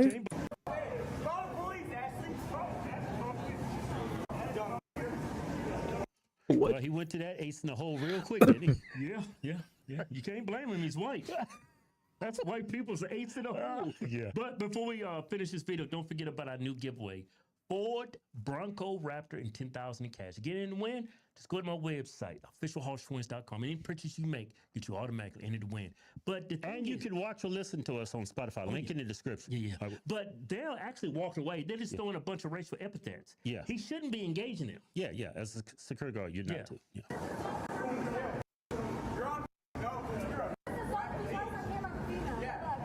Go ahead, you jump. Yeah. This here just assaulted us. Okay. Yeah, you're right. Dude got a cat now. It looks cute. It's a But kitty. I don't condone this young man's language. I understand he's upset. I'm not going to hold it to him, but he did assault his girlfriend. Yeah. They coming off like tweakers. He's a little tweaky to me. Little tweaky. Yeah. Yeah, hi. I got the assault on tape too. Get that Chinese lady. Yeah, you're going to jail, bro. See you around. Take care. No, you're not going to see me around. This lady and this lady, here's a witness. You assaulted us. You just hit my wife and you're on camera. You dumb. You're on camera assaulting us. Somebody, let me get out the way. You gonna let me out there with Yeah, this happened in California, and we used to be security guards, and you have to take this class and get this license through the state of California, and you do not engage. You just there to observe and report. You do not put your hands on anybody unless your life is at risk, or you're at risk of serious bodily harm. Yeah, you're just there to observe, report. Him engaging like this, he's behaving like a peace officer, like he's a sworn peace officer. Yeah. And that's a big no-no. Yeah. If you are run a cop. Yeah. I'm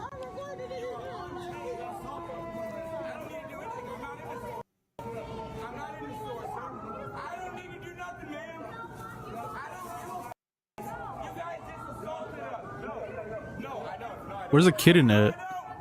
No, I don't. So he's a little tweaky, right? Yeah. He might just be really upset, but he's a little tweaky to me. Yeah, but I don't know why you engaging him. Yeah. They're trying to leave. Stop talking to him. Yeah. Let the dude leave. Yeah. It's like both of them are in this battle to get the last word in. Yeah, exactly. He did his year of suspension and he got some help. He admitted that gambling was ruining his career. He wasn't able to focus on the field and his performance. What if it was all showed? What if he did all that? Nah, he'd probably get caught again.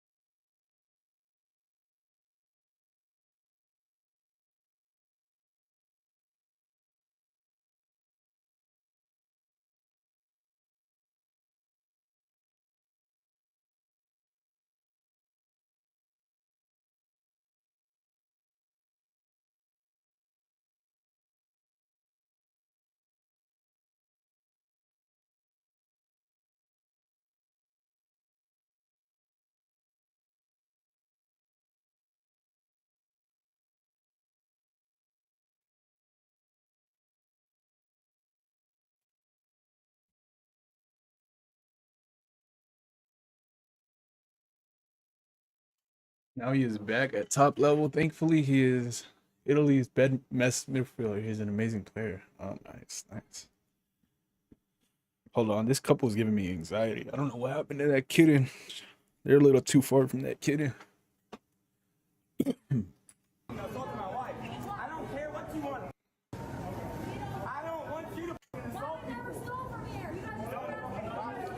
I get it now. They're accusing them of stealing, but they didn't steal anything. Yeah. Maybe they were in the process and they caught them and had them leave. Right. But if they leave the store, you don't engage. But so far, the store and the security card looks pretty bad. You assaulted his girlfriend. You accusing them of stealing, and they don't have stolen merchandise. Yeah. Maybe they was, though. They caught But they didn't leave the store with it. Right. Yeah. All right. She threw something in his face. Mm-hmm. It was like a piece of paper. Did you see that? Yeah. I'm going to play it again. I'm going to keep it going. I'm a customer.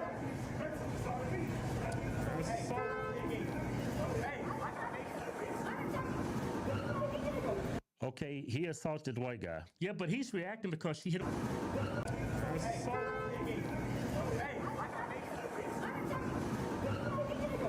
Okay, he assaulted the white guy. Yeah, but he's reacting because she hit him with a piece of paper. Yeah. There's nothing you can do to justify attacking somebody just because he threw a piece of paper at you. Yeah.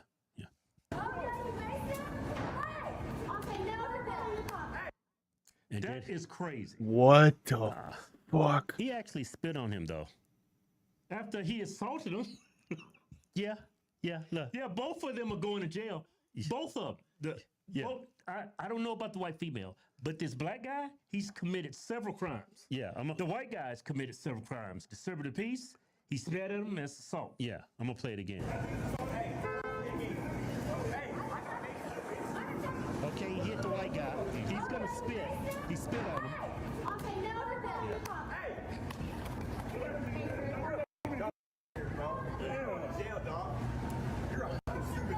Stop running. You're going to jail. You are going to jail. That's one thing you don't do with that baton, because I got a baton license. Yeah. You never strike them above the shoulders. Yeah, but it's they refer to it as a deadly weapon. Yeah. You only use it when your life is at risk. And he's off of the store's property where he's been contracted to, observe and report. He's acting and behaving like a police officer. Yeah.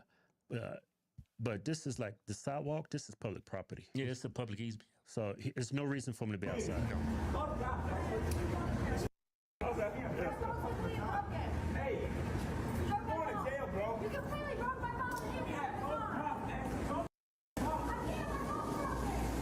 I hope he actually goes to jail for just batoning that woman for no reason. Yeah, I'm trying to see. He's coming back out again. Yeah. Well, that N-word has a lot of power on people. It's just a word. I get it. But it has a lot of power on black people. I try not to give that word too much power. If somebody calls me that in public, it's like, oh, okay, big deal. It's The word has no power unless you give it power. Yeah.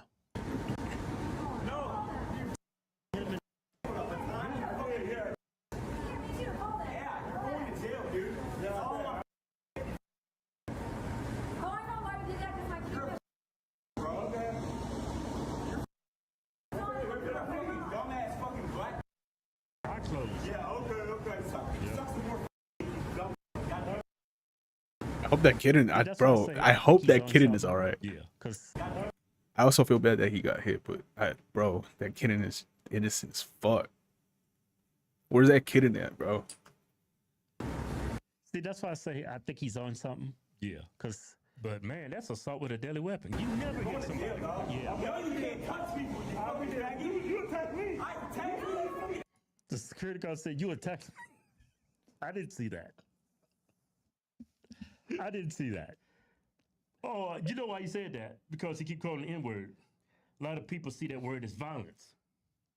Okay, I see what you're saying. Yeah. Oh, you hear what he said? She threw something at me. Yeah, a piece of paper. So you hit them with batons? He's got a gun on him too. Yeah, he's got a gun. He's going to lose that license. Like you got to have a permit to have the gun and the baton, and you have to have a license from the state of California just to be a security guard. You have to have 3 separate licenses, unless it's changed since we did it. Oh yeah, I'm pretty sure that the guidelines on it are more stringent now. Yeah, because this is California. Yeah. He still got the baton ready. So look, now he's brandishing the firearm, the baton. Yeah, and he's man.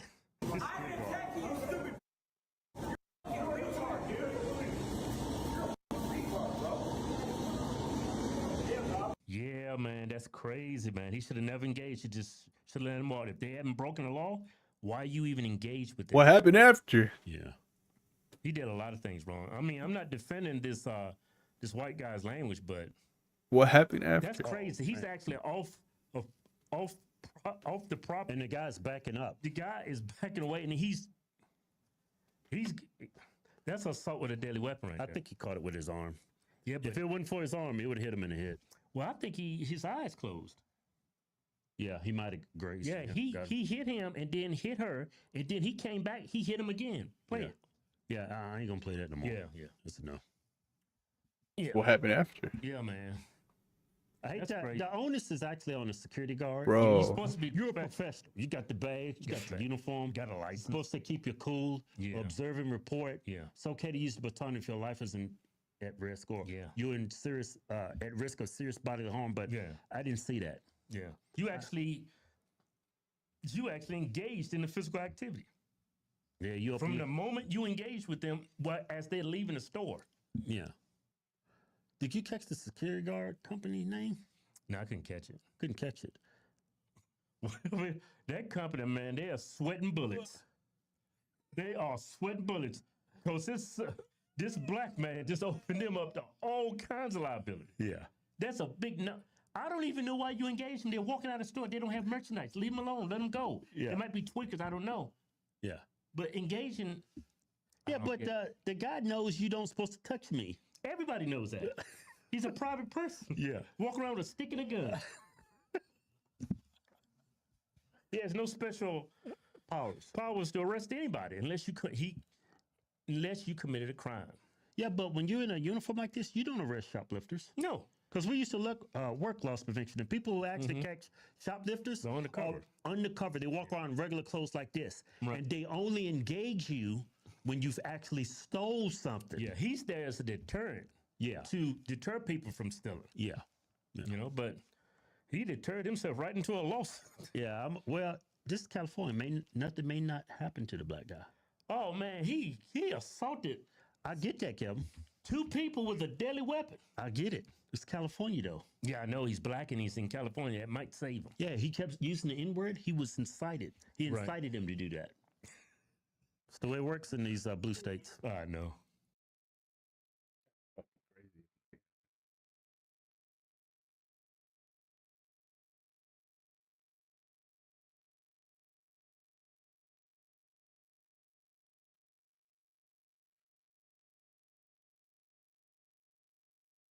Why do all these look entertaining? What is this?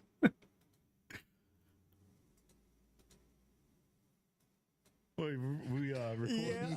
Everybody. Yeah, we got new show. We got the crew. We got the whole crew here, man. Yeah, I'm here. The whole crew, man. And don't forget, y'all can listen to us or watch us on Spotify. Right on Spotify. Yeah, man. It's uncensored over there. Uncensored, man. We cursing, we doing everything. Full video.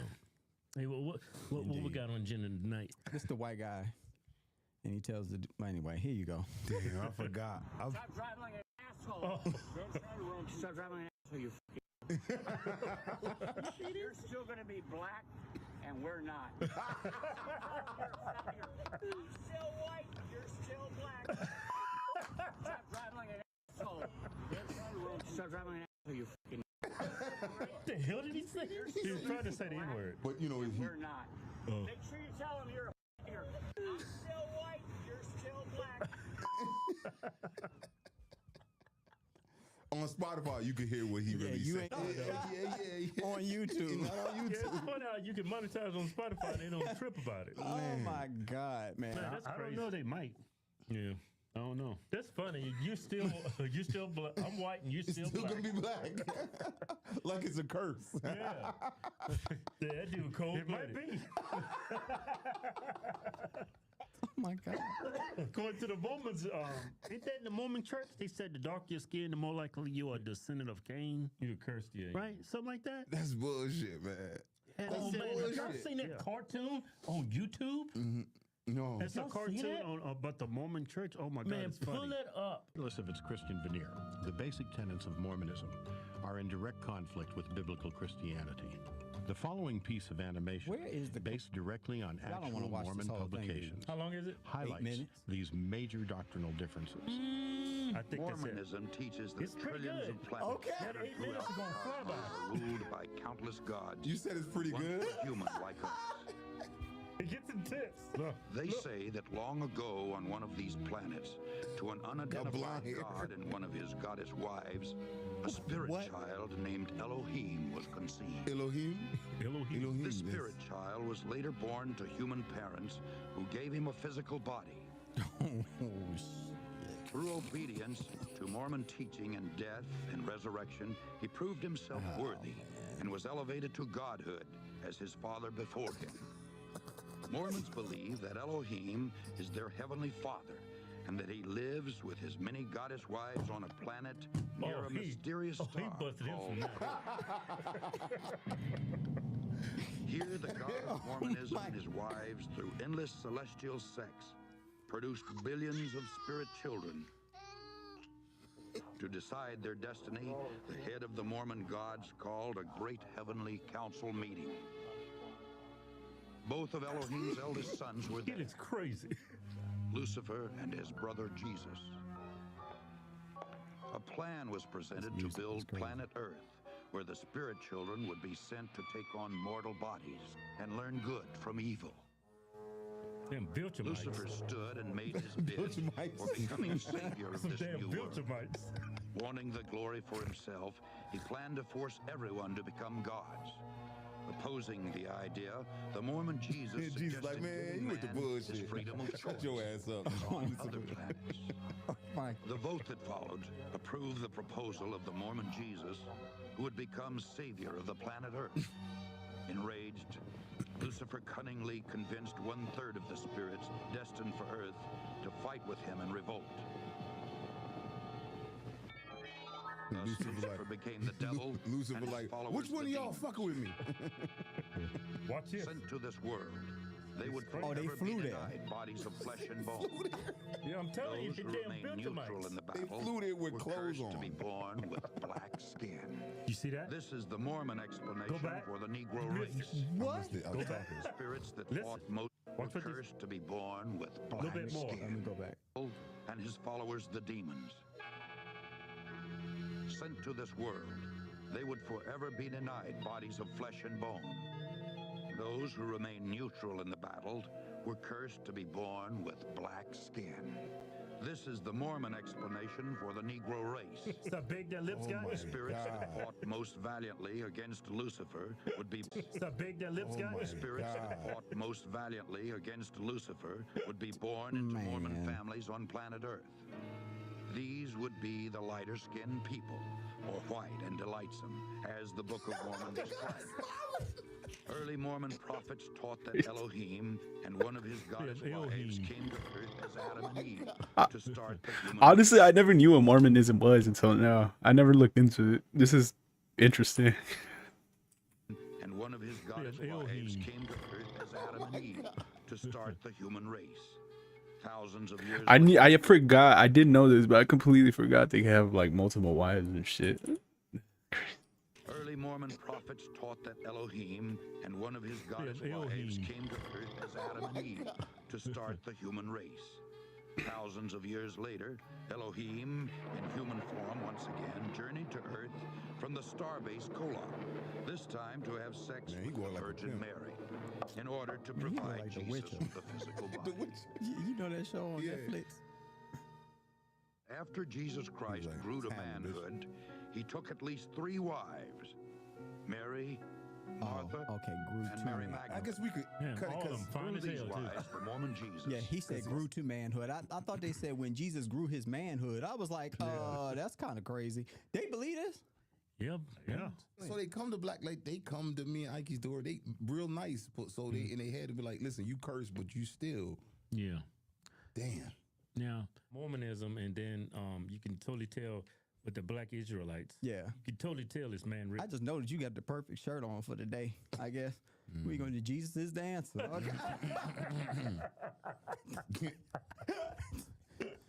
I mean, if yeah, man. I ain't got no words for that. I didn't know that. I don't know much about Mormons. I didn't know much. You know what's crazy? I didn't know much. We laugh at Mormonism, but that's how atheists see all religions. Yeah. They think they're all bogus. Yeah. Well, I watched Religious when I was like in my 20s or whatever, and that sent me down just like, Yeah. I think most people need something to believe in, like, and even if it's a set of rules that you abide by to make you act a certain way, so you don't, I think a lot of people need that, because if need structure, whatever you believe, I'm not telling people what they believe. Whatever you believe, if most people thought there was nothing else after this, and they don't have to be good, right. Oh, can you imagine what this world would be? Yeah. Because most people don't have a conscience. Yeah. Yeah. You can tell that they believe, because if you have some type of structure, you believe certain things, you would think about what you're doing like, man, it's foul. These motherfuckers are foul and don't care about nothing. They don't care about nobody that's not in their circle. Yeah. Right. It's all about money. So while we bicker about white and black, these motherfuckers just like, none of y'all gonna make it type. Yeah. Yeah. And the divide thing is what ultimately makes me discredit, because that's everything that I've learned about Jesus is like, he is, omnipresent, and he's everywhere. You know what I'm saying? So it doesn't matter if you black, white, it doesn't matter, none of that stuff. He's just an omnipresent person that is there as a beacon for you to talk to his Father. That's it. Right. That's how I look at it. And then people take their own variations and remix it and talk about you got to fly to a damn planet. And then once you fly to the planet, I guess, I don't know, you get down there and you cursed, and then your skin turn another color or whatever. That shit crazy. I don't know. That's crazy to You me. fly to a planet. I think it's flu. No helmet. Or no helmet. Ain't no atmosphere. People don't believe in atmosphere. People don't believe in like space or none of that stuff. Omni-Man. Yeah, people just believe that. I don't, so I don't argue with people. I'm just like, cool. Yeah. That's what you believe. Believe what you want to believe. More power to you. It's like, it makes you think like you look at Mormonism, like they rewritten like Christianity. Yeah, they came up with their own version of it. Like, it makes me think, how have they rewritten the Bible over the years? Oh yeah. Numerous. They took out so much. They took out, it's like 30 something pages from the 70. Is it 70 or 90? It was 70 something. They took out many pages to conform how they want you to be thinking. Think about that. You took out that much shit. Yeah. They even changed his appearance. Yeah, right. I mean, right. And it's like, what I be thinking like crazy. Like, what if they put the gay stuff in there? Like, it's abomination. They put it in there.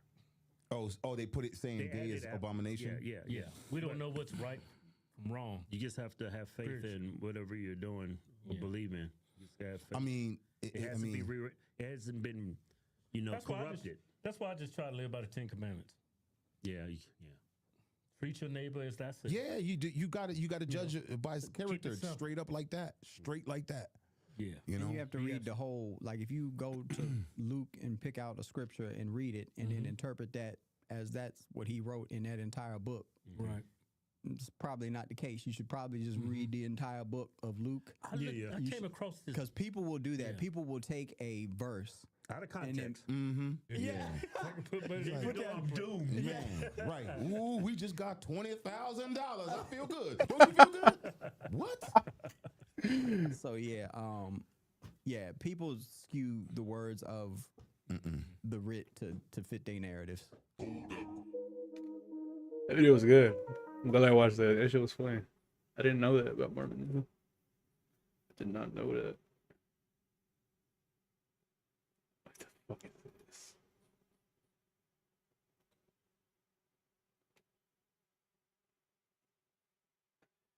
Still talking about his dog, bro. It's hilarious.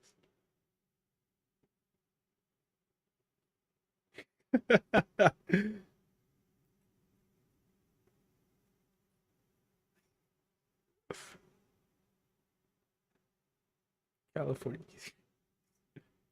What the fuck is this? Because the Dodgers won. I'm not watching it. You know what? I'll watch a little bit of it.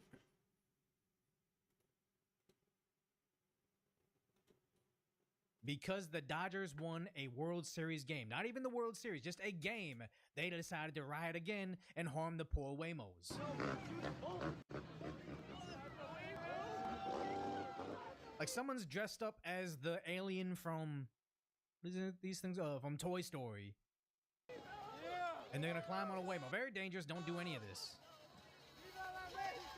This is an expensive Jaguar, and here they are tagging up a Waymo because their team won. Okay, and again, the Mexican flag.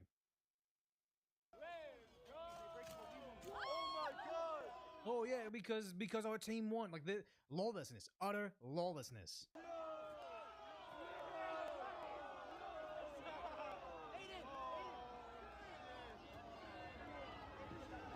And again, Newsom, Bass, they all say we don't need the National Guard.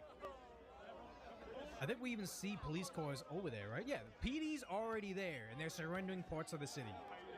This is like that guy over in Portland that was like, why are we using year-old video footage to show that we've only lost one block of the city, guys? Calm down. Someone's even saying, why y'all destroying the Waymo? Sharing this is third world country stuff. And it wasn't just this one video. Yeah, the EBT squad. Here's the EBT tribes. This is ridiculous. Here's the thing, as you say, it's a Jag, nothing of value lost. But the idea is, this is Waymo. And if you've been in Los Angeles, it's kind of crazy how you have this Elysium-style universe where on one block you have Waymos, the future. Actually, the same block. You have the future technology, fully autonomous vehicles driving you around in a taxi cab. It's not, I kind of got stuck in one. It was kind of scary, but sorry. A little future happening.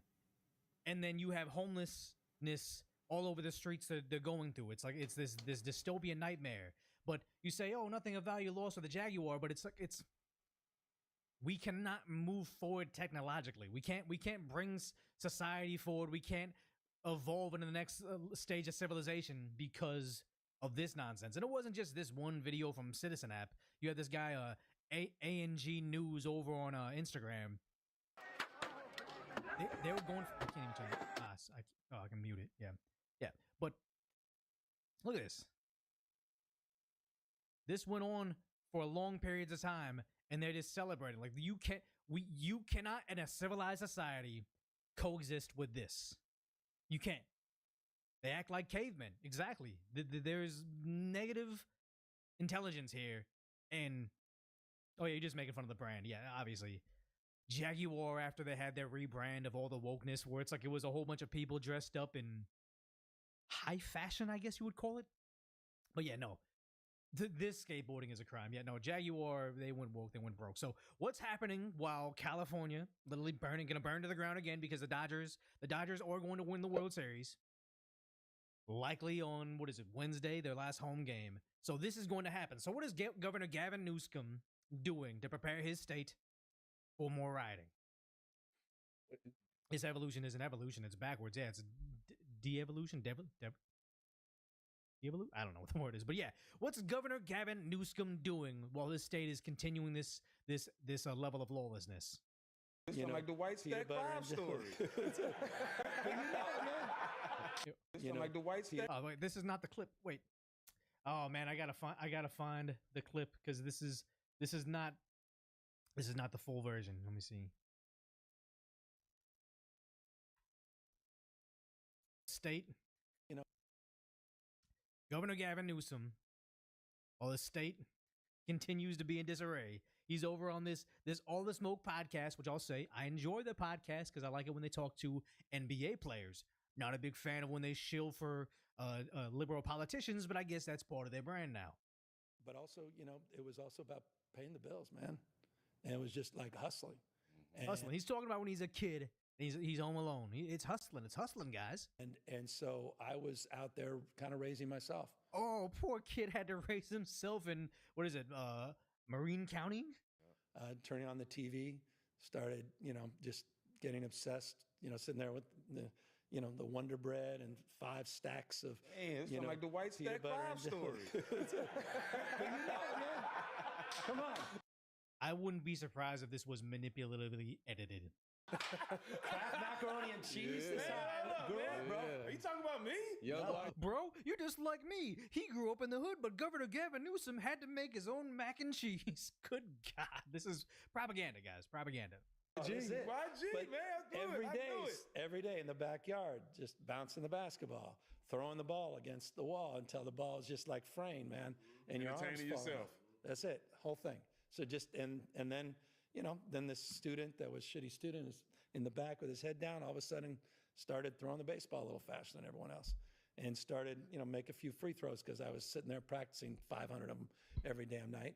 And in high school, I look up in the stands, my dad's back up there. Okay. Oh, his dad is he trying to paint his father as like an absentee father? Because we're gonna get into the situation that he had, how he's talking about how poor he is, but this is how he's trying to relate with the average voter. My father wasn't around until I became a sports star. I was a captain of the teams, but I was home alone, watching television. I had to turn that's his struggle. I had to turn the television on myself, and I had to have Wonder Bread. Good God, these people are detached from reality. This is just like when Governor Tim Walz tried to relate to like average citizens. Oh, he was a combat vet, and then he's out there wearing his $1,000 the Hamilton watch while he's fixing some pristine condition old vehicle, a classic. What the car, fuck is and he? he's like, What the fuck is he talking about? Newsom is son of a judge and law. He's like in the engine, but his hands are pristine, like they're clean. He's wearing a Hamilton watch, fixing the engine, trying to relate to the average American. It's they just don't know what we're like. He said he got to make his own mac and cheese. Where I was said never made varsity, was a walk-on, quit.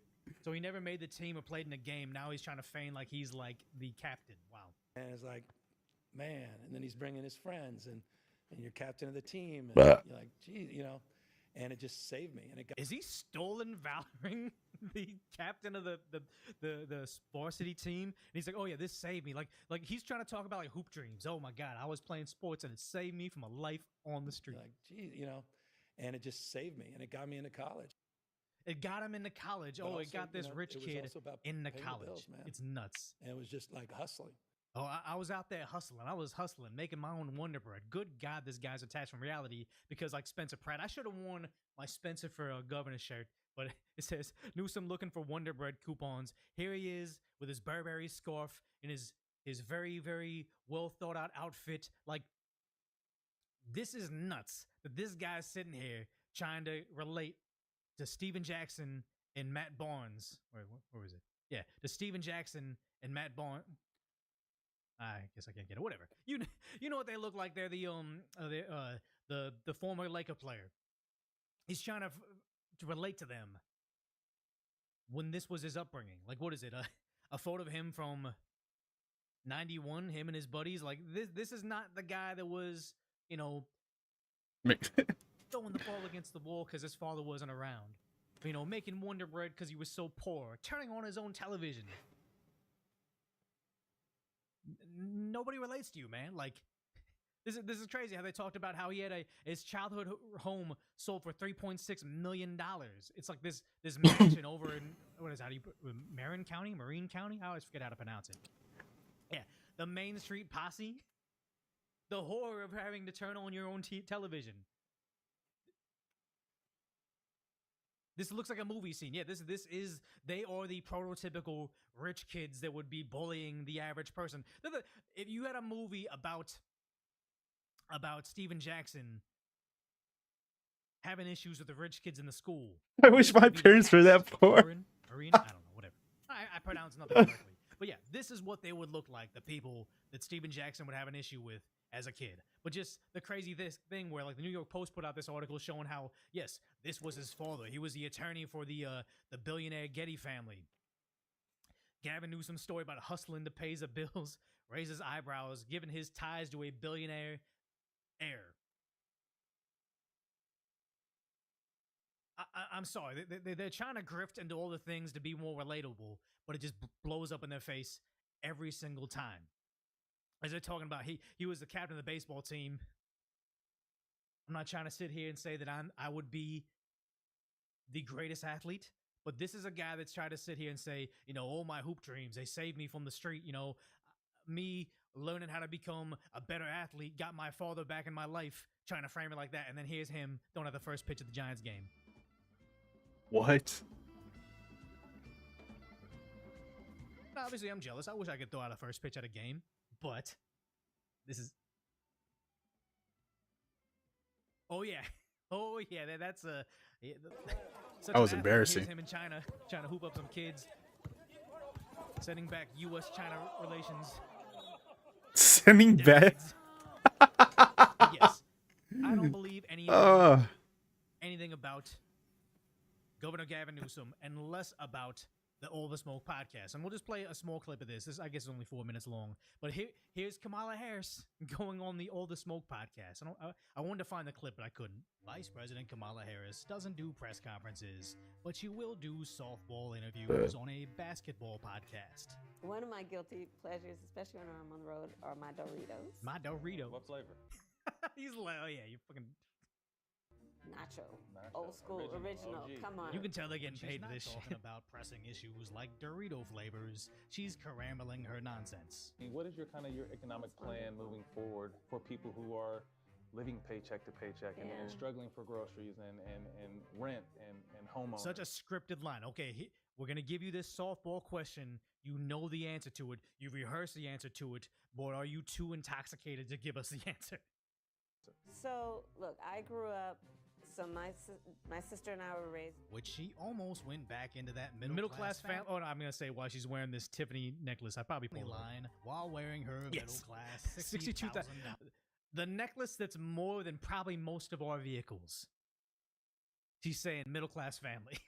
Her Tiffany necklace. Look, I grew up... So my sister and I were raised by our mother. We lived... Kamala really made a lot of money on her run. I mean, she made a lot of money before being Attorney General and all, but her run for presidency, they donated a lot of fucking money to her, didn't they? Lived for a long time in an apartment on top of it. My sister and I were raised by our mother. We lived for a long time in an apartment on top of it. Good guy. I'm glad I didn't find the original. Owned by a woman who lived 2 doors down from us, Mrs. Shelton, who was small business owner. Small business owners. I love our small businesses and focused on small businesses. And my vision overall is we need to build an opportunity economy in which we increase opportunity for all. It's more buzzwords. It makes no sense. I just wanted to pull up how they selected here, how they edited it. Yay, because I do actually watch their show, but something tells me at least Stack wasn't buying all of Carambola's answers. My best friend from kindergarten is still one of my best friends. That's crazy. Right? Stacey Johnson. That's dope. As you see him rolling his eyes here, but it immediately jump cuts to him smiling and nodding. Yeah, which means I think that whole thing with Gavin Newsom's probably selectively edited as well. Made a lot of money just constantly laughing for 3 months. What's her estimated? Nah, I don't care enough. I'm not gonna lie. It's definitely in the millions, though. Hundreds of millions, I'm sure. Yeah, her Indian mother when they grew up in Canada in a very well-off suburb. But now she's black, and we covered that during the election season. But also, who was it? Quavo from the Migos. When she campaigned in Atlanta, she had that one rapper come on stage and twerk and shout "body yaddy" for like 50 times. And then Quavo came on stage and says, she's a first African-American woman to run for president. Beyond regardation, guys. That's what it is. So, okay. But also, Gavin Newsom's out there trying to rebrand himself as, struggling kid on the hood on the All the Propaganda podcast. But he has real issues right now. Like, California is literally ending the lives of motorists all across the country now because they're giving out commercial driver's license, and 4-ton killing machines to people that cannot read English. So what is he doing right now?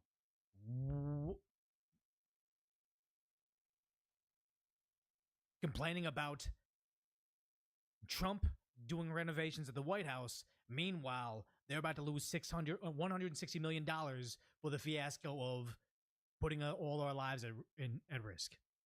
Gavin Newsom has thumbed his nose at us. He's refused to comply with the rules that have come from DOT, which is stop issuing these licenses, number one. Yeah. And number two, go back and review all the licenses that you have issued and make sure it's been done legally. Because the problem right now that I'm having is I recently had to get the real ID. And I know a lot of people don't get the real ID because it's going to track you, whatever. But I needed to get my passport. You have all the same documents for your passport from a real ID. And as someone that's not born in the U.S., the documentation that I needed, I was scrambling. I had no idea how to get that stuff. So when I got it, it's very, very difficult to get your real ID. But then I realized that burned 1.5 billion of campaign funds in just 50. She became a billionaire for 15 weeks though. That's crazy. Or did she still have billions? I feel like she used a lot of it for those 15 weeks. I was scrambling. I had no idea how to get that stuff. So when I got it, it's very, very difficult to get your real ID. But then I realized that they're also giving real IDs to illegals that have their name is no name given. So if you're not even giving your name, you probably don't need all those documents that I had to give over. So our entire real ID system is compromised as long as Governor Gavin Newsom is issuing these to people that don't even have a name given. Ridiculous. We need to overhaul this entire situation. We need to pressure them to stop doing this, and withholding federal funding is probably the only thing that's going to speak to him, because that's the only thing he speaks in. That's the only language he speaks is cash. Gavin Newsom has said no. So, one, I'm about to pull $160 million from California. Good. And as we pull more money, we also have the option of pulling California's ability to issue commercial driver's licenses. Perfect. Gavin Newsom cares more about illegals getting commercial driver's licenses than he does the citizens of his own state and the safety of Americans. Yes. It's shameful. He's been lying about what he's been doing. And again, we're gonna fight tooth and nail under President Trump's administration to make sure that we hold states like California accountable. Gavin Newsom has thumbed his nose at us. Yeah, are you never getting a real ID or stick to a passport? I mean, I had to get both of them at the same time. Timu Patrick Babin, exactly. That's what it is. It's all about the money to him. Yeah, exactly. So what's crazy is while he's talking about the White House renovation that are privately funded, the U.S. Capitol building in Sacramento is also being renovated, but now they say, oh, it was supposed to be $500 million, but now it's apparently $1.6 billion. Their new office building under construction still. KCRA 3 political director Ashley Zavala has been digging into this story for years now, and she joins us with the latest information. Golston, this project is clearly progressing in front of everyone's eyes to see in downtown Sacramento. But state lawmakers are not prioritizing the need to keep people informed about it. It has been at least 3 years since they provided the last cost. Yeah, 3 years. That's how they do. They say, damn. We're gonna 20 fix million the 10 for her freeway. book. We're gonna sell a bond. We're all gonna buy it. The taxpayers are gonna be hurt by it because they're probably just going to have to print out cash to buy it back. The whole project, all that cash they got, goes to things like homelessness or whatever other progressive programs they have. Then they don't have the money to fix a freeway, so then they say, okay, you know what? We're going to put it on the ballot, a 1% tax bump on something, so now we can pay for that freeway that Californians already paid for, or the light rail that we're supposed to get, or the Capitol building renovations. It's all just like a bait and switch scheme. Is it called a no, not a Ponzi scheme. What? Actually, yeah, it is like a Ponzi scheme. It's all a scam, and they keep on pushing it back because they're broke. Estimate of about $1.1 billion. And even then, that figure makes it one of the most expensive buildings in the United States. Yeah. Here's a look at what the construction looks like so far. The structure looks like it's pretty much set. Glass panels are going up on the facade. For $500 million, it shouldn't be pretty much set. It should be set. All year this year, I've been asking the group of Democratic lawmakers overseeing this project for updates. That group, the Joint Rules Committee, earlier this spring told us they would provide a public update on the project at some point this year. That never happened. Lawmakers wrapped up their work for the year and left Sacramento last month. The chair of the Joint Rules Committee, the leader of it, Assemblymember Blanca Pacheco, would not comment when I asked her about that situation. Since June, I have been requesting contracts, change orders, financial statements, and other documents to get a sense of what costs look like. Some documents show lawmakers are getting monthly updates, but the Joint Rules Committee is not giving us those documents from the most recent years. Here's what a taxpayer advocacy group and the former chairman of the Historic State Capitol Commission had to say. You would think that if the project were on budget and on time, they would be bragging about it. But that's never been the case in California, ever. It never will be until you get these Democrats out. Because keep in mind, what was the bridge over in, was it Baltimore? They hit a bridge, the bridge went down. Oh yeah. And remember it that. was because like the ship had lost power. And they said, oh, this bridge is gonna be out for like the foreseeable future, 2 years is the estimation. And then barely, maybe like 3 months after the bridge went down, they had finally demolished it so they can start construction on it again. Meanwhile, over in Florida, they lost a bridge due to a storm, I believe, and then within the week, it had already been rebuilt. This is nuts. the fact that they have not come forward to describe what the full cost of the project is should be a warning flag to everyone in California, particularly those of us who are taxpayers who have to pay for this. Yes, I'm disappointed. They don't care about the efficiency or the over. I hope California doesn't turn out like New York, bro. It probably is. It probably is. California's gonna need a setback. Whatever the fuck. California's had enough of setbacks, bro. But if it goes even further back, this shit's gonna get. Yeah, California's fucked. Bridges because it's not their money. It's our money, and they just feel entitled to it. To hear that they aren't ready. Certainly they have the information somewhere. We know from information that Channel 3 gathered that the construction manager has been providing monthly cost forecasts to them. It would be interesting to maybe study a timeline of when the cost forecasts rose and when the legislature's leadership was informed of that. If at all. As for the apparent holdup, Assemblymember Pacheco said in a statement to me that, quote, the project team is analyzing the financial implications resulting from the litigation and related changes in project scope. The litigation she's referencing ended more than a year ago. Wow, well, the transparency just doesn't feel like it's really there It's right not, now. yeah. So Yeah, I but mean, watch them what do are, this like, news story and then turn around and then pat the Democrats on the back and say things about Larry Elder or Chad Bianco, whatever it is. Like, they'll still back them up. They'll complain about it, but yeah, they'll never turn their back on the Democrats. Yeah, it was the Key Bridge that went down over there. So what is Newscomb? He's about to lose 1.5. No, not 1.5. What was it? He's about to lose $160 million from a already insanely broke state. And what is he concerned with? He's more concerned with his potential run for president and how he looks on the national stage. The hell is going on in this country? And the Republican Party's nowhere to be found. Ronald Reagan's rolling in his goddamn grave. I sit in Reagan's desk as the former governor of California, rolling in his grave. The hell is going on in this country?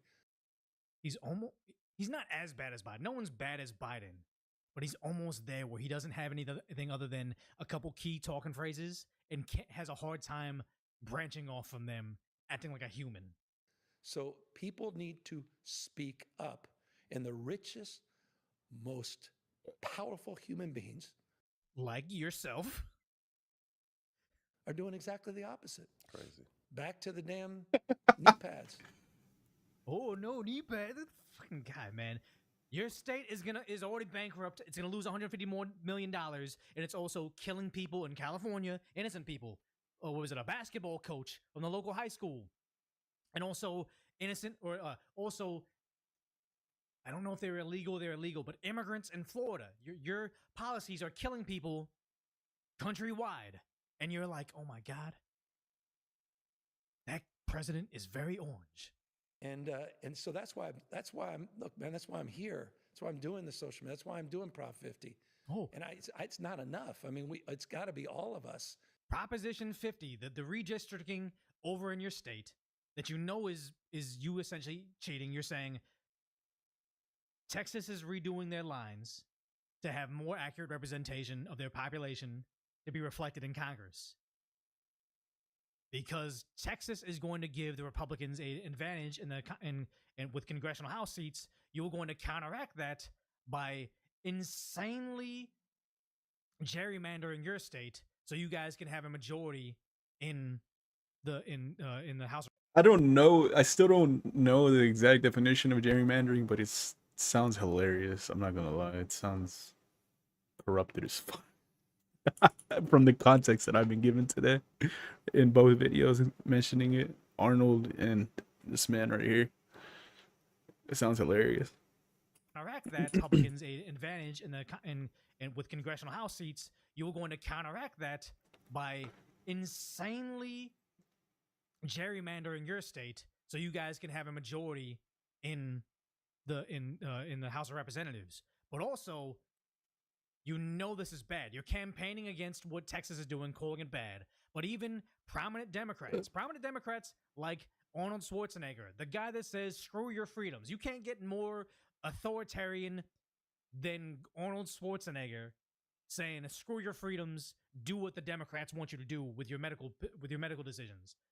Even Arnold Schwarzenegger on CNN, propaganda network itself, is calling out Newsom. I think when they say this is temporary, there's no such thing. No. I mean, the longest programs are government programs that are temporary. If you see how some districts are drawn, it's absurd. I don't get it. The longest programs are government programs that are temporary. Okay, just remember that if it is a tax program or if it is the redistricting program. Keep in mind, income tax was supposed to be temporary.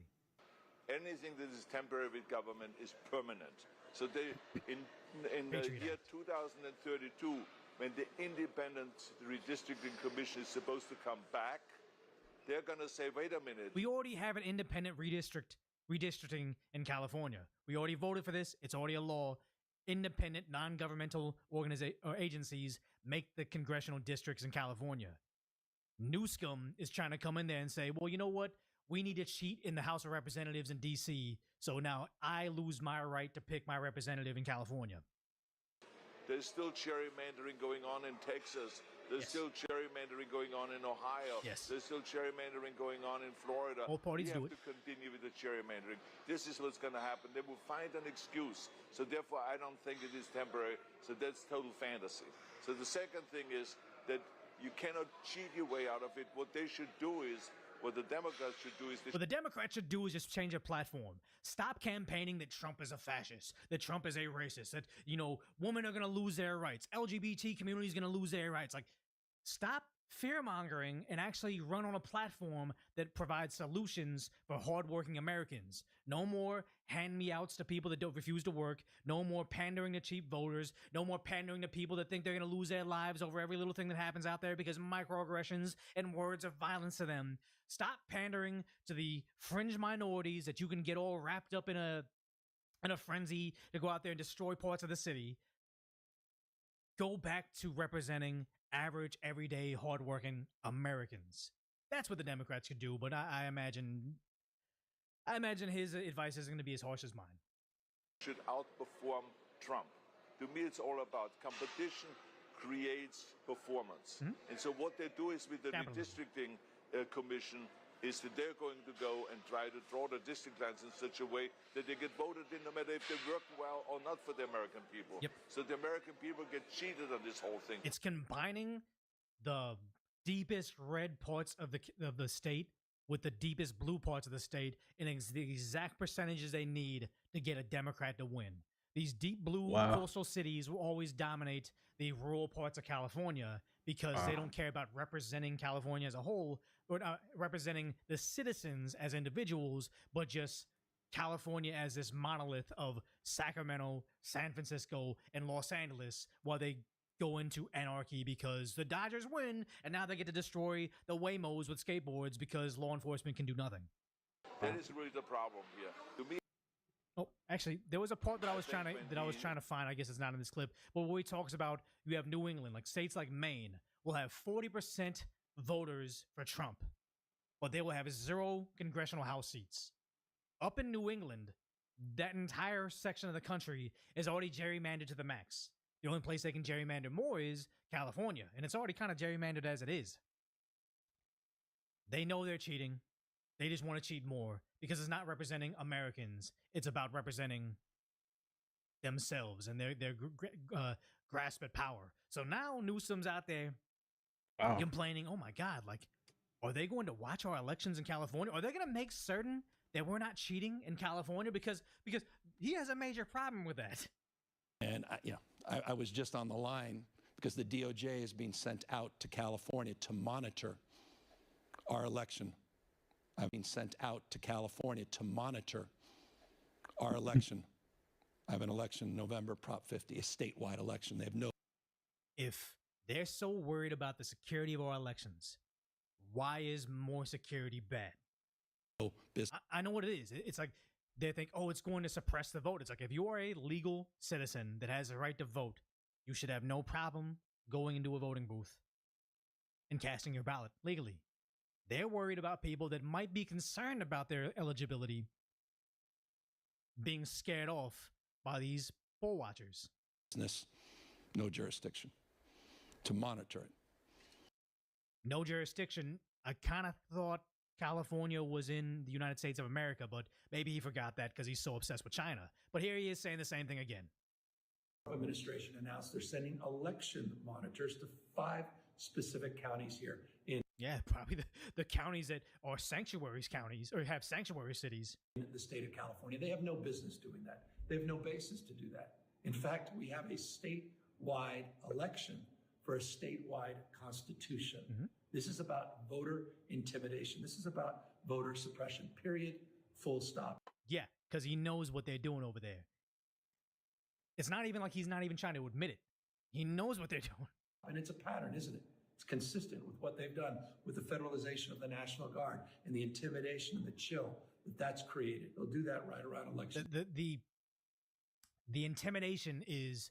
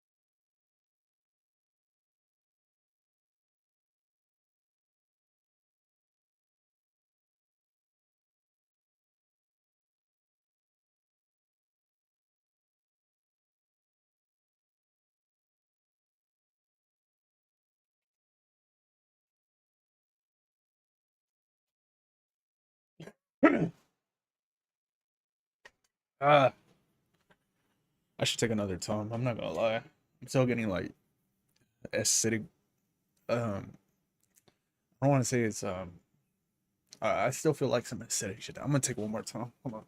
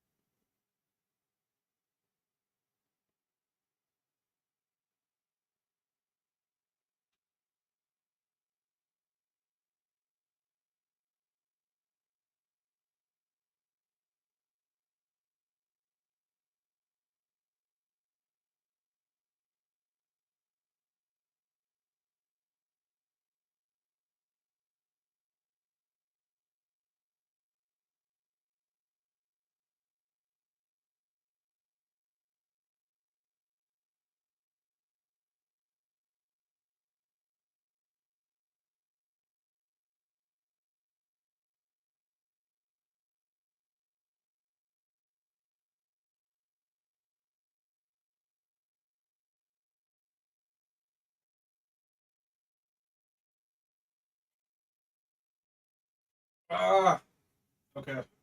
I took one more. Hopefully that's enough for me to have a calm stomach. What's good is I'm not like I don't got like the runs or anything. Ah, but still, I think the first couple of times helped, but I think I was gonna end up having like heartburn. So that probably helped. But I needed one more. My stomach still feels like it's on fire. I don't think it's the coffee though. I mean, I think it is the coffee, but I think it's the fact that I didn't sleep. Like if I would have drank that much coffee, but I had actually slept decently, I don't think I'd be having these stomach problems right now. I think it's the fact that my body's really like weak from not sleeping. Okay, let's continue. I'm gonna end up going to bed at like 8 o'clock my time though. So in about 2 hours, maybe a little under 2 hours. I'll try and make it to 8. In California, guard and the intimidation and the chill that's created. They'll do that right around election. The intimidation is in California. If the Democrats don't get their way, if Trump wins an election, they'll destroy the city. If Minneapolis has a police incident, our city burns down. If Roe v. Wade gets overturned at the federal level, which gives the rights back to the states just to decide. California's already decided women's right to choose. We get riots in Los Angeles. They block the freeways, they burn down stores, they loot buildings. That's the real voter intimidation. Democrats get their way, or your business might get burned to the ground. You might die. That's the real intimidation, because that's the anarcho-tyranny where he just has his police forces look the other way. If the National Guard comes in here to finally stop these anti-ICE riots, then all of a sudden he panics. So why are you guys looking into the finances of who's actually destroying the cities when the Democrats don't get their way? They kept on saying, if you want peace to be restored in Los Angeles, you have to stop these ICE raids. That sounds like voter intimidation to me. As well. Same thing with ICE and border. Well, I didn't even know he's talking about this too. It's all connected, because he's saying ICE and border and voting, because he knows that's exact people he wants voting. Watch that space showing up in and around polling booths and voting places. But this is a bridge too far. And I hope people understand it's a bridge that they're trying to build, the scaffolding for all across this country in next November's election.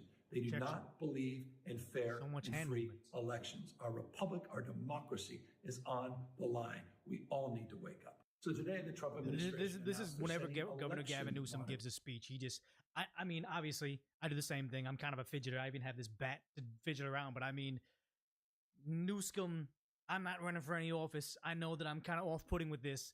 Good God, what is he doing right now? It is bird arm flailing. But it's like, yeah, why would we want to look into the elections in California? Maybe because stuff like this over in Burbank. I'll say over in the Valley, I remember the day of the election night, they had called the election for Biden, and the drop-off the ballot boxes were still getting collected days after the election. One, why are we collecting ballot boxes, drop-off boxes after the election? The election's over. But two, how did you call it for Kamala within seconds of the booths closing when you have an unknown amount of mail-in ballots at all these polling places? The system's broken in California, and I've seen it firsthand. Downtown Los Angeles, you've got it behind us. If you can. Downtown Los Angeles. This is Burbank, California. What? Maybe they're in downtown and this is wrong, because Burbank is not downtown. See, it's a big, big day for California politics, but not so big when it comes to turnout. That's something that we were expecting as we were going into primary day here. I'm going to take you inside here. It's going to get very dark because this is kind of a black box theater here. But come on in. This is where the polling location is. Most of the people that we've seen so far today have come in and they've dropped off their ballots. California does that incredible job of mailing most of those machines. I like how Dominion voting, conservatives were concerned about it, but now that a conservative organization has purchased Dominion, now the Democrats are freaking out. How can we allow the Republicans to own the machines to count the ballots? It's like, yeah, I don't want the Republicans. I don't want, what is it? Oh my god, I'm having a blank out moment. The turtle guy. What's the turtle guy's name? Chat. The Republican. He always blanks out, and I'm blanking out on his name right now.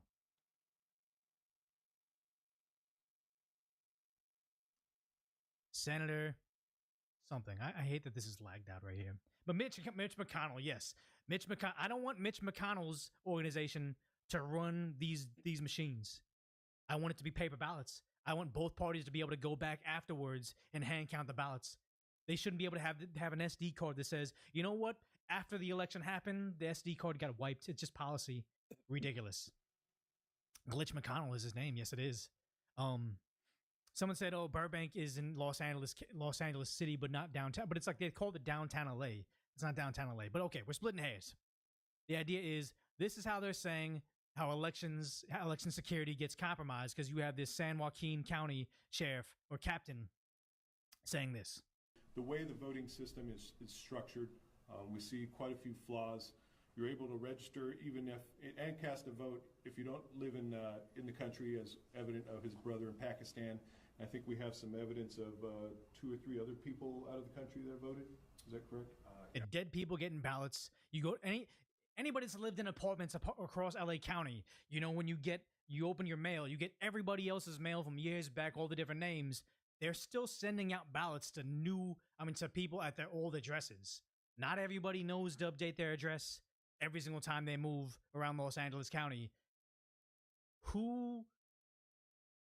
You're not supposed to, but who's checking if somebody like my old apartment in LA, who's checking if my mail goes there and someone's not voting on my behalf? It's obviously a felony. You should go to prison for that. But how would they ever catch the person doing it until I go to the voting booth? Or actually, if I go to the voting booth and I cast my ballot and they say, you know what? It says your name or had already voted. You can have a provisionary ballot for now. I don't think in California they even have a system to catch that. It's a huge issue, and yet the Democrats keep on trying to plug their ears because, in my belief, this is what they want. Approximately 2 or 3 other people out of the country, as well as people residing outside of the district. Okay. The online voter registration system, it seems to be an honor system. An honor system. Good God. We need paper ballots, guys. Anybody can put information in there to register to vote.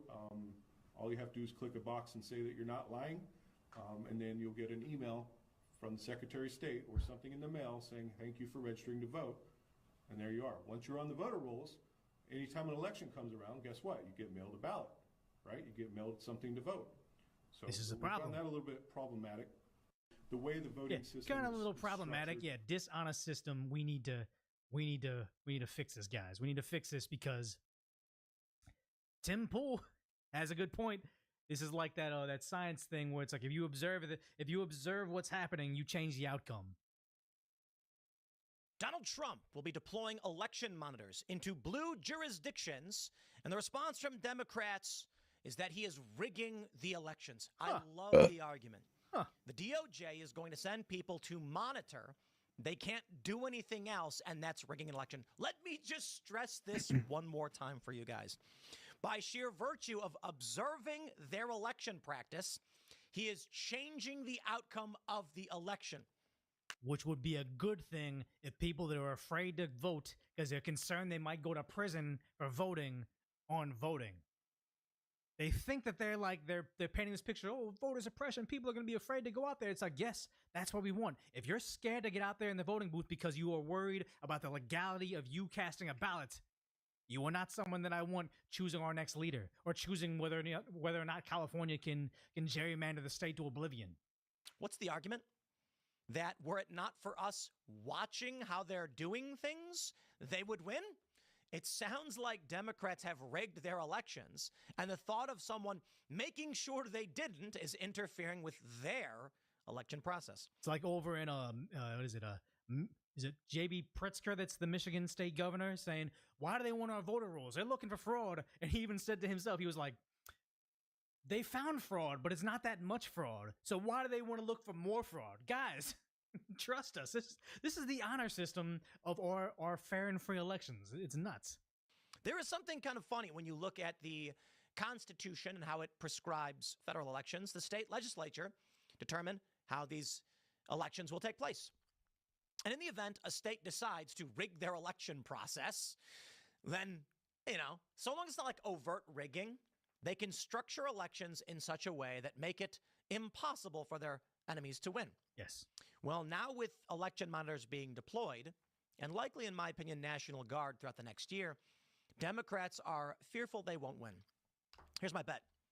Democrats largely won through ballot harvesting. Yes. Many of these Which is states, legal. most states, California. it's legal to ballot harvest. That means you go to someone's house, you knock on the door and say, hey, I'll take your mail-in vote for you and go. Or more likely, they go to an old people home or an apartment complex and say, hey, here's $20 for a ballot, fill this out, and then we'll take it in for you.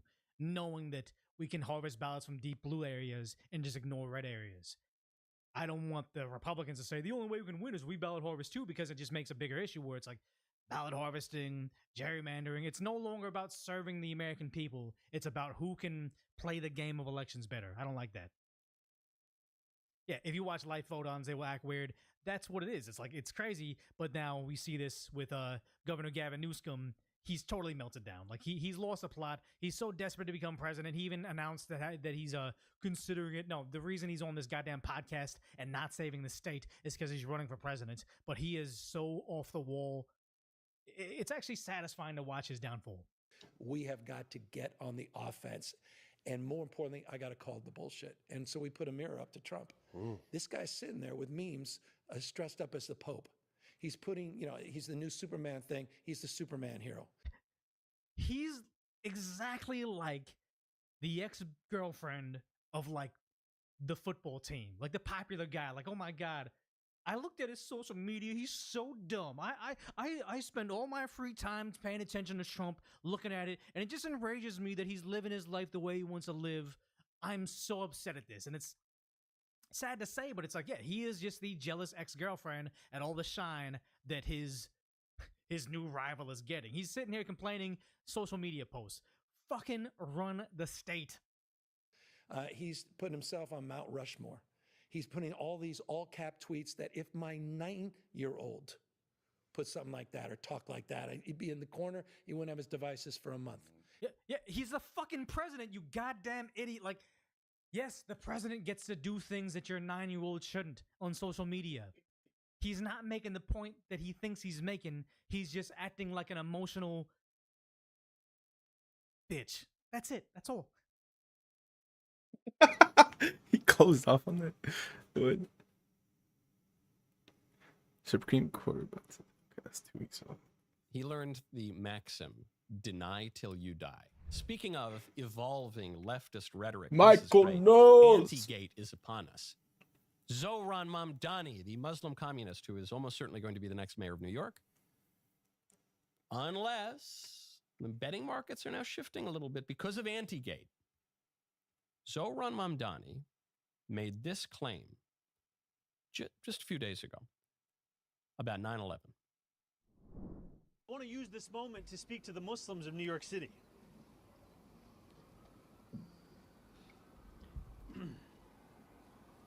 Oh, he's so choked up. I want to speak to the memory of my aunt. Oh, he can't even. He just loved his Who aunt so stopped much. taking the subway after September 11th because she did not feel safe in her hijab. So, What? okay. Thesis. The real victims of 9/11 were Muslims who felt a little awkward in New York. And as he points to the example, he says, my aunt, she wore a hijab and she stopped taking the subway because she felt uncomfortable in her hijab. Okay. So the sleuths on the internet did a little fact check. Huh? And here we see that his aunt doesn't wear a hijab. His aunt, what is an aunt? That's going to be the next great Matt Walsh movie. What is an aunt? The sister of one's mother or father. Or a great aunt would be the sister of one's grandparents. They look through all the aunts they can find, and they find out that the aunt doesn't wear a hijab and doesn't live in New York. And didn't live in New York anytime around 9/11. The whole thing was totally made up. So what does Zohran do? Does Zoran admit that he lied? Or does he persist? Tonight, Friendly Fire returns for episode 2. It's discussing 7 p.m. Eastern with our from Mila Nelson, who says the legitimate jump scare I had when Michael said Kourtney Kardashian won. We had a jump scare too. Go to Medishare.com/Michael. There's no way around it. When it comes to healthcare, people are frustrated with how much it costs and how to pay for it. The usual ways we've been doing this have only gotten more expensive, more complicated, and aggravating. That is why Medishare is such a welcome relief. It's called healthcare sharing. It's different and it works. More than 1 million Americans are now doing this, and Medishare has been a great option for more than 30 years. So really, you could save thousands of dollars a year on your health care and be happy. Imagine that. If you've heard about it and you want to know more, there are 2 easy options. One, you go to Medishare.com/Michael, Michael, or you just grab your phone and you send a text. You will get the info that can really help you and your family out. You text the word Michael. Once again, I will spell it for you. That is Michael to 70246 to get the facts. Text Michael, Michael, to 70246, and you will get the link. That is Michael to 70246, or just pull up your browser and go to Medishare.com. That's long as that. Victims of 9/11. Okay. Zoran says the real victims of 9/11 were Muslims who felt a little awkward sometimes, even though actually Americans' perceptions of Islam actually improved after 9/11. How insane is that? How insane is that? Our country is so stupidly nice that after 9/11, after Muslims in the name of Islam took down 2 of our buildings, killed 3,000 Americans, and hit the Pentagon, after that, we liked Islam more. We took in many more Muslims. Anyway, he says, we became so Islamophobic that my aunt felt awkward wearing a hijab on the subway. And we find out the aunt doesn't wear a hijab, didn't live in New York. Here's his correction. I was speaking about my aunt. I was speaking about Zerafui, my father's cousin, who sadly passed away a few years ago. And for the takeaway from my more than 10-minute address about Islamophobia in this race and in this city to be the question of my aunt tells you everything about Andrew Cuomo and his inability to reckon with a crisis of his own. My father's cousin, my aunt. Now, I don't know how they do things in Uganda or Tanzania or what, but in my understanding, it seems like Zoran has a reasonable hold on the English language. Your dad's cousin is not your aunt. She's your cousin. You know, you can have first cousins, second cousins. You can have a first cousin once removed. That's your father's first cousin. You can have, but you don't. I promise you, the cousin of your father is not your aunt. Even if you call her Zerafui, Zerafui ain't your aunt. But he says it as if there was no question. Well, of course. Yeah, I was talking about my father's cousin, my Zerafui. Why would Andrew Cuomo make an issue about this in the race? I said, oh, because you lied. Well, one, because you said Muslims were the real victims of 9/11. You did a Norm Macdonald joke seriously, which is insane. And it is a disgrace that you could even potentially be the mayor of New York, quarter century after 9/11. But also because you lied. You made a stupid point that you lied about. And now you're talking about Zerafui, who conveniently will not speak for herself here. So then he goes on some other show, El Vacilón de la Mañana. And he tries to explain to a somewhat skeptical host the real nature of Zerafui. I was at the press conference yesterday. They said, can you tell us who your aunt is, who you were referring to? I said, yes, this is my aunt. This is my Zerafui. This is my father's cousin, and this was her story. So how can you convince New Yorkers if that is the type of person that you are, in other words, that you don't tell the truth? Well, it's not a lie. My father's cousin is my aunt. That's how I referred to her growing up my whole life, Zerafui. Oh, I think to have the takeaway from the New York Post and so many others after I gave a speech outside of a mosque for 10 minutes about the Islamophobia we've seen in this race and in our politics to be the question of whether or not Zerafui was my aunt. I mean, Zerafui. This feels targeted to the Hispanic people because there's some dumbass fucking Hispanics that call their aunts cousins or cousins aunts. Sorry, backwards, but Yeah, no, we the people that know, it doesn't matter about the age gap. We don't call them our fucking aunts. We're not fucking stupid. To have the takeaway from the New York Post and so many others after I gave a speech outside of a mosque for 10 minutes about the Islamophobia we've seen in this race and in our politics, to be the question of whether or not Zarafui was my aunt. I mean, Zarafui's my aunt. I called her my aunt. You know, if my aunt had testicles, she'd be my uncle, I guess. He's doing a version of that joke, too, now. He did the Norm joke. Now he's doing that joke. A lady is not your aunt simply because you call her that. Look, I'm Italian. We call people uncle and aunt pretty loosely, but we don't actually believe it. We don't say, oh, he's my uncle. You know, what if I did this bit? You know, Italians do this all the time. It's like your parents' friends. You call Uncle Johnny, Aunt so-and-so, Aunt Jackie. But you say, you know, after The Sopranos came out, it was a very traumatizing time for Italians. My Uncle Johnny wouldn't even take the subway wearing his velour tracksuit. He wouldn't. He felt too ashamed. My uncle, my sweet, beautiful uncle. Oh, no, he's my, like, father's second cousin's barber. But no one would say that seriously. You lied. And now you're just repeating this phrase, Zarafui, like you're putting us into a trance. Zarafui, Guzunai. Excuse me, I'm talking about my aunt. Okay, all right, Zarafui. She is my father's cousin and therefore my aunt. And how dare you suggest otherwise? He lied. That's it. But he has learned one thing about being a New Yorker. I can tell you this. And for those who do not live in New York, you won't appreciate this.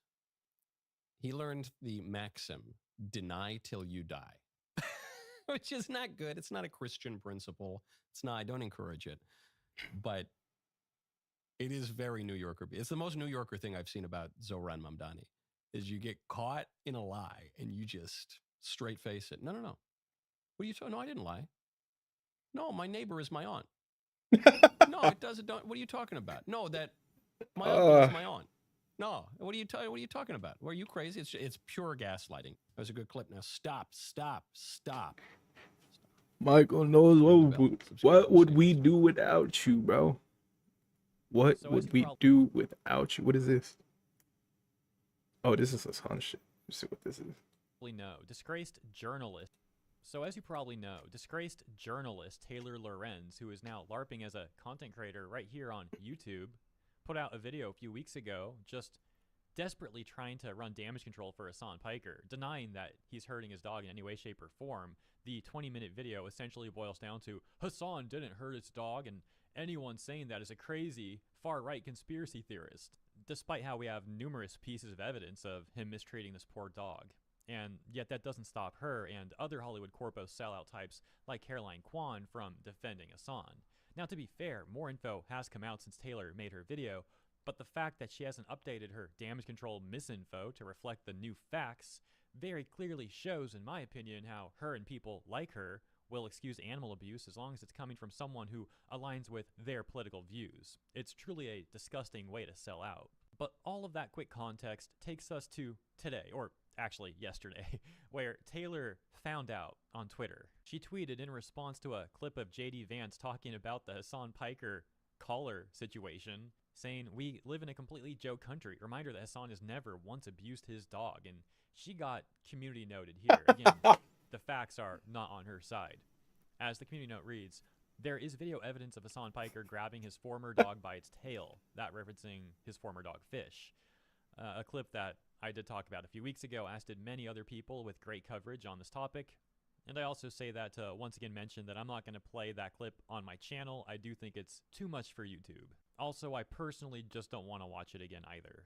Saying pulling dogs by their tail can cause avulsion and fractures of the tail/vertebrae that are incredibly painful and require veterinary care. As mentioned, I'm not going to play the clip, but if you haven't seen that evidence and want to check it out for yourself, you can find it very easily on the internet, and even in the quote retweets to Taylor's tweet, where it's being reposted quite a bit. Now, of course, Taylor completely expectedly did lock her responses, try and censor the conversation so that no one can question her ridiculous damage control. But unfortunately for her, that didn't stop people from adding this community note to it. While it's very amusing to see a disingenuous journalist like this getting called out, this also represents a larger issue, so to speak.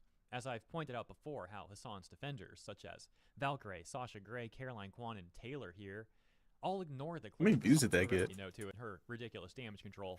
Unfortunately for her, that didn't stop people from adding this community note to it. While it's very amusing to see a disingenuous journalist like this getting called out, this also represents a larger issue, so to speak.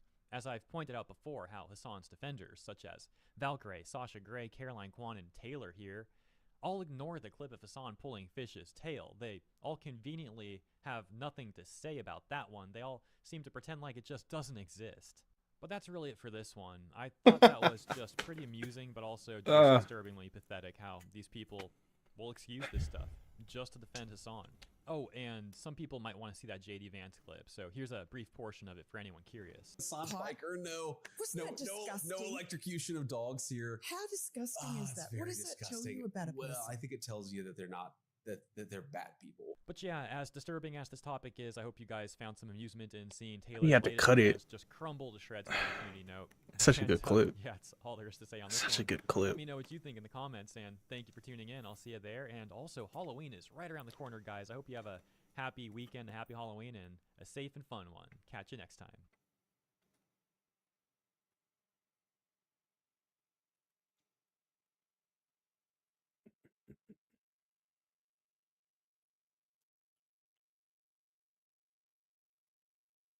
Bro, I need to last about an hour and a half left. What can I do for an hour and a half to stay up?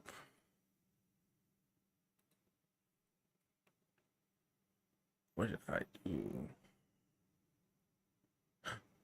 Twins video. Nick Fuentes' response to Tucker Carlson interview backlash. Don't mind if I do.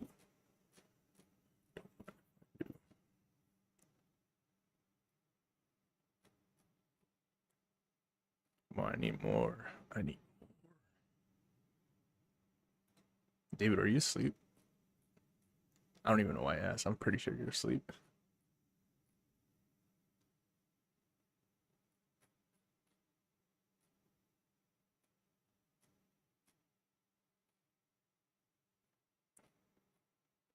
What? Title touch parking tickets.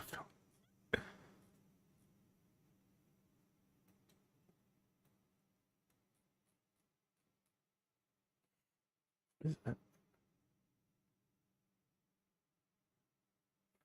What is this? But as always, and this is how it is in America now, two Americans will get together and have a conversation about our country. An American audience will love it. But then there's always this other group that says, hang on, time out. Is there somebody you forgot to ask? Me and Tucker, I consent. I want this conversation to happen. The audience, I consent. I want this conversation to happen. I want to watch this. Yes, exactly. And then you have Mark Levin, Sean McGuire, Josh Hammer, Ben Shapiro, Bill Ackman, Laura Loomer. Is there somebody you forgot to ask? It's terrible. It's horrible. It's horrible. We forgot to ask the Jews for permission to do the show. So they're not happy about it. And Josh Hammer is like the chief Israeli spy in the United States. He's one of the chief propagandists working on behalf of Israel. He has an Israeli wife. He has Israeli kids. His latest book is about how the Western civilization is all about Israel. It could not be more obvious. This guy has zero loyalty to the United States of America, zero loyalty to Western civilization. He's not a Christian. And so Josh Hammer, he's the editor at Newsweek. He wrote an article at Daily Mail attacking me and Tucker Carlson, but there's something really disturbing at the very end. He says something which I would construe in this political climate as a threat. He writes this long-winded article about anti-Semitism, Jew hatred. That's the whole article. Seething and bitching and whining about anti-Semitism, which is par for the course. I'll have the usual, please. Thank you. But what is really disturbing about the article is the way that it ends. He closes the usual screed the usual paranoid, histrionic screed about anti-Semitism with a call for, quote, Tucker Carlson to be neutralized. To be neutralized. What does that mean exactly? And the significance should not be lost on anybody. We're nearly 2 months after Charlie Kirk was murdered, after he was neutralized. This is a year after Donald Trump was shot in the face and he was almost neutralized. What does that mean? We know exactly what that means. Yeah. All the criticism I've seen is pretty much from the right that this interview happened, which is shocking to me because we're the freedom of speech advocates and proponents. Right. But I see majority of the criticism coming from the right. All the criticism is coming from the right.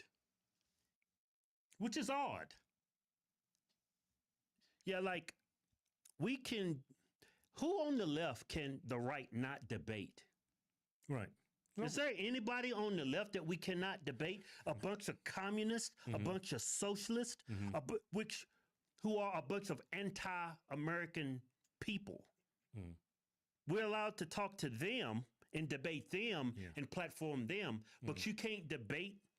But you can't provide a platform for Nick Fuentes and Tucker Carlson. Yeah. Tucker Carlson, the guy who stood up on mainstream media and stood up for January 6ers. Yeah. And investigated on their behalf. How many people did he get released from prison after he released those videos? Yeah. That Tucker Carlson. Yeah, and then taking into consideration, who is attacking Tucker Carlson? Who's attacking Nick Fuentes? Who are they affiliated with? I mean, it's quite obvious. Anybody who criticizes Israel, they're going to label them as Jew haters. No, the reason why I'm against Israel right now is their military tactics they're being using. It's considered war crimes. Yeah. I don't hate people of the Jewish faith. They hate me. That's why they label us anti-Semitic. Yeah.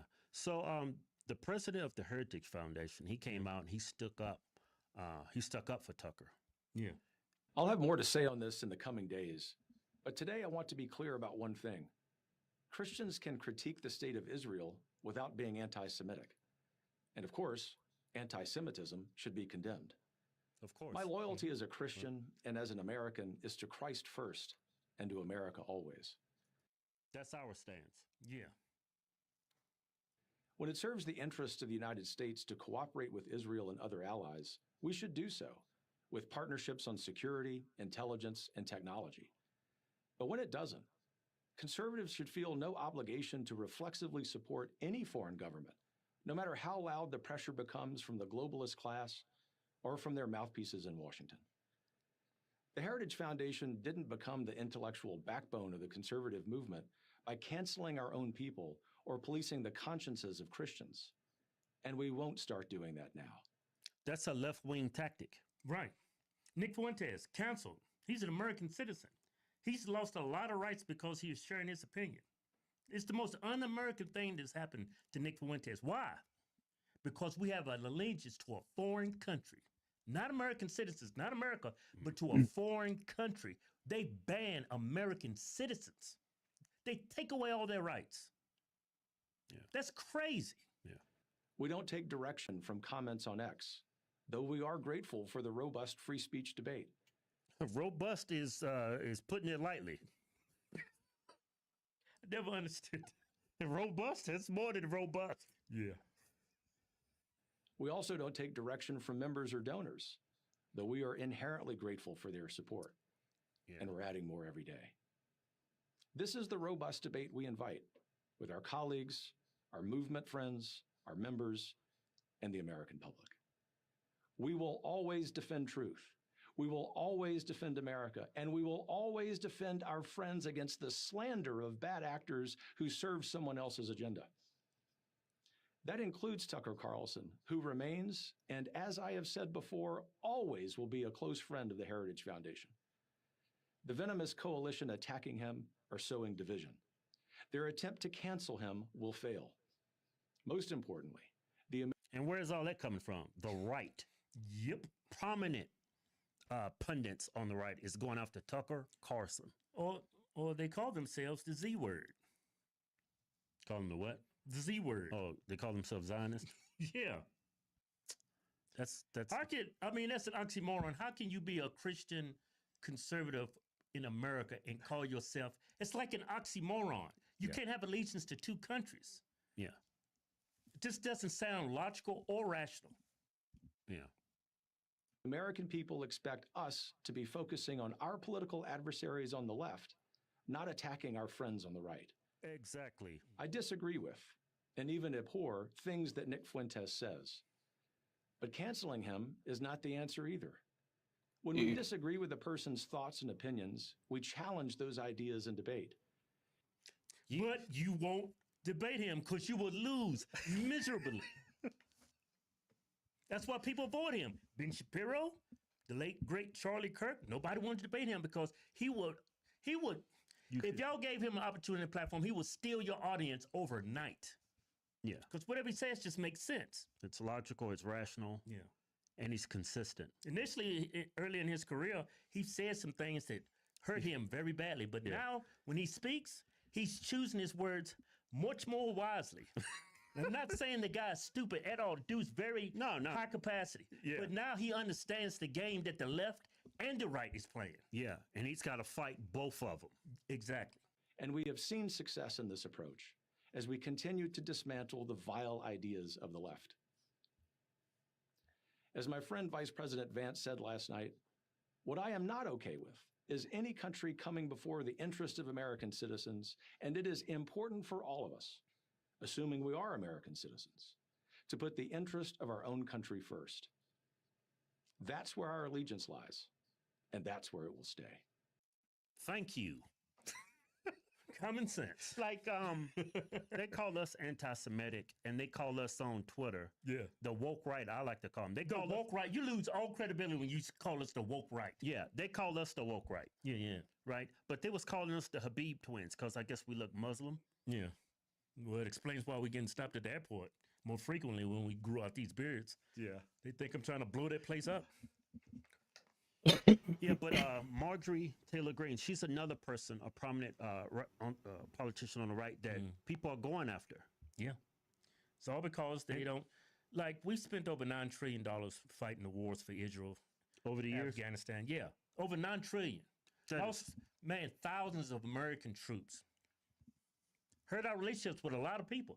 Nobody's willing to disclose that or share that opinion that I just shared because it's true when you get outside the borders of the United States, when you get outside the boundaries of our country, everybody is not in agreement with what Israel's doing because we're attacking them because of the things, the military attacks they use. They call us anti-Semitic.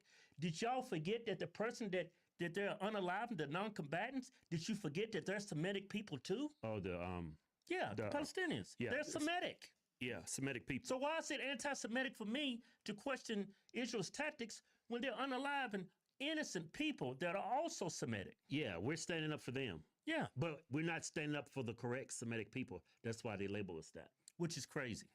Yeah. That's supremacy that they're pushing on us. Yeah.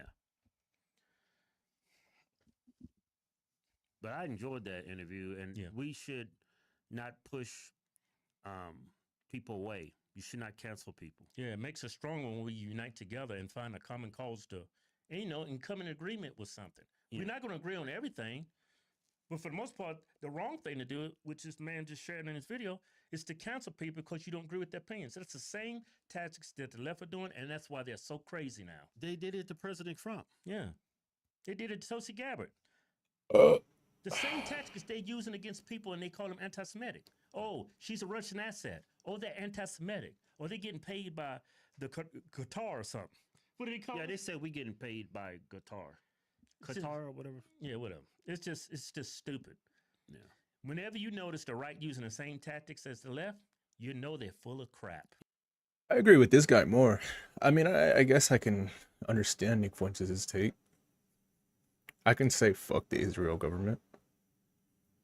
But I also would like to say fuck Palestine. I think Nick Fuentes is all for recognizing Palestine as a state. I don't want to because I don't give a fuck about them. So I think I agree with him more than I do with him.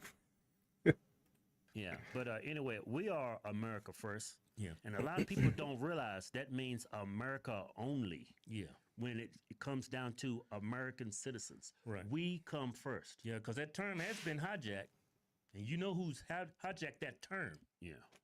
I guess I'm speaking on assumption though. I don't know what the fuck Nick Fuentes stands for because I don't really watch him. I haven't heard him criticize Palestine, but that's the reason what makes me assume that. But I don't watch him that much, so I don't know if he does or not. The term has been hijacked, and you know who's hijacked that term. Yeah. All right. Let's see. Yeah. Got a new show for y'all. Hey, remember, you can watch or listen to us on Spotify. Link is in the description. You can watch or listen. Yeah, I got it, man. That's my job. You can watch or listen. I'm taking over that responsibility. Yeah. You ain't demoting me. Yeah, you've been demoted. No, that's my role. I'm going to take it. Yeah. Right. Let's see I'm going to take it right now. Hey, everybody, don't forget, you can always watch us on Spotify or listen to us. Yeah. It's not smooth like me. I can tell you can watch or listen. You can watch or listen to us on Spotify. Okay, it's good stuff. And here's why you should watch it on Spotify. It's uncensored. Because Spotify is uncensored and it's longer. A lot of content that's on YouTube, you're not gonna. I mean, you'll find even more on Spotify. Yeah, what he's saying is. Look, you just got demoted too. Yeah. Everybody getting demoted. So the video that went up today is actually a 16-minute video. Mm-hmm. Oh. But if you notice on YouTube, it's only 8 minutes. Yeah, because people don't like watching long videos. So I cut them down. I don't, because there was more banter in the videos on Spotify than there is on YouTube videos are long or whatever. So there's some things that you might miss if you don't listen.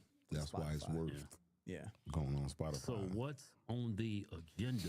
This, remember this? Wow, that was just the beginning of. Yeah, we ain't talking about nothing yet. Like broken begging is never a good combo. You got that right. Yeah, this is. Man, what just people, listen to you gotta hear what she says and then his response. Why is he wearing a wave cap?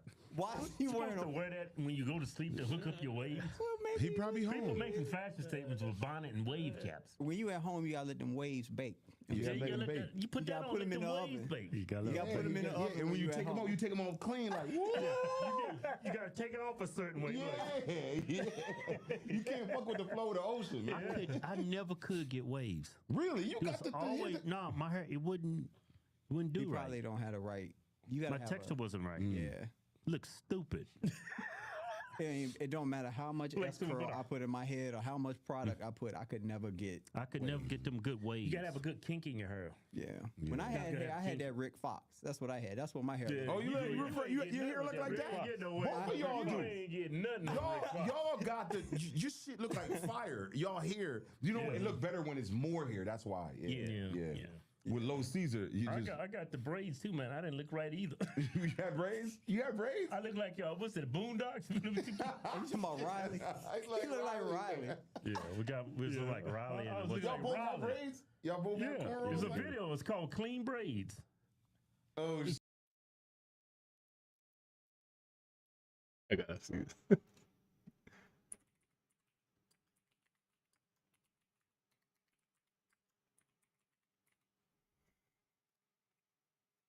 Gotta see this.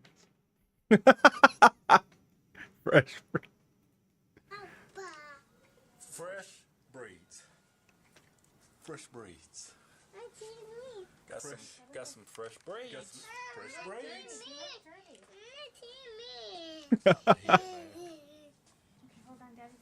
Look at them fresh braids. Fresh braids. Let me hold the camera. Do a spin. Here, hold up. Flex. See these? Fresh braids. Look at that. Look at all that muscle, all that mass. Fresh braids. Fresh braids.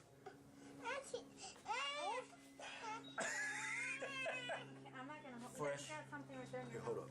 Look at this. What? Fresh braids. Fresh braids. fresh braids. Fresh Man, did this braids. shit not hurt? Yeah, it hurt like hell. Well, people told us it's gonna hurt. I didn't think I was gonna feel like a damn carving knife was in my skull when they was doing it. But damn, that shit hurt. Man, next time we get our hair braided, we should do a video. Cause you look like you was trying to take a shit the whole time you was getting your hair braided. That shit hurt, man. You like this. I was like, damn. At least I held mine in better than yours did. You was just in excruciating pain. Yeah. But show up them fresh braids. Those fresh braids. Fresh braids. Hey, if you haven't already done so, subscribe. Fresh braids. Fresh braids. I got fresh braids. That's Get it. some flexing in. Hurry up, man. Oh, yeah. Look at that. Oh, guns. Oh, God. I'm swelling up again. I'm getting back cut. I lost about 20 pounds of baby fat. And I got some fresh braids. You like The more we look into still up, Horse Twins with braids up. There's a video. It's called Clean Braids. Oh, still up, Horse Twins with braids. I look like a damn fool. All the black ones. I mean, y'all too cute for that. Take that out of your head. I was at work. They said y'all too handsome for that. Y'all don't need to look street. Oh, black wolf, said y'all too handsome for that. Y'all ain't no roughnecks. Y'all sound like some damn braids out of your hair. Yeah. What the hell are you thinking? What right here sound like old Yosemite Sam with cornrow. Oh my God. Y'all listen to her? Y'all cut it a little bit after that? Or I got rid of it. Yeah. I got rid of this. Yeah. All right, here we go. All right. This man said, why every time I meet a woman, she's behind on her bills or she needs help with a bill? Now, to me, that sounds like a valid question, but I'm sure she's going to figure out a way to say that it isn't. Your discretion is advised.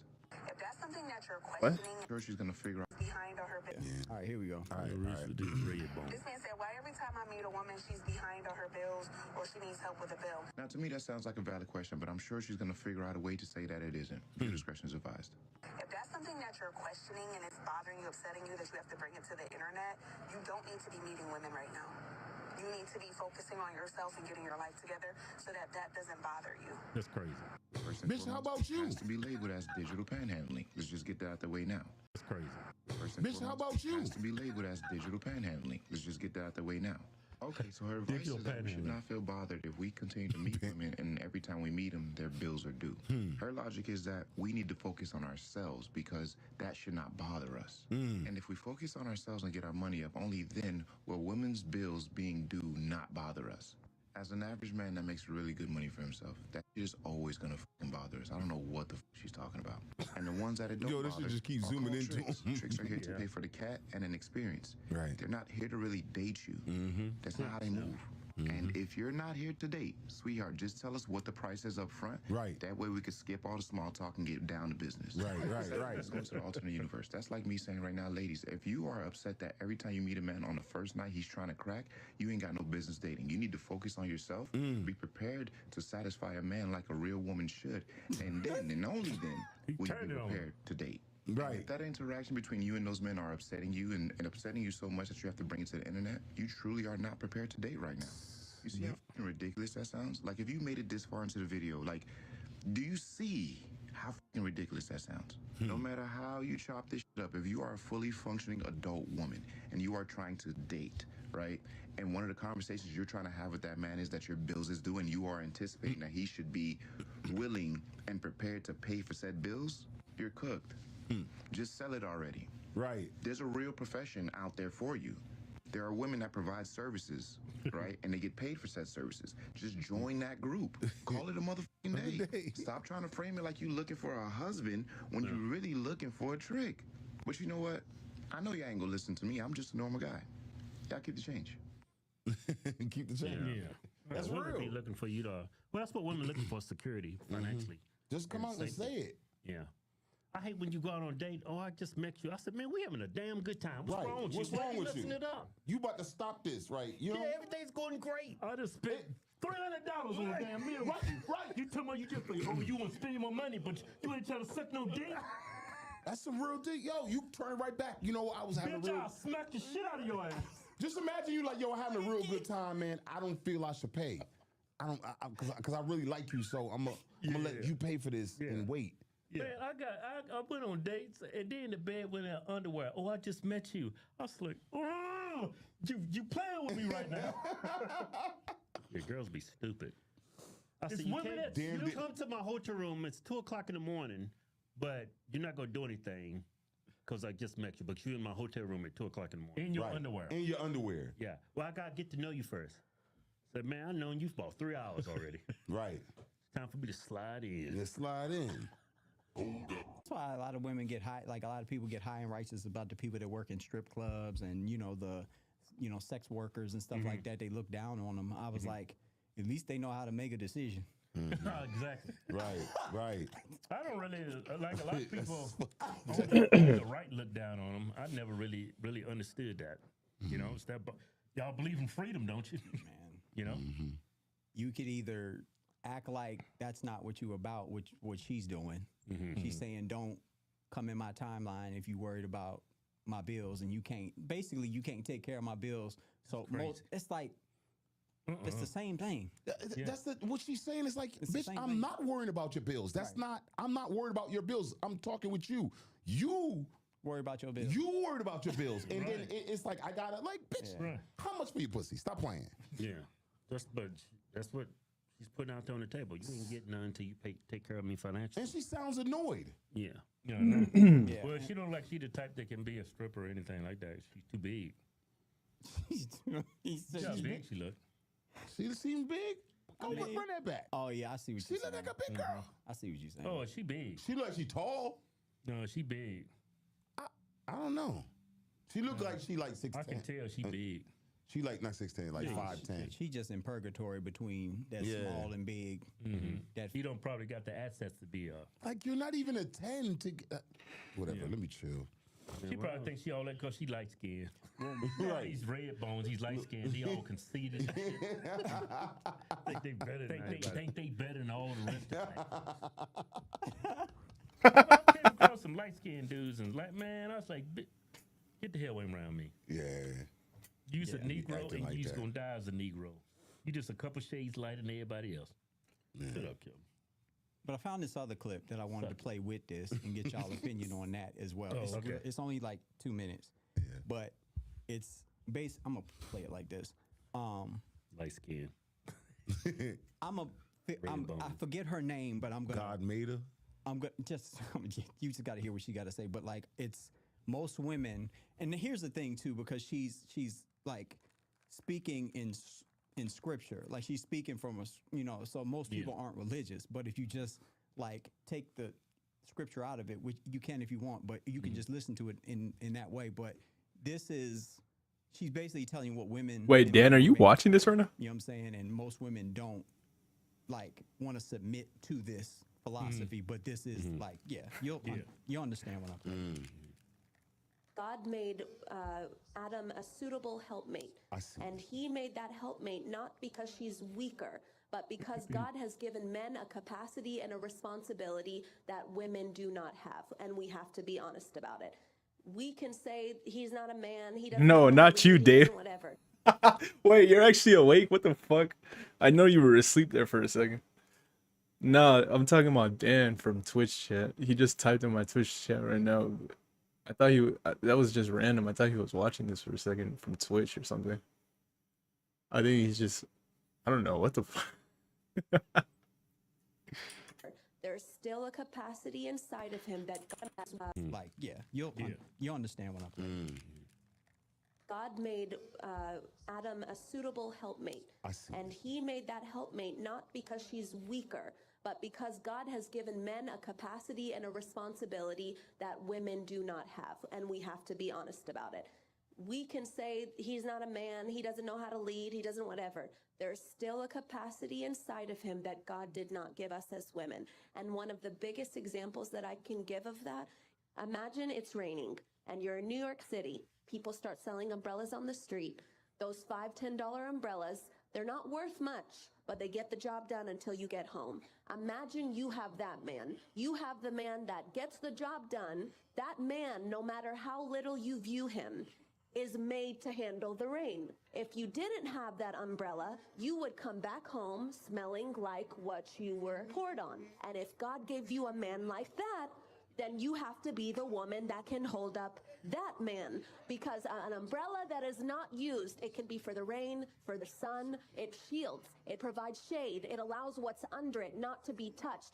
We are the vessel, not weaker. We are the vessel that was meant to let the one that God gave us be held up and used for what he was made. And if God gave me, which he did, my man's about as heavy as this table. That means God made me capable of holding him up. If my man is not doing what he was made to do, it's because I, as his wife, am not holding him up. One thing I will credit myself to is that that man can come and do what God has him to do, because on the back end, he is being held up and held down. If you think submission is because the man is doing what you believe is right for a man to do, then you've missed your assignment before God. God will bless your obedience as being a wife. Submission does not make you a weaker vessel. It just makes you the part of the machine that is needed to function, but entrusting somebody else's responsibility that that's what they were made for, to do what God has made them to do. He is not going to submit to me the way I'm going to submit to him. That's not even biblical. If God has made the man the head of the house to love his wife as he is to love the church,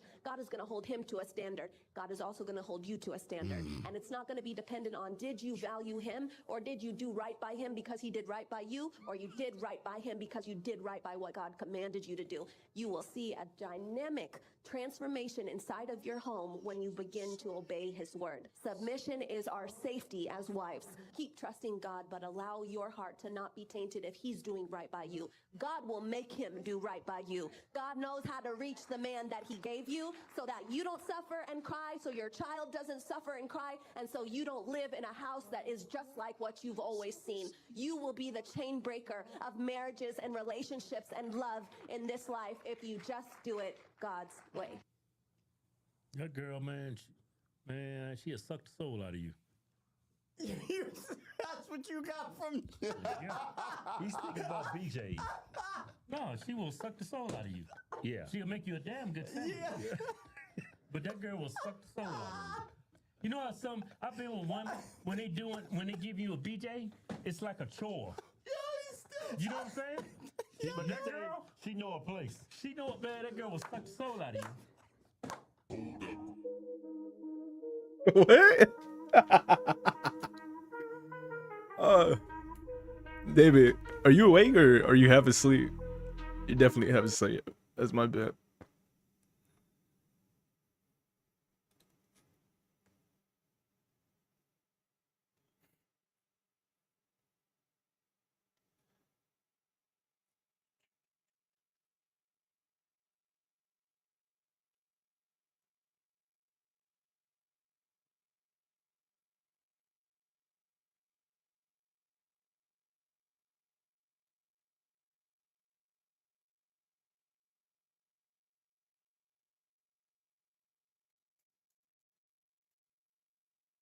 It is.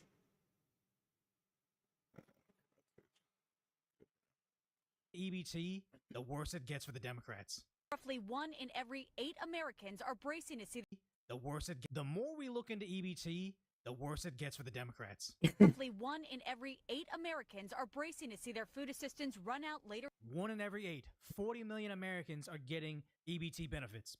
Obviously, some people deserve it, but the more you look into it, the more you realize it's just a broken system that millions of Americans are taking advantage of.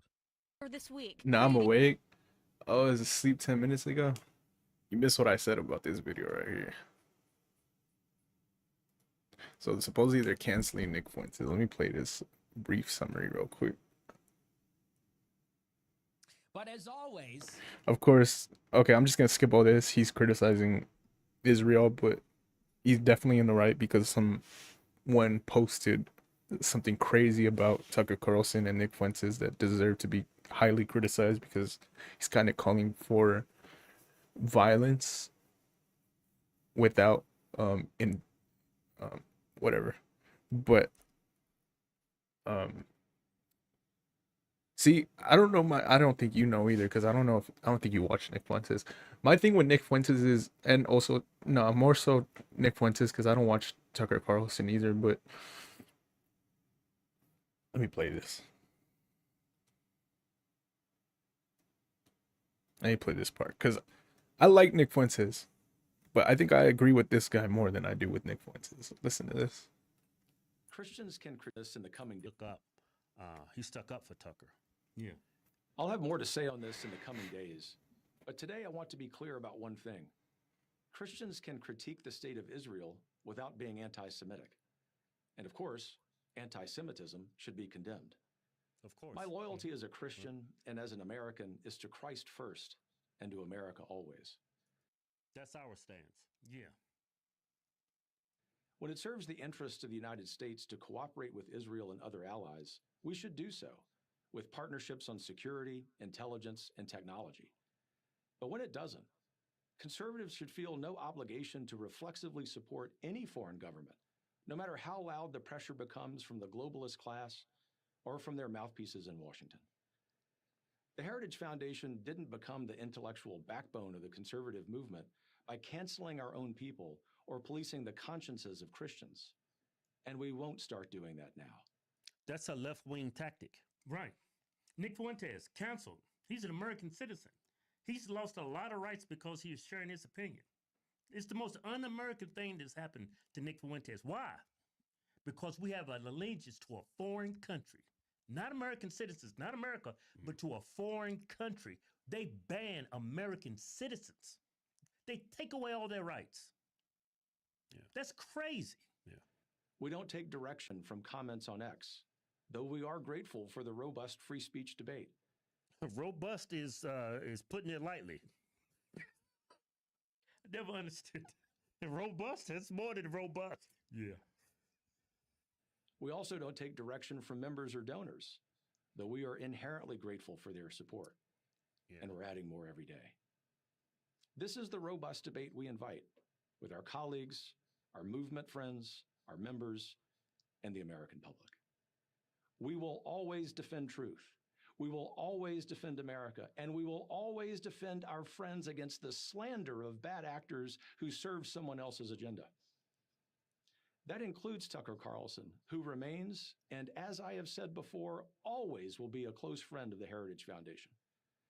The venomous coalition attacking him are sowing division. Their attempt to cancel him will fail. Most importantly, and where's all that coming from? The right. Yep. Prominent pundits on the right is going after Tucker Carlson. Or they call themselves the Z word. Thanks. They call them the what? The Z word. Oh, they call themselves Zionists? Yeah.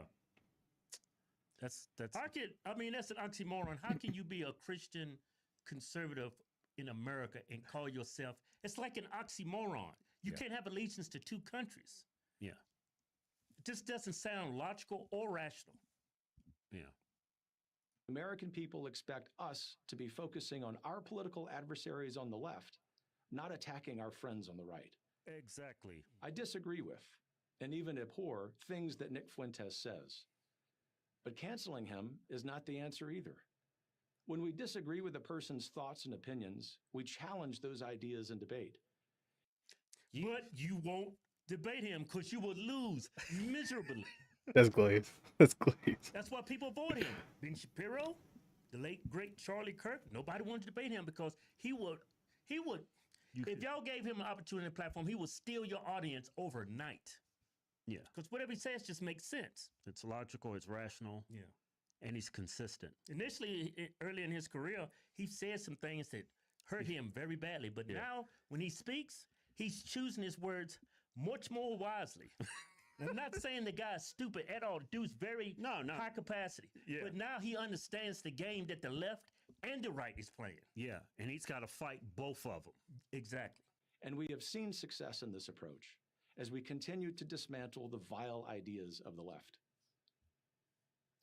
As my friend Vice President Vance said last night, what I am not okay with is any country coming before the interest of American citizens, and it is important for all of us, assuming we are American citizens, to put the interest of our own country first. That's where our allegiance lies, and that's where it will stay. Thank you. Coming. He put it very accurately on the way that I feel about things. The thing that since I don't watch Nick Fuentes, I can only be based off of assumption, but I've only ever heard him criticize Israel heavily, which I'm not against because I'm all for saying fuck the Israel government and all that.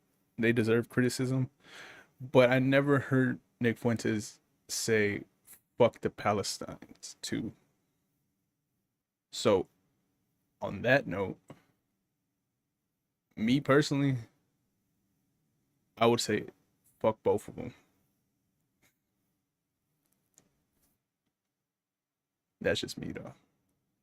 So I can't say that Nick Fuentes hasn't criticized Palestine because I don't watch him. But yeah. I won't trust the Heritage Foundation after they endorsed Mike Pence over Trump in the last president. Oh yeah. And they were weren't they never mind. Over Trump in the last presidential elections, and they created the Trojan horse of Project 20. Yeah, that's what I was gonna ask. That's what I kept telling about. That almost ruined Trump's campaign. But he put that very well though. He put that very well. And I'm not gonna lie, I agree with this statement. I agree with this statement. Sense. Like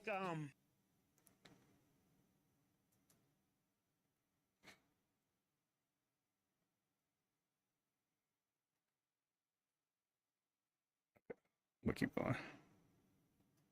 A food crisis some experts say could be the worst since the Great Depression, all because of the government shutdown. When they say when something like ABC Disney says could be, the answer is no.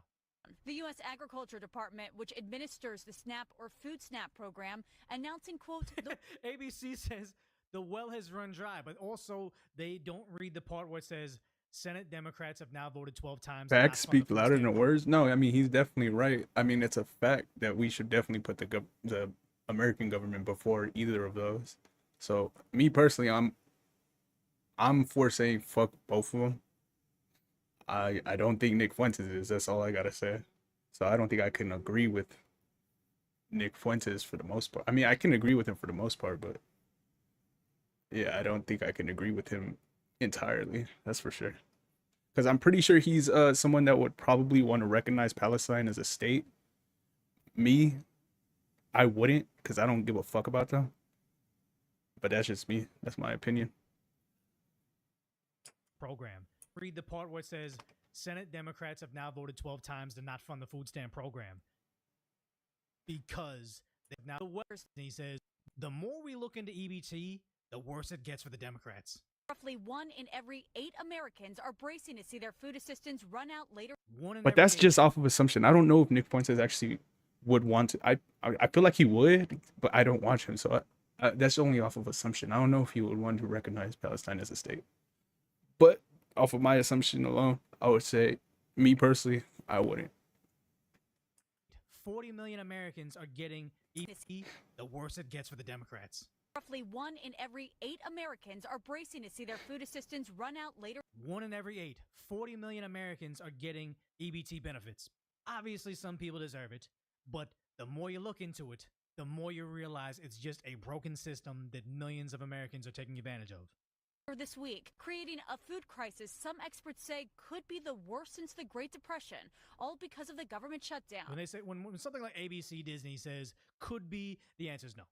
The U.S. Agriculture Department, which administers the SNAP or Food Snap program, announcing, quote, ABC says the well has run dry, but also they don't read the part where it says Senate Democrats have now voted 12 times to not fund the food stamp program because they want to give health care to illegals. They always have these clean bills saying, hey, if you just fund air traffic controllers, SNAP benefits, if you just fund Americans, taxpayers, we will all vote for it. A clean bill. But the Democrats say, no, we got too many weird things we want to fund overseas, so we're going to hold the SNAP beneficiaries hostage until it gets voted for because we're going to blame Trump for it. The same thing happened with the COVID relief bill where Trump told Pelosi, if you just give me a clean bill that puts checks in Americans' pockets, I will sign it today. But Pelosi refused to do that because she had all these tiny little pet projects that were shady behind the scenes. There was probably like USAID funding for America's own demise. They refused to do so, holding, again, Americans hostage. Well has run dry. Everyone's worried that, they're not going to be able to feed their families. Because that's what the Democrats want. They want Americans to be worried about the scary Republicans, while ABC, Disney just conveniently omits the part where it says, omits the part where it says Senate Democrats have voted against it. Because the more you look into it, the worse it gets. Use emergency funds to pay for federal food benefits with a fast approaching deadline. CBS's Christina Fan is in New York with details on that. Christina. Well, Jericho, 1 in 8 I like how there's a U-Haul moving out of New York as she's speaking about this. Americans rely on SNAP benefits, and tonight there is mounting worry for them. They might not be able to afford food with money running out 1 week from today. Your money. I think people are starting to panic. Food banks around the country are flashing warning signs. We've been having about 7 to 10 new people a day this week. Look at that. That was full this morning. The pantry at Calvary Episcopal Church in Kentucky ran out of food for the first time in its 43-year history. We feel like this is the tip of the iceberg. Members of the California National Guard are now deployed to help food banks in the state. In Massachusetts, 16% of residents rely on SNAP benefits, which provide an average of $187 a month, or about $6 a day. Democratic Governor Maura Healey holds President Trump responsible. Oh, convenient. Leadership is a choice. And sadly, President Trump has chosen to take away food from people. Are the Republicans voting for the government to reopen? If the answer is yes, this is not on Trump. But yet here they go on TV to boldly lie to your face saying, this is Donald Trump's shutdown. He's over in China partying it up and dancing with the Chinese. Not the Chinese. I forget what country he landed in. Was it Asia? I'm sorry, was it Japan? I forget. But he's out there dancing while you're starving. That's just what they want. It's not what's happening, but they care more about getting their pet projects funded than Americans eating. All around this country. Aboard Air Force One, President Trump told reporters he's not to blame. Well, I'm going to let some other people talk. I'll have a comment on that later, but the Democrats are stopping it. The sudden loss in federal food aid will ripple beyond homes into stores and businesses. Every dollar in SNAP benefits generates $1.54 in economic activity. I don't believe this figure at all. I don't believe anything else that this news network has said. But honestly, I want to know how they came up with this figure. This is like when Joe Biden ran on, I'm going to create 1 billion new American jobs in government, and it's not going to cost a taxpayer a dime. It's like, the fuck you mean it's not going to cost us anything? You're paying all these people something. Oh, it's going to create economic activity, and it's going to make our economy better. It's like, no, you're just making shit up. Quite a bit of our sales come from EBT recipients. Right now it's making up about 10 to 15% of our total sales a month. Yeah. What did also people find out that it was like Pepsi Cola, Coca-Cola, one of those companies, it was something like over 50% of their sales was because of SNAP, EBT, government benefits. So we've been artificially inflating the sales of these companies with government money. How many of these garbage food manufacturers that pay a lot of money to lobby? I didn't watch it. I didn't watch the Japanese thing. I kind of want to watch it now. He was well received. I kind of want to watch it now. I seen them like hugging each other and they were like happy as shit. That's all I seen the picture of it on Sky News, I think, but I didn't watch the video. I kind of want to watch it now. Sales of these companies with government money. How many of these garbage food manufacturers that pay a lot of money to lobby in government are being kept afloat by SNAP? And Democrats say they will not vote to reopen the government unless there is an extension of health care subsidies for millions of Americans. What about the people beyond those Americans? What else are you trying to give subsidies for? It's funny how much lies by omission these outlets give us. Wait, did this thing freeze? Yeah, this thing froze. where we store this. But yeah, they keep on lying by admission because here we got Tim Walz out there saying, "Hey, right one, play it." Not to. They are choosing not to. And I can paint any damn picture you want for you. They're paying contractors to tear down the East Wing, but they're not putting money into the food bank that they're setting on. So if there's a sense of frustration. Who's paying the contractors in the White House? Is it the taxpayer? Because it's a taxpayer, it makes sense. Why are they funding this but not that? But it's not the taxpayer. Trump isn't paying some employees but not other employees. It's out of pocket. This is like a private financier that is paying that. So it's like they're giving you this false equivalency to try to drive home that message of, oh, evil Trump is hurting the economy, or not, or is hurting the average American, and he's funding his personal new ballroom. But it's not that, because again, here they are openly admitting it's not about helping the American people. It's about beating Trump. Orange man's so bad, you get to starve of it because of it. I know Democrats are ready to go. I know they're ready to come back and do this. They're ready to come back and protect things that had passed the legislature. They are not willing to come back and let. Takaichi said she will promote Trump's candidacy for Nobel Peace Prize. Wait, you never answered my question though, because you said someone was already what's the word I'm looking for? Given the Peace Prize. Can Trump not win the Peace Prize if someone already was anointed given the Peace Prize? An authoritarian president do whatever he wants. I know Democrats are ready to go. I know they're ready to come back. Is this about giving money to the starving people, or is this about because Trump is beating you right now? Trump derangements a personal new ballroom, but it's not that, because again, here they are openly admitting it's not about helping the American people. It's about beating Trump. Orange man's so bad, you get to starve of it because of it. I know Democrats are ready to go. I know they're ready to come back and do this. They're ready to come back and protect things that had passed the legislature. They are not willing to come back and let an authoritarian president do whatever he wants. I know Democrats are ready to go. I know they're ready to he come can't back. exit. Is this about giving money to the starving people, or is this about because Trump is beating you right now? Trump derangement syndrome is going to cause people to miss meals. Very, very sad. But I think the biggest part of this whole scenario is Caleb Hammer. He's the economics guy, where he helps audit your finances.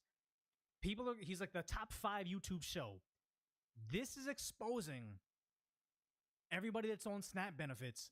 They're gonna miss meals. Who exactly is on this? Because honestly, I could see somebody loses their job, goes on disability, has issues in their life. They need a bump so they don't starve in the meantime, getting back on their feet. It's not meant for just lazy people that want to live off the American taxpayer. This top 5 YouTube show is starting to open the average American's eyes to exactly who's on EBT. And now that you have all these people crying like, oh my God, 40 million Americans are going to lose their SNAP benefits, it's going to make people kind of think, you know what? I kind of don't care that's the case.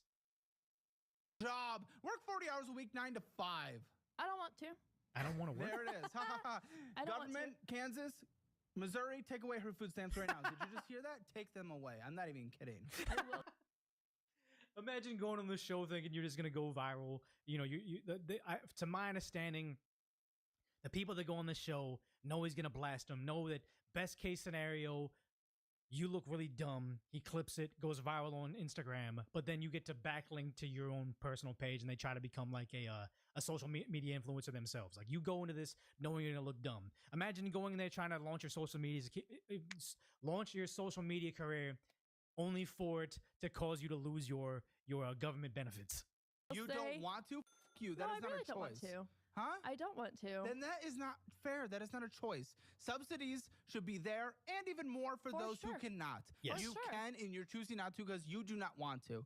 And I knew the more and more. Because here's the thing: I think most people want the SNAP benefits to be there because they can see themselves or one of their family members, one of their loved ones, going on hard times and needing those benefits. So it's like, oh my God, I got laid off in my job.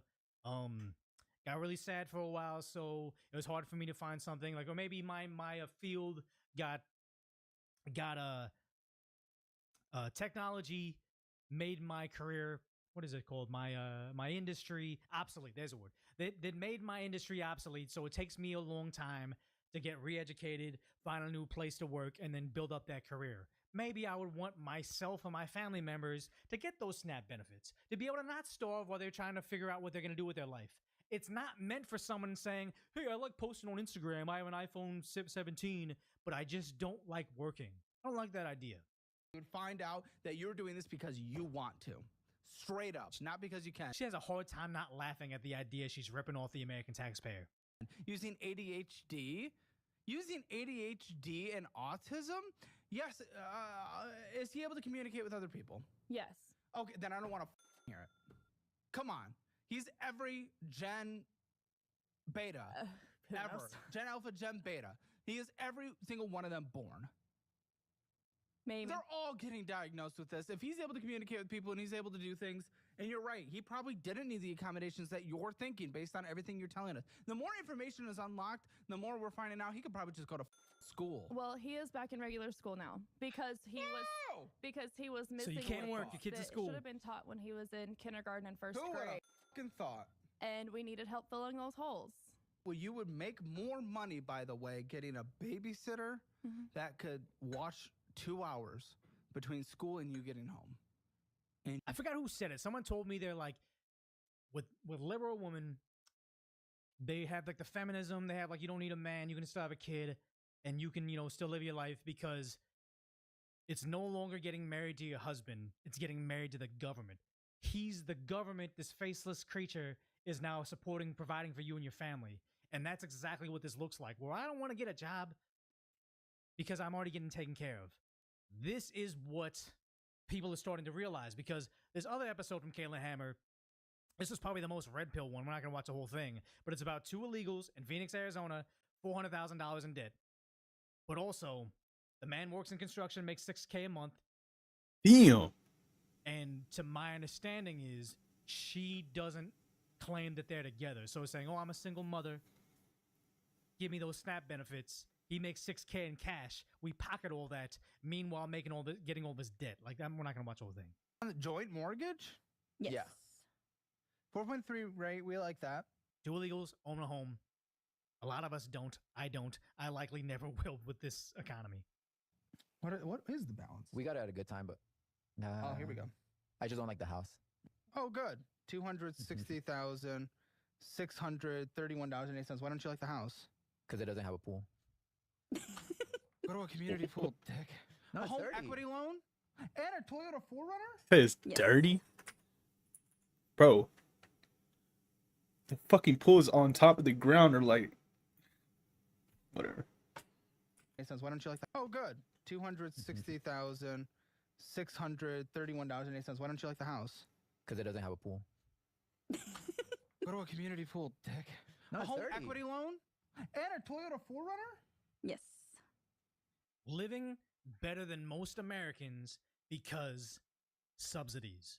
All these benefits you get, meanwhile not paying back into the system. Those are all joints as well. Oh, why did we get a home equity loan? He's disgusted by them. It goes on and on, but then he just ends it because they're not willing to make basic accommodations, saying, "Hey, you're getting all these benefits. Just sell your car. Sell your car so you can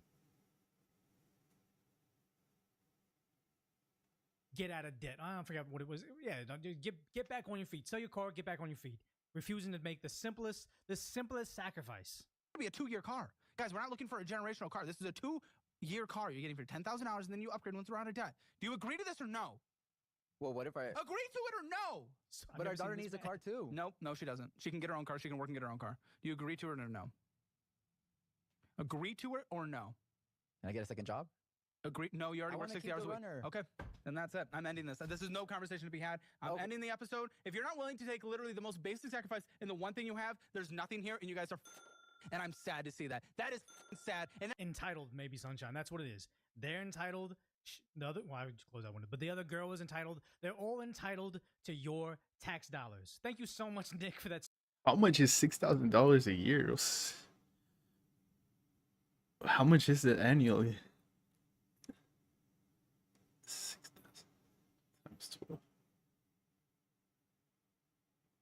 It's got to be over 100K. I don't fucking know. super huge super chat saying, keep doing what you're doing. No, thank you so much for that. But that's huge. Thank you.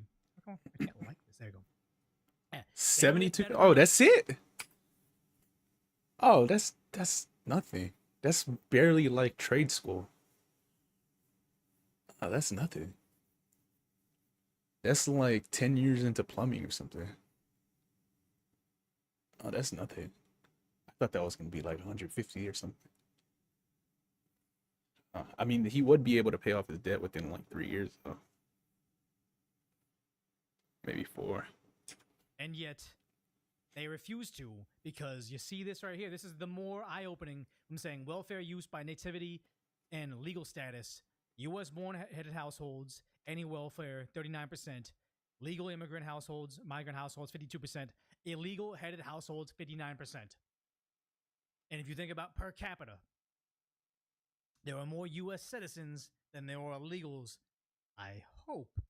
But even the idea that you have a bunch of them in places like Los Angeles, where they think it's more like 50% of them, meaning to say that over 50% of them are receiving taxpayer benefits, and likely a lot of them are getting paid under the table, because when we raid these places in Los Angeles, all these people scatter where they realize, oh my God, he almost exclusively employs illegals.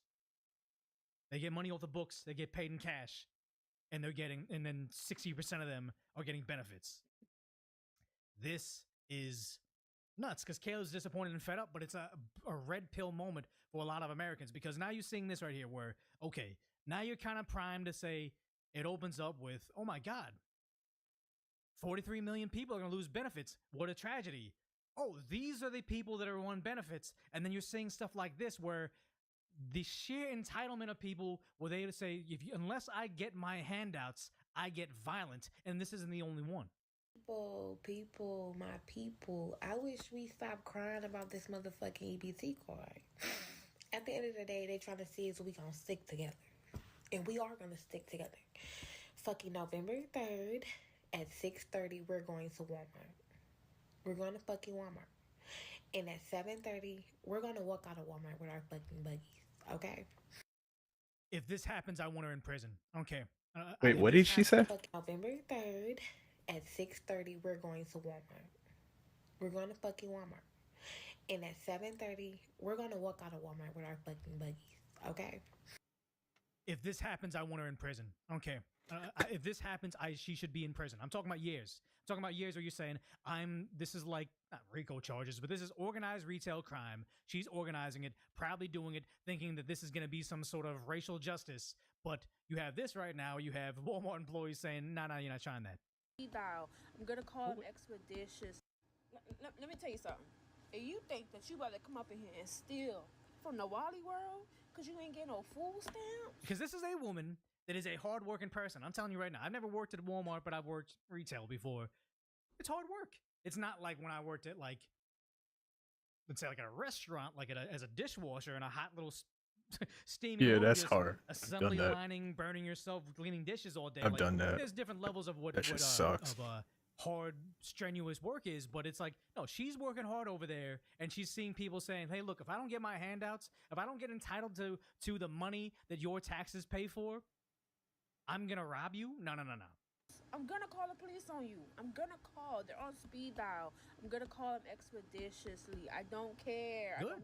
Because you have this girl saying, I'm gonna pay, but then you have people over here saying, oh no, give it to me. We're going to be violent. I don't know how much of this I can play. Very clear to the white man.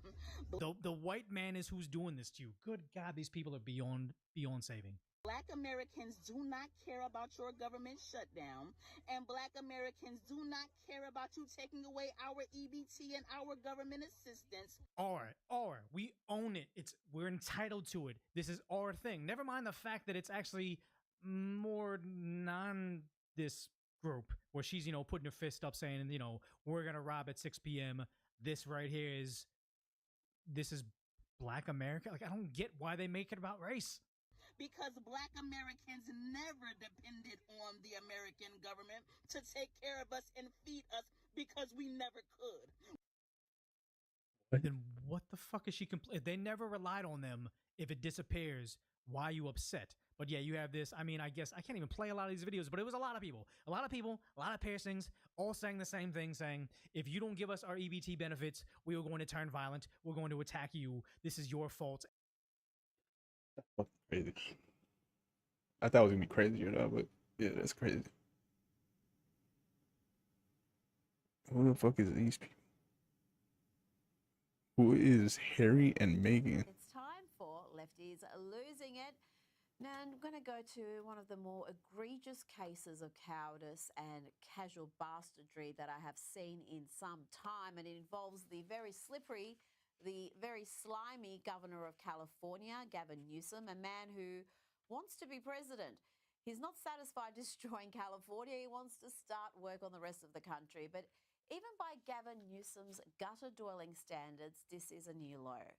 Remember the Oh, is that King Harry and his wife or some shit? Story he told Charlie Kirk I after don't know. Charlie was good enough to appear on Gavin's I don't see it on here. fledgling podcast.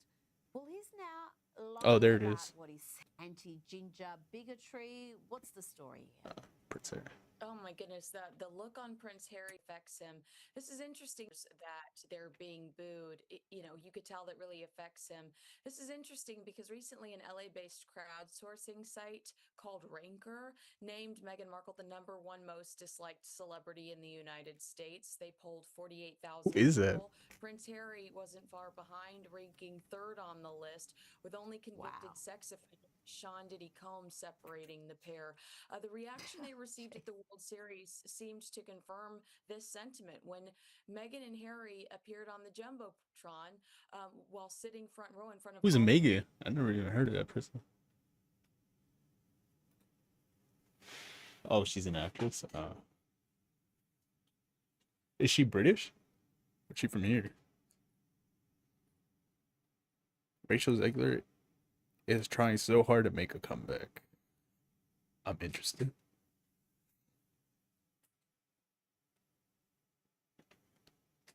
I am surprised by absolutely nothing these days, including this.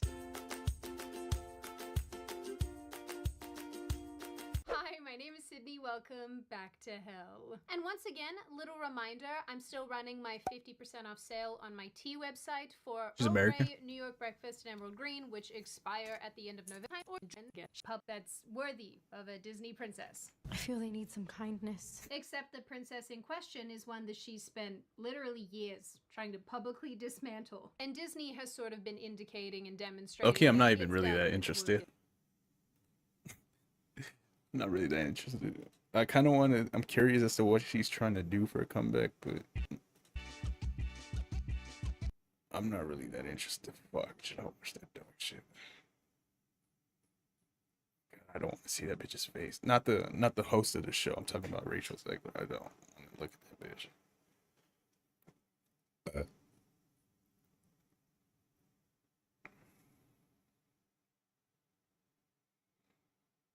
Oh, okay. Let me see this. I'm more interested in this shit.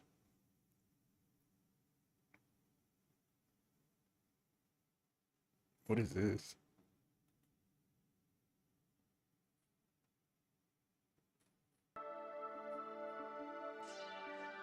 The honor from starting off with this moment here. We've got Donald Trump with South Korea's leader. And during this moment, President Trump is granted one of the highest honors in the country. It's called the Grand Order of Mugunghwa. I don't know if I pronounced that correctly. I definitely didn't. 무궁화. I tried my best, people. Anyways, just take a look. He got gifted a beautiful necklace, and they decided to throw a crown with it. The Cheonmyecheon gold crown symbolizes the divine connection between the authority of the heavens and sovereignty on earth, as well as the strong leadership and authority of a leader. 경주를 국비대로 차리신 우리 트럼프 대통령님께 한반도의 처음으로 평화를 가져온 신라의 정신과 함께 한미 동맹의 푸른기를 상징하는 이 금관을 선물로 준비하였습니다. We present this gold crown to you on this joyous occasion of your state visit to Gyeongju, because it symbolizes the spirit of Silla, which brought peace to the Korean peninsula for the first time, and the opening of the golden age of the Korea-U.S. alliance.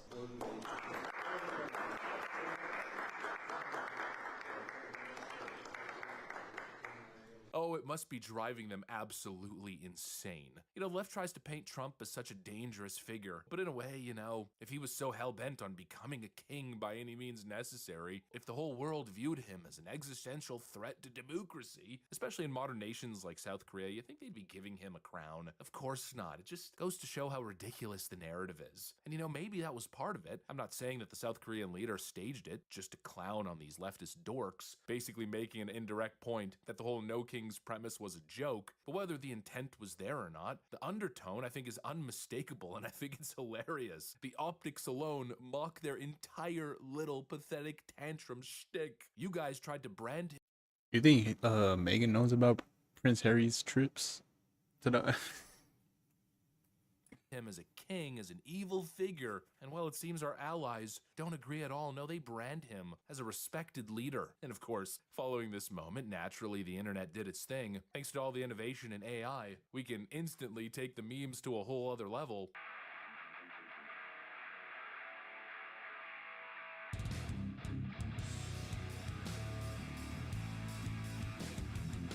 And you know, again, just dunking on the left, not by pushing up our glasses and saying, actually, here's why Donald Trump is not a king. No, just memeing on their stupid accusations. You gotta love it. And it's the best way to respond, because the whole premise is ridiculous. You leftoids are the punchline. And again, if Donald Trump was this deeply yeah, that's hilarious.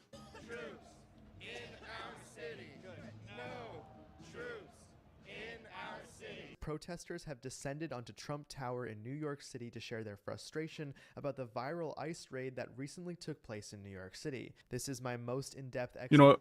Fuck it. I'm gonna watch this dog shit. Hold on, let me see. No offense to our video, but let me see this bitch. For the time being. So, womp womp, Rachel. But putting that aside just for a moment, it's also the time of year right now where a bunch of news outlets and magazines and whatnot tell us who we are supposed to like Megan is an entitled bitch. and who we want to emulate. Outlets and magazines and whatnot tell us. What makes you say that? Did she do something with some controversy? I mean, if she's married to him, I wouldn't doubt it. But did she say something publicly? Time of year, womp womp, Rachel. But putting that aside just for a moment, it's also the time of year right now where a bunch of news outlets and magazines and whatnot tell us who we are supposed to like and who we want to emulate. Over the last few years, plenty of outlets have highlighted trans-identified men as their women of the year. Imagine trying to explain this concept to someone 15 years ago. What the hell is even that? But this year, our mate Rachel Zegler's desire to be relevant has met Glamour magazine's desire to be relevant, I guess, as they named her one of their Women of the Year. Coincidentally, Glamour also followed suit this year and decided to name a bunch of trans-identified males as Women of the Year. Why is this a thing? I admittedly always find these situations somewhat weird because it seems like genuinely impactful people don't get selected. It always feels like a bunch of random people that Hollywood wants us to like, or someone who is really wanting to be relevant. Like Pedro Pascal. Is Rachel Zegler the female Pedro Pascal, but without all the creepy? I would like you to show them to me, please. Oh, come on, please. Yes, I think so, Sydney. That's a great observation. Wow, thank you. You're so smart and cool. Anyway, in late October 2025, Glamour magazine announced its Women of the Year class. On its cover page, it says it's highlighting trailblazers, rule breakers, visionaries, and champions who have defined each year. Okay, well, this ought to be good. The setup here is also meant to be about sisterhood and celebrating women who use their platform to uplift others. I do feel like sisterhood is enveloped by the drunk girl in the bathroom who tells you that you look really pretty and that you should break up with your boyfriend. You know, I really don't remember you being this opinionated. Which is kind of hilarious given that Zegler's entire platform so far has been to alienate people and attack them. Very, very uplifting, Glamour. Very uplifting. Zegler's written feature itself is incredibly boring, but it does try to further astroturf her career in the ways that you expect. The author paints Zegler as some sort of go-getting voice of the ages, someone who cares deeply about the world. In the piece, Zegler says that other actors need to speak out and normalize not having boundaries on political issues. She says, I think there's this idea that we as public figures can't have thoughts or feelings because we are like paper dolls to the majority of the public. She also says that it's water off a duck's back as far as the criticism goes with Snow White and many of the other things that she's done and said. Don't misunderstand. You can have thoughts and feelings. Just the majority of us don't care about them at all. Even the ones who largely agree with me, because I think you live in an ivory tower over there, friend. You live in your ivory tower in Tinseltown, and you probably struggle to relate to the rest of us. I'm not terribly interested in what you have to say. Really, most of us are asking that you just don't make things worse, which is incredibly easy to do if you can just stop talking. With a guy who literally stalks her. Weird. Weird. The Yeah. funniest thing to me with relation to these write-ups, and this write-up in particular, is that they're trying to position Rachel Zegler as some sort of like outspoken activist type, but in reality she's best known for single-handedly tanking one of Disney's most expensive remakes, turning the Snow White press tour into a masterclass in self-sabotage, posting about freeing Palestine with the film's trailer drop, telling the world the original 1937 film was weird and dated, and, days after Donald Trump's re-election, wishing that his supporters never know peace. Like I said, very uplifting, Glamour. You know, the irony is that there is actually a way to feel uplifted, and it's knowing that you're protected when you're surfing the web, which is why today's video is sponsored by Surfshark. Hi, you might know me as a shark from I actually need a second VPN, and Surfshark might be it. So instead of stalking the sea, I stalk the internet on your behalf. Allow you to end with Surfshark. So if you are ready to take advantage of customer internet on your behalf. She dressed like she ready to fight ice. Pair your VPN with Surfshark Alert for instant breach notifications. Yes, she made an entire case complete with a book and several well-paid interviews, transforming a couple of jokes into an accusation of racism towards. What the fuck? What the fuck? Even pair your VPN with Surfshark Alert for instant breach notifications, like a privacy sidekick. So if you are ready to take advantage of Surfshark and their many tools and benefits, then click the link in the description or go to surfshark.com/Sydney. And don't forget to use code Sydney at checkout to get 4 extra months of Surfshark VPN. The feature also came with a series of these sisterhood videos where Zegler talks about her inspirations and acting and whatnot. She was asked what her first act of feminism was, which, okay. She was also asked the first time that she felt represented in media, which, again, okay. Here's the thing. I know that there are plenty of creators on this platform and on other platforms who basically jump at any opportunity at all to talk about Rachel Zegler because she is so vehemently disliked. But for me, whenever I see write-ups like this, I can't help but think someone's agent put a call into someone and said, we need to get our girl back in the spotlight. That, or Glamour thought that they could ride some of the controversy train and really cash in on some of those hate views. Or maybe it's both, who's to say? Because I can't help but think that out of all of the women on the planet, out of all of the talented, amazing women who could be highlighted, Rachel Zegler deserves. She said they made her feel uncomfortable when in reality she was a semi-unknown actress that is now living in extreme luxury thanks to her royal marriage. Yeah, that's entitled as fuck. What race is she to be saying something like that, though? She looks white. What race is she to feel uncomfortable towards them?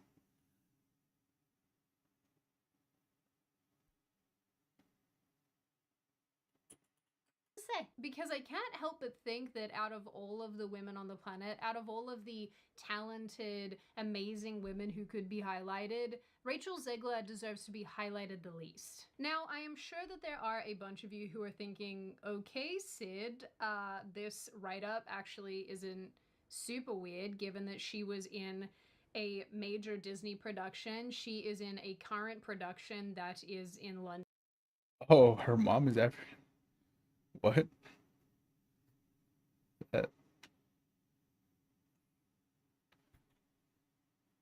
I gotta see this. She looked white in the Dodger game. Hold on. What's her name? I'm just gonna put Harry and Meghan.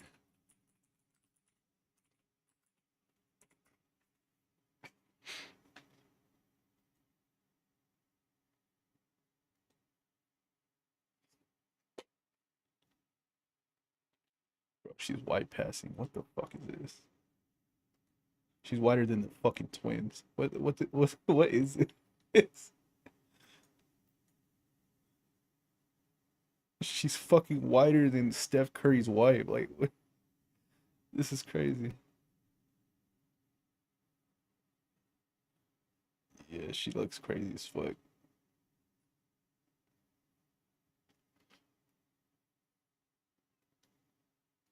London. She's on Broadway. Is it Broadway? Maybe it's Broadway. She's doing all these things in the acting world. Like, yeah, of course they're gonna highlight her because she's doing stuff. And ordinarily I would agree with you. I'd say, yeah, this is probably a nothing burger, but I find it interesting that this highlighty piece came about 10 days after a series of articles came out about Rachel Zegler, but in the weirdest way possible. Around mid-ish October, several outlets reported that Rachel Zegler had been cast to play Gloria Estefan in an upcoming biopic. If you don't know who that is, neither did I. Apparently she's a very popular musician and actress known in the 80s as the Queen of Latin Pop, as in the music, not Latin pop, like I have no some idea who that ancient is. Roman soft drink. That's That a joke Latin was person. probably only funny to me, and maybe like 4 of you ancient Roman soft, as in the music, not Latin pop, like some ancient Roman soft drink.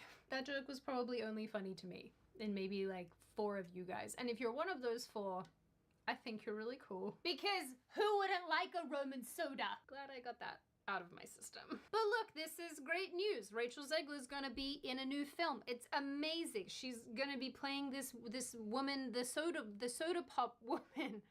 She's gonna be playing the Queen of Latin Pop. Amazing. Except, and here's the problem with this, and this was pointed out by the outlet The Park Place, this movie doesn't exist yet, if at all. It's not even in production. I don't even think it's written. And claims about this movie hinge solely on an interview Estefan gave to the Sun newspaper recently, where she describes how they're working out all the film's details and are waiting for a green light. But once they have that, the role is going to Zegler. But I think the Park Place really hit the nail on the head with their analysis of the situation.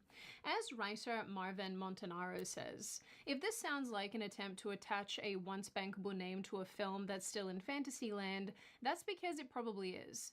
Zegler's career has been in free fall ever since Snow White turned into Disney's most avoidable train wreck of the decade, and Estefan's comments might be the first time anyone in Hollywood has even pretended to want to work with her since. It is a little depressing when you think about it that this person's kind of been relegated to the back of the bus, so to speak, so much so that even the slightest mention of her working in Hollywood again gets people really excited. But for a movie that's not written and does not yet exist. If that movie is gonna exist at all, then the if here is doing a lot of heavy lifting. In another article they wrote about the situation, the outlet pointed out that in entertainment journalism, there is a recognized phenomenon of casting before funding, which is a practice intended to build hype or signal intention around a particular project. Without getting into the specifics or reading this verbatim, it basically generates publicity around the actors or actresses said to be involved. In this case, Rachel Zegler.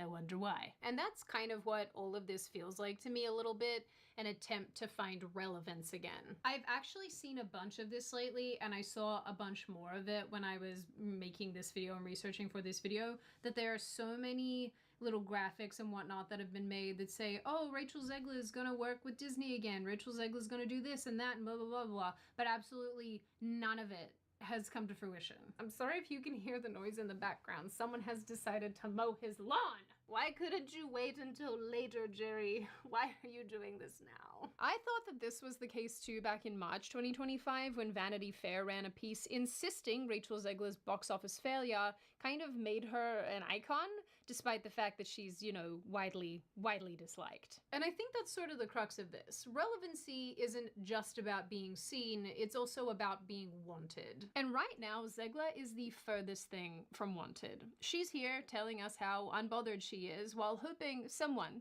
anyone, will hand her a Down syndrome. microphone. And I think the reality is that she absolutely had the ability to win people and Hollywood over. Zegler snapped up her role in West Side Story in 2021, then the Hunger Games film in 2023. What is it? Never A watched ballad of songbirds and fish snakes. Never watched I it. don't know. Then Snow White also in 2021-ish, although obviously this came out in 2025. And based on this trajectory, she should have gotten more roles and continued on in Hollywood, but it was like she became radioactive in the film industry. And after Snow White was buried 6 feet under with a headstone that reads, "Here lies $270 million," and a press tour that never should have gone ahead, that radioactivity got even worse, if that's possible. She sort of Chernobyled herself, except rather than a bunch of mangled humans, it's just her career. If I'm being real, I actually think a lot of this does go beyond all the drama surrounding Snow White, some of which absolutely was her fault, but some of it wasn't. But most of it was. But I think a lot of this has to do with the fact that this girl boss celebrity era is coming to an end, which doesn't bode very well for someone like Zegler, who has continually tried to position herself as some kind of Gen Z Che Guevara. Sorry if I mispronounced that. I'm not very good at Spanish. And I guess in some ways, it's also the fault of everybody around her, given that they're probably encouraging her to be this way and to exhibit this kind of behavior. And she probably genuinely does believe in what she is saying. I really do feel quite bad for all of these little Gen Zers. So full of optimism for change, until life kicks them in the face. Life does not, in fact, give you lemons. It gives you complex post-traumatic stress disorder. Maybe it's just me, but I do think that most other people have moved on from wanting to be lectured by— You think this bitch right here? You think she watches Hassan Pike? I kind of feel like she does. I feel like she's a fan. fact give you lemons. It gives you complex post-traumatic stress disorder. Maybe it's just me, but I do think that most other people have moved on from wanting to be lectured by celebrities, if they ever did in the first place. And it seems that Hollywood is following social trends it sees on the horizon. And one of the biggest trends is fatigue with the politicization of absolutely everything. I feel like I mispronounced politicization. Politicization. That sounds weird. Viewers are routinely demonstrating that they want less politics and less leftism. And maybe Zegler and her team don't get that yet, and that's why they're trying to stage a comeback using these exact tactics. Except it's not really a comeback if no one's actually asking you to come back. It's just showing up uninvited. Please get out of my house. And this might actually be the weirdest part. After Snow White fell in a heap and everything was not so great and quite hostile and whatnot, Rachel Zegler, instead of being quiet, decided to double down. She didn't reflect, she didn't take a break, she just got loud during a period of time when people want to be preached to a whole lot less, so do with that what you will. The bottom line here is that I think over the next year or so maybe, Rachel Zegler is going to make more and more attempts to get back into the spotlight and get back into Hollywood's good graces. And I think we're going to see that fail over and over again. Hollywood seems finally to be moving away from the kind of— They used this stunt to renounce the royal treatment without losing their titles and the annual royal money grant. They moved to Santa Barbara so they don't have to do their royal duty.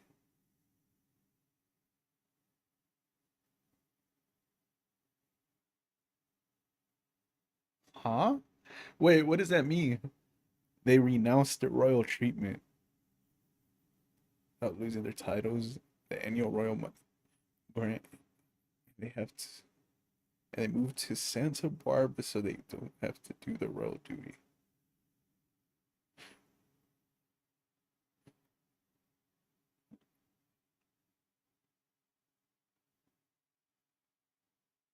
So, wait, they used the stunt to renounce their royal treatment without losing their titles. What stunt? Wait, what stunt are you talking about? Them getting married because she's not British?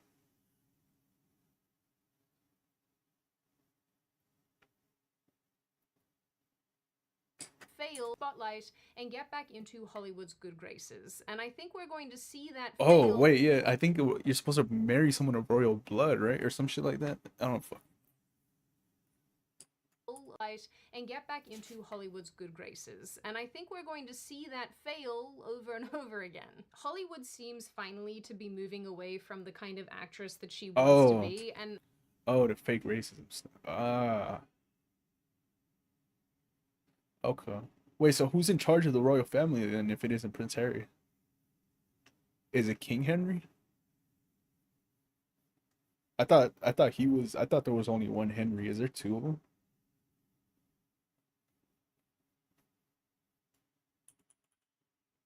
Rachel Zegler is going to make more and more attempts to get back into the spotlight and get back into Hollywood's good graces. And I think we're going to see that fail over and over again. Hollywood seems finally to be moving away from the kind of actress. King Charles. Okay, he's the one that more than likely went to the island. Okay. I was confusing the King Charles and Prince Henry. I was confusing them for a second. I was confused as to why his title is Prince, but I don't know how the British work. Interesting. Okay. That seems like an obvious stunt. I think you might be spot on with that. Spotlight and get back into Hollywood's good graces. And I think we're going to see that fail over and over again. Hollywood seems finally to be moving away from the kind of actress that she wants to be, and I'm not so sure that she's going to be able to improve and adapt. And instead, in the end, I think that she will basically ensure that she fades into relative obscurity. Now, on that note, and before I open the floor to all of you, this is just a reminder, check out Surfshark using the link in the description. I've actually used Surfshark for years. They have been a So you live in Santa Barbara? That's hilarious. bad thing. What do you think of this bizarre glamour write-up that kind of came out of nowhere? Do you think that it's trying to make her seem like some sort of activist type? Do you think that the sisterhood angle is completely bizarre? And what do you generally make of this issue overall? As always, if you have made it this far in the video, congratulations. I always like having you along for the full ride. If you are new here and you are not subscribed already and you would like to see more of me and more of this kind of content, feel free to subscribe to the channel as well as leaving this video a like and a comment, because I do really I bet you if California goes red though, he's leaving. I bet you they leave California as soon as that shit goes red. uh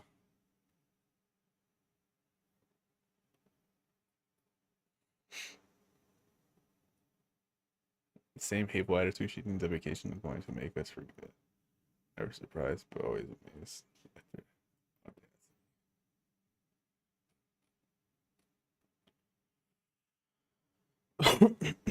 The spotlight burns out long before the ego does. Weird, weird, weird. I hear every time I see him on the screen. So basically now they are in California doing nothing all day, being paid millions by English tax. Wow, they get tax money? Taxpayer money? And King Charles sovereign. Wow.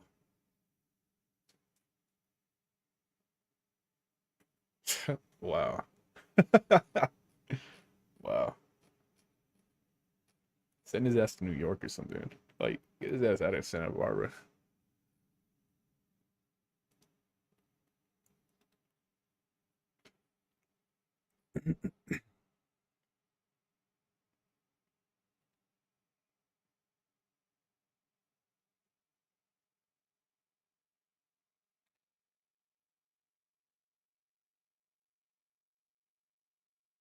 Use the restroom real quick. I'll be right back.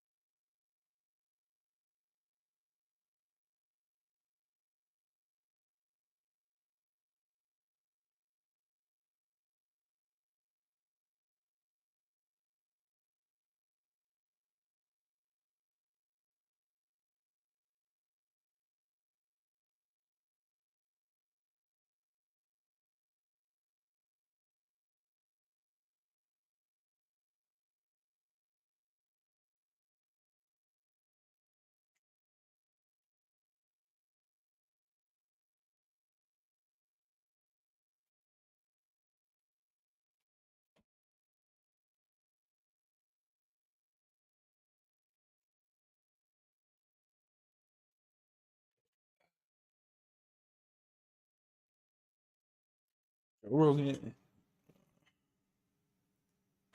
Both these.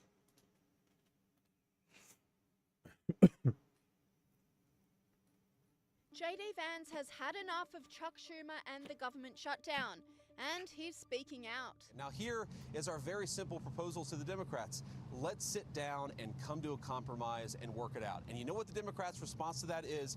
Give us everything we want, or we're going to shut down the government and keep it shut down. That is not reasonable behavior. That's not how you do compromise in this town.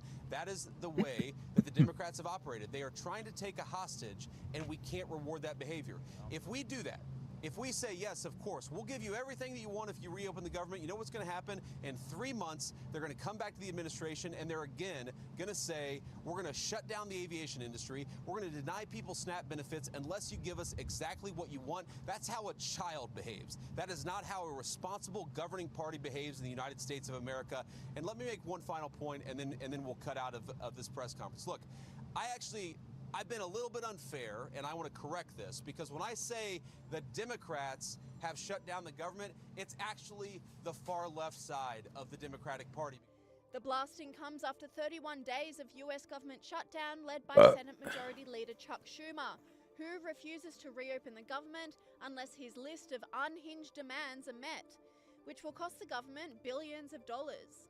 Well, this is all caused by the Democrats. They asked us to do something that's totally unreasonable. They never change. They want to give money away to illegally, people that entered our country illegally. They want to give them massive federal money. And we don't want to do that because it means everyone's going to just keep pouring back. Right now, we have absolutely perfect borders. And things are going from bad to worse for Chuck Schumer, who is quickly losing the support of his own side, with members of the Democrats and the leftist media turning against him. Well, I think that doesn't solve the health insurance problem, the premium problem. I think what's a very fair deal is open the government and let's just vote on extending these premiums for a year or more. Well, I don't understand what's so hard about that. And by the way, Senator Thune has offered that, I believe. He said he offered up a vote that we can actually have a vote on extending these premiums. I think when put to it, you're going to see Democrat and Republicans, senators and congressmen and women want to vote for that. Why would you not want to vote to extend help with these tax credits, get premiums down for people? People are getting hurt right now in their pocketbooks. Yep. They're really need help. So why not give them some help? And it's not only Democrat politicians turning against Schumer, but also the media, with the Washington Post editorial board also calling for the reopening of the government. They made a blunt statement saying it is wrong that the Democrats have held the government to hostage for a month. This comes after the usually left-leaning CNN's Jake Tapper blasted the shutdown. Should the Democratic senators from New Mexico, your home state, vote to open the government so that these SNAP funds are not at risk? Let me be clear. The administration is choosing to starve American children with money that they already have appropriated. I'm not applauding their tactics. By the White House. Well, this is a choice by the White House. This is also, Congresswoman, this is also a choice by Senate Democrats to not vote to open the government. Yes, it is. And it's not only the media calling out Schumer. Business leaders and industry have called on him to reopen the government for the sake of their employees. The biggest way to ensure the safety, security, and reliability of our national air traffic control. I actually have no idea what the whole government shutdown was, like what initiated it. I have enough context to know that it wasn't Trump's fault though. But for like about a week now, they've been calling it Schumer shutdown. I don't know what particularly. I'm sure it is Schumer's fault, but I don't know what he did. I don't know what he wants, what JD Vance is talking about for billions and billions of dollars. And what Trump is talking about the border thing. Well, they are used to it. In 1963, the Democrat senators stopped for almost 3 months the Civil Rights Act. To ensure the safety, security, and reliability of our national air traffic control system is to pass a clean, continuing resolution. We are concerned that when our brothers and sisters in TSA and air traffic control are not receiving paychecks, that they're distracted and that they erode on the margin of safety that we rely on to go out and operate our aircraft and do our job safely as well. Every day that they go to work, they have not only the weight of one of the most high consequence jobs in the entire world, now they're feeling, how do I pay for my gas? How do I put food on the table? No one should have to work without being paid.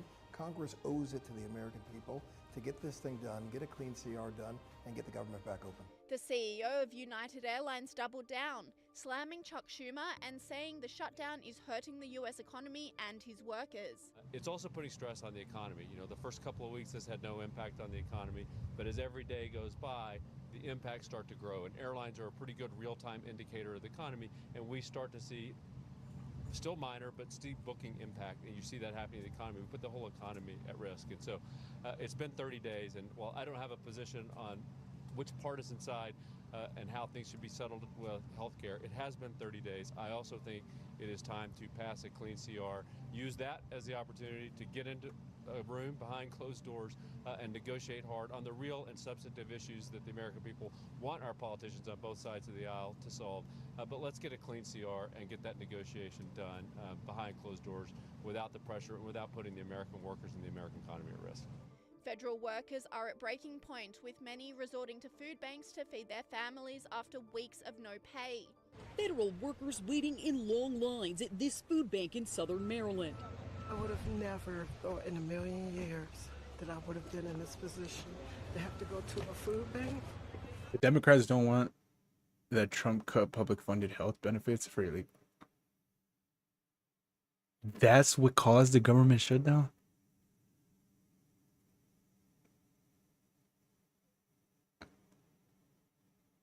Wow. Nah, Trump, you stand on that shit, bro. I don't care about my food stamps. You fucking stand on that shit, bro. You stand on that shit. That I would have been in this position to have to go to a food bank. But why are they blaming this guy right here? This Antichrist here.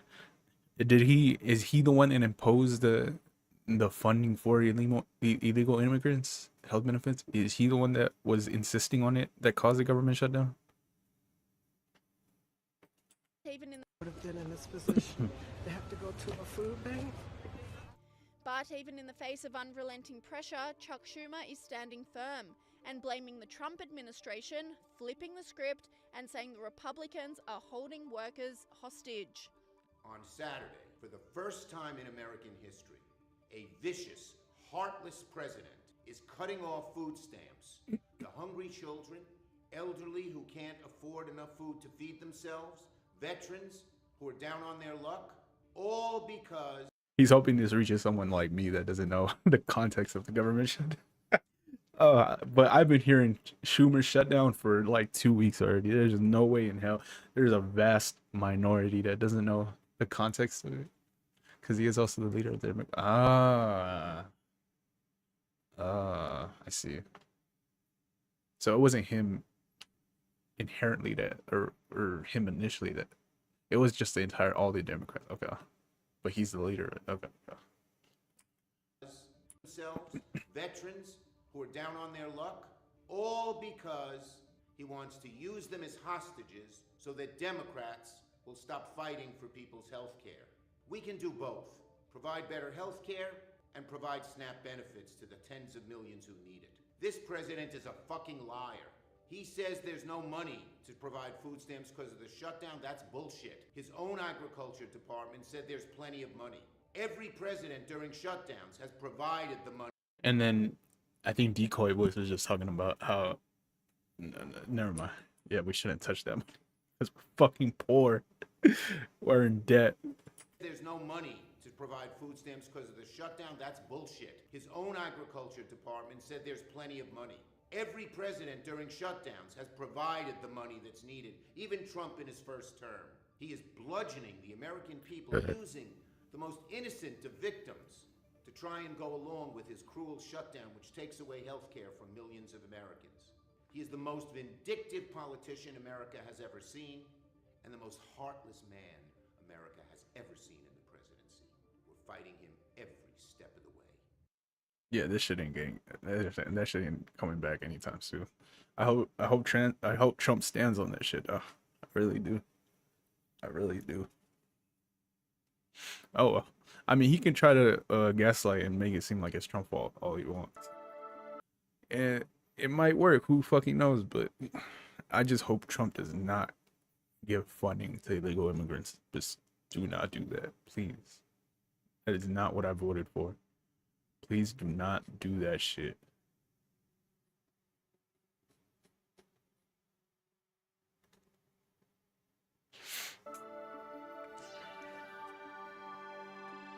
Hey guys, welcome to the Liberal Hive Mind, a channel solely focused on exposing the abundant hypocrisy of the left. Here's the meme of the day, brought to you guys by FiveMind.com. Oh well, it seems like somebody's got their panties in a bunch. Somebody woke up on the wrong side of the bed. Poor guy, man, and you are such a The guy was in the unbelievable. For years and years.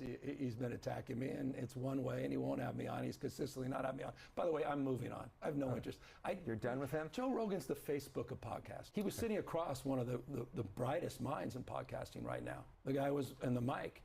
And there are a lot of people at the mic doing extraordinary things in podcasting. Joe Rogan's got a pretty big audience still, though. You know what? But with all due respect, if he has a big audience but he doesn't have big enough confidence, I didn't go there, to have me on. Well, you've called him a chicken. But he's been attacking for. But here's the thing: these guys, they all have something in common.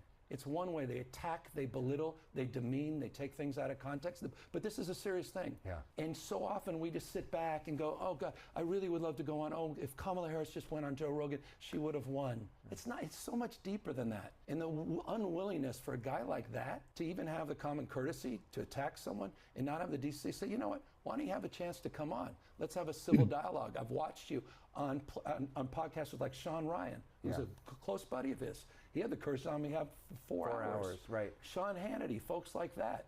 And so if I can go on Sean Ryan and Sean Hannity, what are you worried about? Joe, you're going to cook me. Or I'm going to cook myself. And there it is, right? Beg for the invite. Oh, Joe Rogan won't have me on, and I just don't get why he won't have me on. But then in the same breath, act above it, and also hit him with ad hominems. But the most disingenuous attack, and really the most hypocritical and ironic attack, is him claiming that, oh, Joe Rogan, all he does is attack us. Oh, he's just attacking me. Oh, he must be obsessed. Again, kind of proving why Joe Rogan probably thinks you're a complete fraud. Probably one of the main reasons why he doesn't want to have you on. He tries to paint Joe Rogan as some sort of right-wing boogeyman that launches all these indecent attacks against all the Democrats, right? But Rogan literally backed Bernie Sanders. Rogan is one of you guys. It's not about ideology. It's more about credibility. And when Rogan goes after you, he never launches ad hominem attacks, which is also kind of ironic because Gavin Newsom hasn't stopped on social media attacking Joe Rogan for being short. Look at this X post from Governor Newsom press. The reason why the Democrats can block the government is because to avoid the shutdown, you need a 60-40 majority in the Senate. But the Republican majority is 53-47.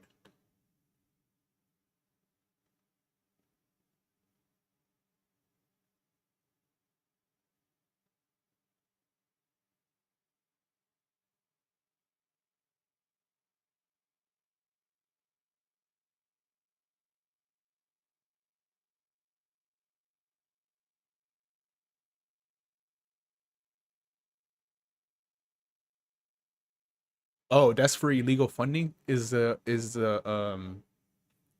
majority? That's the people who voted against it? Or wait. The reason why the Democrats can block the government is to avoid the shutdown. You need 60-40 majority in the Senate. But the Republican majority is 53-47.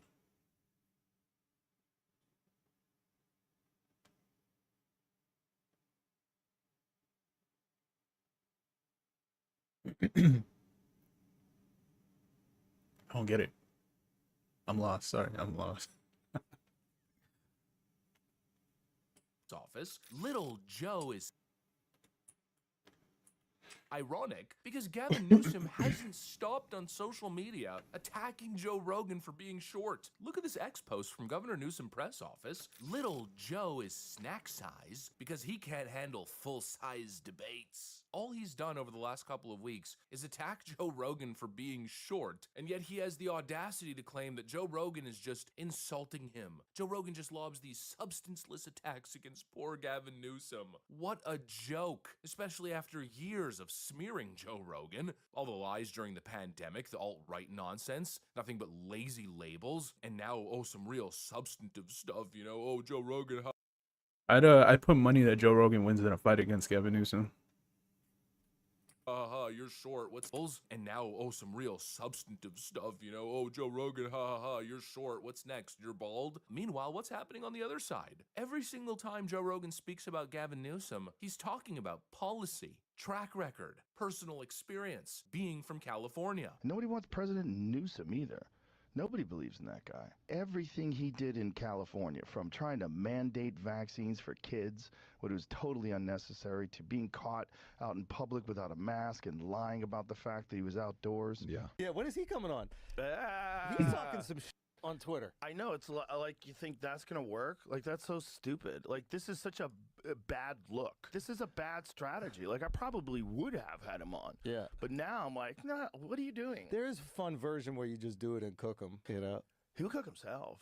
I mean, that He'll seems cook to be himself. All you have already to do is happening. just ask him a question. Well, why do you say this thing all the time where you rattle off all the good things about California? When anybody says something bad about California, it's like, #1 in Fortune 500 companies, #1 in higher education, #1. It was all that before you were there. You can't ruin a city and then go on to ruin a state and say, guys, that was just practice. I know. Once I get it as a president, I'm going to fix it.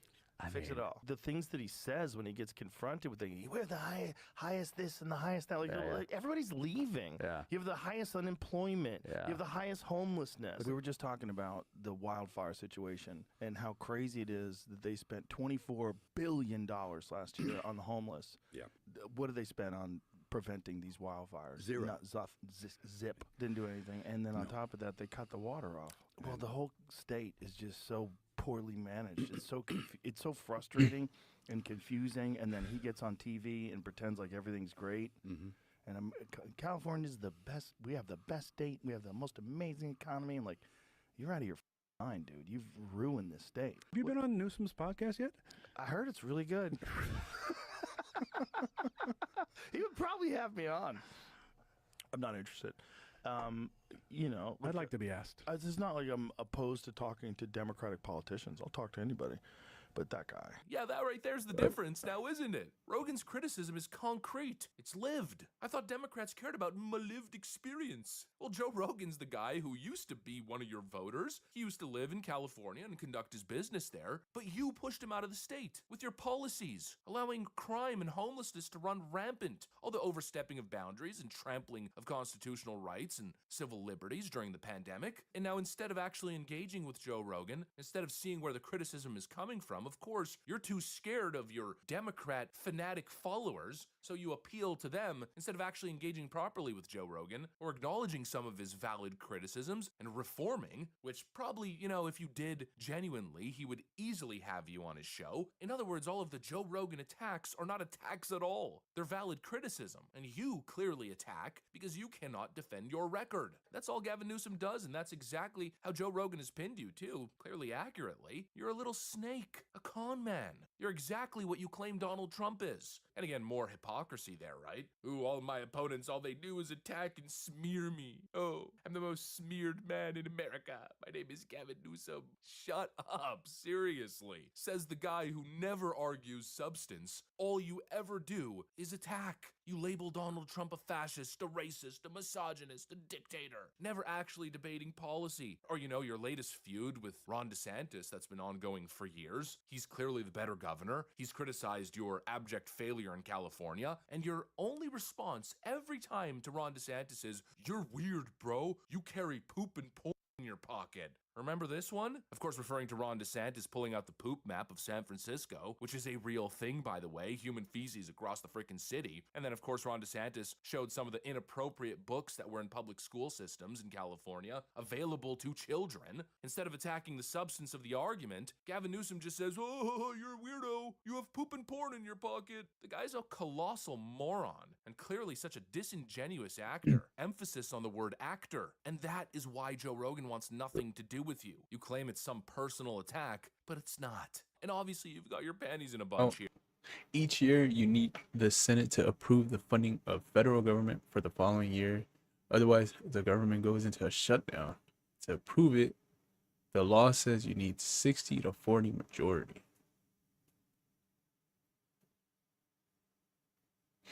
Ah.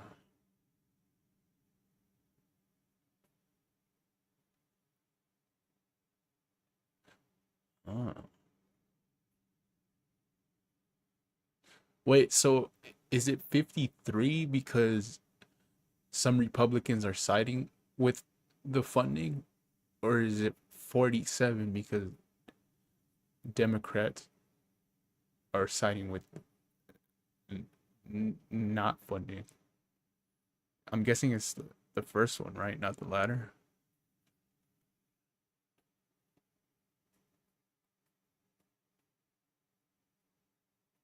Which is it? Here because you so desperately want to become president and you know you need Joe Rogan and it kills you that he has no respect for you. Well, get used to it, pal, because pretty much nobody outside of California has any respect for you. And honestly, I know there's a lot of talk that Gavin Newsom would be a serious contender on the national stage, but I just don't buy it. He's got the same kind of skeletons in his closet as Kamala Harris. Sure, maybe he's a better speaker, but he certainly isn't a better debater. He comes off as such a slick, self-interested sociopath. His track record in California is so abysmal, there's so much ammunition to use against this guy. I just have a feeling that if they ran him on the 53-47 because there are 53 Republicans and 40. Ah, okay. Okay. So 7 of the Democrats need to vote with the Republicans for the government to open up again, right? Is that what you're saying?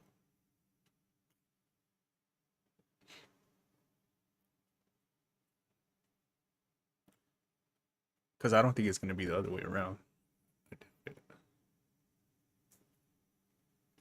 the national stage, there's no frickin' way Pennsylvania is voting for him over someone like JD Vance. But I don't know. Maybe I'm wrong, and obviously it's certainly early. But I'll tell you one thing, there's one thing I'll certainly predict, and if it was, being bet on Polymarket, I'd put my money on it. One thing that's never happening is Gavin Newsom slicking his way on the Joe Rogan podcast. Especially not with these pathetic, desperate attempts. Joe Rogan will never like you, bro. Just move on, you colossal frickin' loser.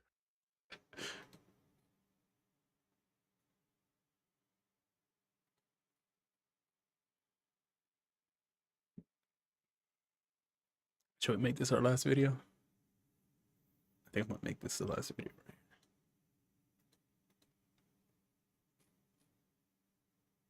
Anti-experts.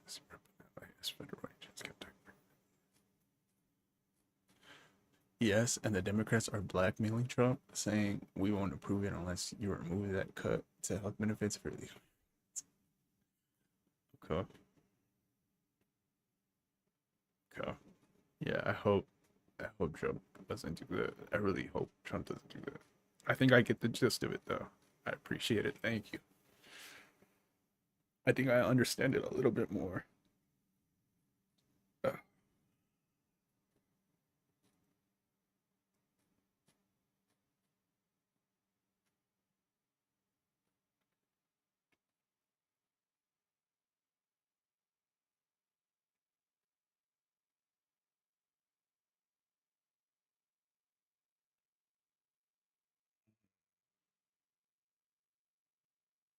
This one. I've watched her before. She definitely is attractive, but I think I'll watch this one instead. Matter of 7 months. You have Azerbaijan, you have Congo, you have a handful of wars and ceasefires that the United States has, directly been involved in. Do you think that was good, or are you mainly just looking at maybe Ukraine and Gaza? But as for divisive, I guess we could talk about specifically, what are you talking about? Well, I think he's causing a lot of people to hate him, and he's causing a lot of people to defend him. He's not bringing people together. I don't see him bringing people together. He doesn't speak to the left and say, no, let's work together. I don't see that. Do you mind if I see your sign, sir? No, you may not. We're working on a video. I know, and you're not welcome.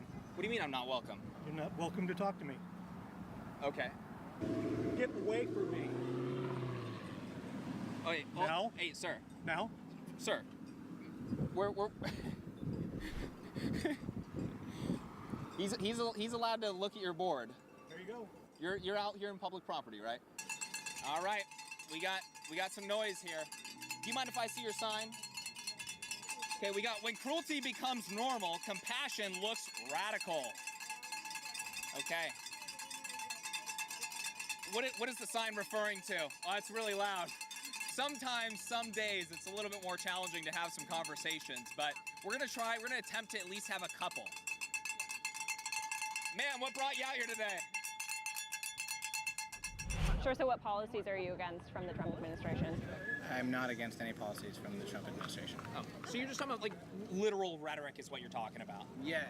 I think most politics comes down to the effect it has on the day-to-day for everybody. For sure. And so we blow up a lot of the policies because of the narratives that people hear on the headlines and whatnot. He's not a good person. When you go to the beauty pageant and you walk in on 14-year-olds, that's not a good person. What? You know? I don't quite recall that happening, but Yeah, there's a whole story about it. So, yeah. Can we? You're talking about Teen USA. Can we fact check that right now? Do it. Be my guest. Fact check it. He walked in the dressing room while they were getting ready. Right. Yeah.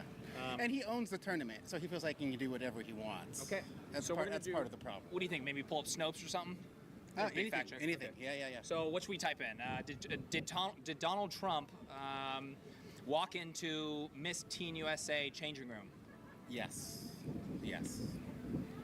Walk into Miss Teen. Funny how they never have a compassion for American blue collar.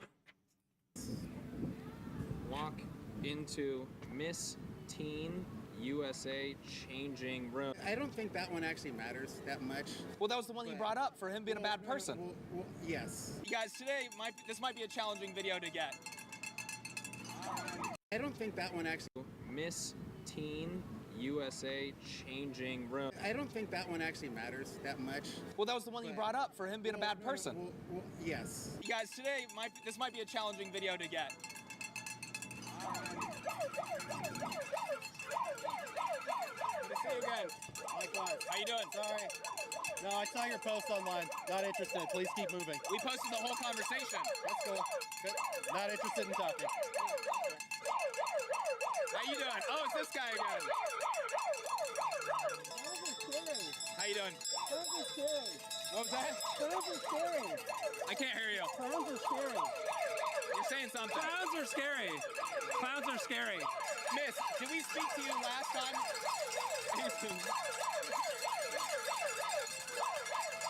All right.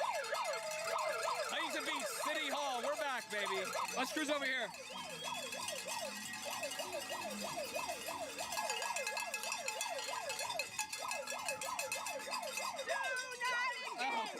You can't hit me with your stuff. How you guys doing?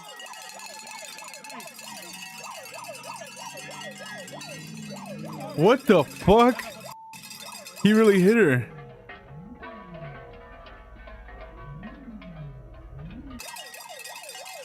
How you doing, sir? Get the out of here. No, you. What the All right, you guys, fuck? let me ask you something. How much time do you spend every single dabs that's outchea friend? Mr. Trump, thank you to Comment for sponsoring this video. Let's get back into it. Wait, really quick. I pulled up the fact check just really quick. So we got a Trump quote on being backstage at pageants. It didn't reference Miss Teen USA. He owns Miss USA as well. Yeah, he did. While Mr. Trump did say he went backstage at pageants and saw women with no clothes on, he did not specifically mention the Miss Teen USA pageant or speak about seeing girls dressing. So where did you get that information from? The teenagers? Did you? Was that just who talked about it? It was the teenagers that talked about it? Yeah, that brought this up. Yeah. Oh, I thought we said he said it.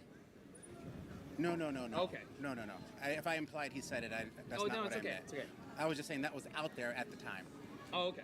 Yeah. Okay, I guess that probably take even longer to check out. Okay, so yeah. I probably will play Saturday against Como. Oh shit. You're going off that. Do we have evidence to No, support probably that sure to claim, win though, or right? is it just somebody said something and that's evidence to support that claim, or is it just somebody said something and that was enough? You're saying? I thought we're supposed to believe all women if they make a claim, or at least. I don't recommend doing that. Priya, how's it going so far? I think my eardrums are gonna give. I don't recommend doing that. Priya, how's it going so far? I think my eardrums are gonna give out at some point in time. Yeah, they know it's annoying. You know, that's why they do it.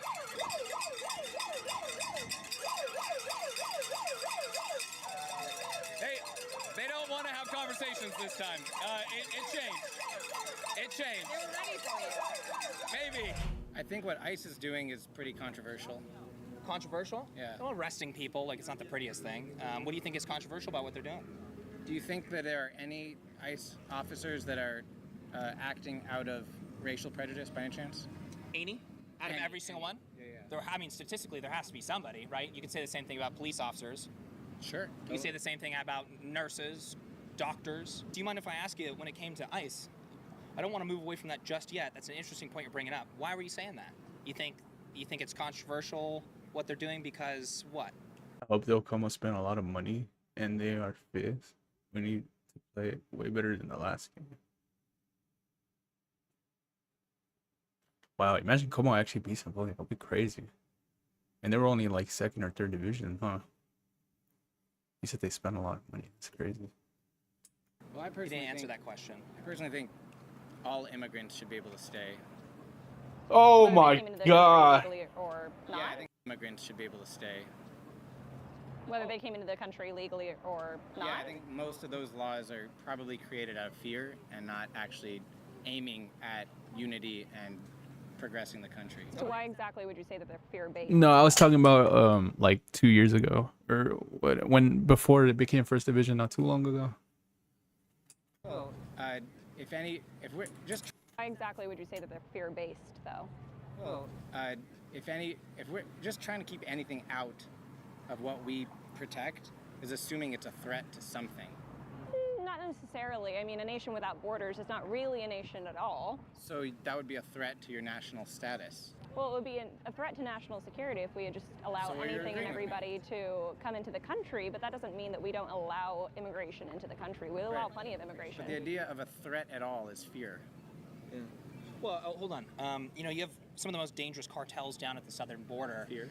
I guess we could lean into that one, right? We have- Because there's affordability, there's program, like you only have so many resources, right? So if you're saying, hey, no borders at all, the entire world can come over here and take advantage of social welfare programs that taxpayers pay into, that's not going to last very long. But as for the fear aspect, very interesting point. You have some of the most dangerous people in the world, cartels down at our southern border in Mexico. A lot of people in Central America fear these people. You have Tren de Aragua, MS-13, just horrifying realities down there. And you're saying no border enforcement when you have essentially terrorist organizations running the southern borders and down at the southern border? Do you think that's a smart idea for the American people? I didn't say no border enforcement. Maybe I'm misunderstanding your argument then. Sure. There's a difference between no border enforcement and let immigrants stay. What should the consequence for coming illegally be? Same thing we do with anyone in our country that's illegal. So arresting is fine, but we also have the deportation is a huge problem. The method of deportation and the method of imprisonment is a huge problem. Wait, hold on. Let me back up really quick. Sure. You have no problem with people that are in the country illegally being removed? No. I don't think we should be removing people. You know, a lot of people bring this stuff up, and I think it's really interesting because a lot of people focus on the enforcement, right? I think reasonably so. Yes, last week Como won against Juventus. The last time they won against them in the Italian league was, wow, that's crazy. 1952. Holy shit. How much money did they spend? Compared to Napoli too. How much did they both spend so far? I think it's really interesting because a lot of people focus on the enforcement, right?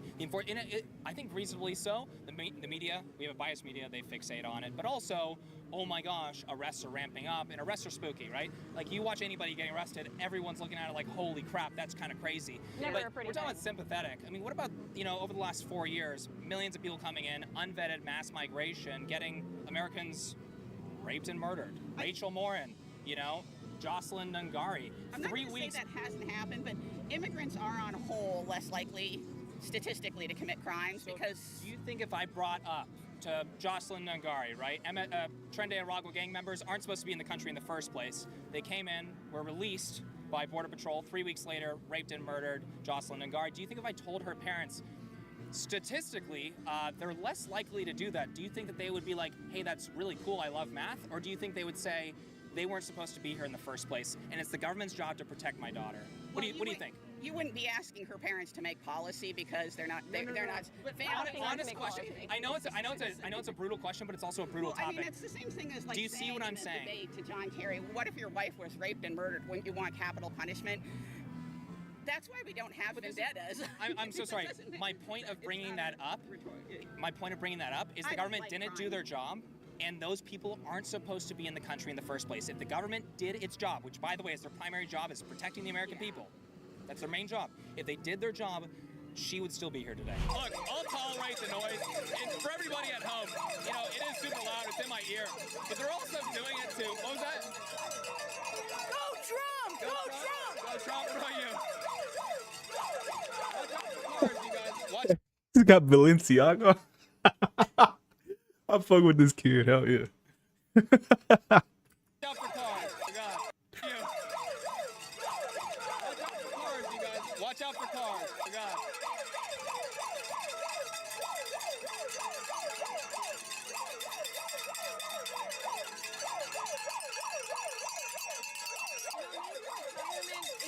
Almost spent around the same, but they didn't sell almost anything. Oh shit. So they're stacked.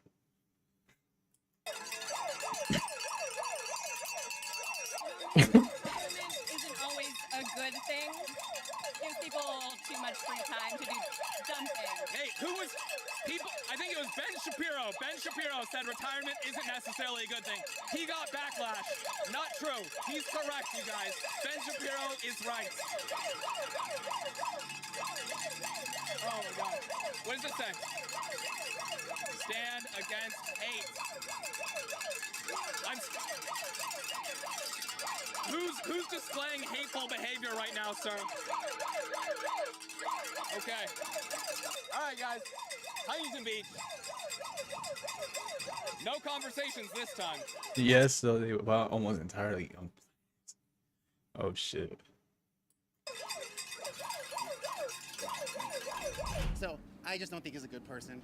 You made that very clear. Yeah. That's fair, and you know we're going to respect your opinion there, and that's okay. We can argue about policy, but I don't think he's a good person. So for my standard, I just require like basically just some decent evidence of a horrific thing, right? Because at that point, what you're saying is, hey, we're going to reward people if they just continuously make stuff up, right? They say about Hegseth, they say it about Supreme Court justices and multiple, slandering somebody and bringing up sex accusations or whatever has been going on in politics since forever. Is there evidence? I will absolutely listen to it. I will look at it and I'll pull it up. Your other stuff that you brought up, I will pull up on the video. People can see for themselves, right? If they're not convinced, then that's... Okay. I can't do anything about that. You know what I mean? All right. Good luck, guys.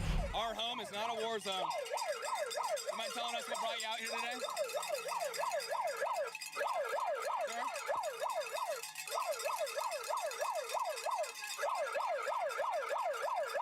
Yes, this is how they're reacting to respectful conversations, back and forth, right? This is how they're responding to adults having a political discussion. I see no adults around you. So. What do you guys think about this behavior? This is all liberals do. All they can do is they can have you not be able to talk because they can't argue. This guy right here, he was kind of acting as muscle last time. This time, he's basically just putting a loud siren in our ear and at the mic during the entire time we're here. I want to know if he's being paid, if he's a part of Indivisible, 5051 or whatever. We'll find out. Your machine's not working, huh? Your siren? Seems like it's broken. All right, that's embarrassing. Keep going. I don't have the solution for this, but I know that this... Enforcement of the current laws, maybe? Well, enforcement of the current laws, but they threw a random teacher in who is a citizen in isolation for 3 days up in up near Oxnard, and then they said that he threw something at the ICE agents, in which they looked at the video and he didn't. The ICE agents lied. Should we look up and this that's case? happened. Yep. You can, yeah. It was the case up in where the guy died. They chased that 58-year-old guy, providing for 30 years for his wife and kid. He ran up the. Are you talking about the farm? Yeah, he died. He fell through that and then died. And they arrested a bunch of people who they lied about what they were doing. They said he threw something at them, didn't do it. Yeah, so what you're talking about right now is a marijuana farm where there were 8 or 9 unaccompanied minors there that were working illegally on a marijuana farm. I don't know that we want to leverage that as the best reason for them doing wrong, because child labor, illegal child labor is exactly what ICE is supposed to be cracking down on. But do you worry about people just being disappeared? Like, I don't know who they are, so let's just stick them somewhere, and nobody will let them know for 3 days. They are on a good day. They can play amazingly, but having such a young team makes it inconsistent. Like younger than AC Milan. Oh, and by 3 days, we don't know what's happened. I mean, this idea that we're in a country, we're not in it for 3 days. Oh, and by 3 days, we don't know what's happened. I mean, this idea that we're in a country, we're not in a country where people are disappeared. You know what I mean by people, and you know, it's. What exactly do you mean by people being disappeared? You can't you should be able to get a hold of them within 3 days. People can't, even U.S. citizens. They can't. The illegal immigrants? No, U.S. citizens. Yeah. Check up. There's a professor up at CSU Channel Islands in custody, in isolation for 3 days. U.S. citizen. No contact. I appreciate you bringing this up. We'll have it pop up on the screen. Good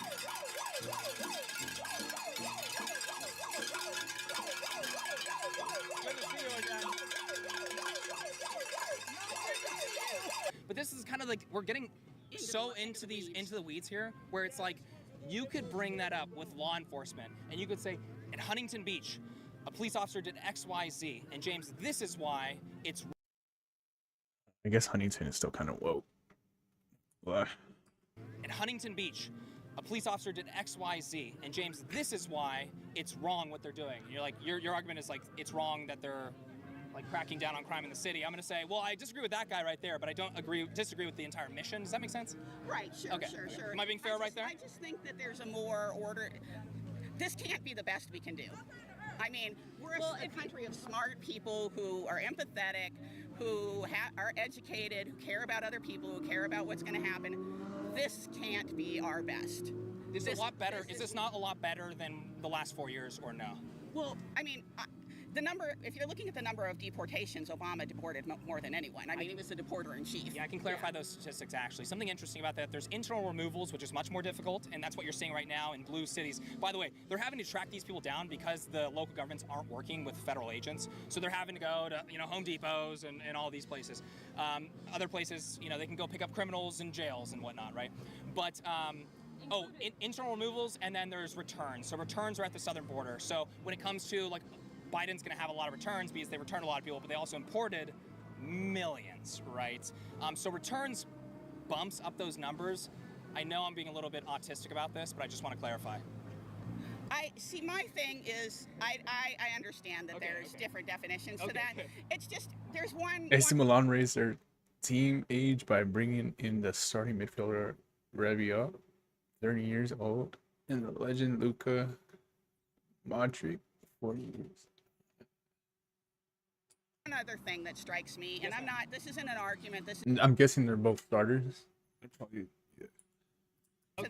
It's just, there's one other thing that strikes me, and this isn't an argument, this is just something to throw out for thought. People in the U.S. make roughly, for those kind of jobs, 5 times in a day what you'll make for a lot of jobs in Mexico. When you nowhere in the world are you going to do you have that kind of wealth and that kind of poverty in one border? This is probably the best. I'm not suggesting you should how to do it, but the best thing that causes people to immigrate less from Mexico is when their economy goes up. We can do this all day long, but if people are making 5 times more, the best thing that's going to happen for them is for their economy to go up. That's the only long-term effective thing. How you doing today? Fighting fascism. You what? Fighting fascism. How is this fighting fascism?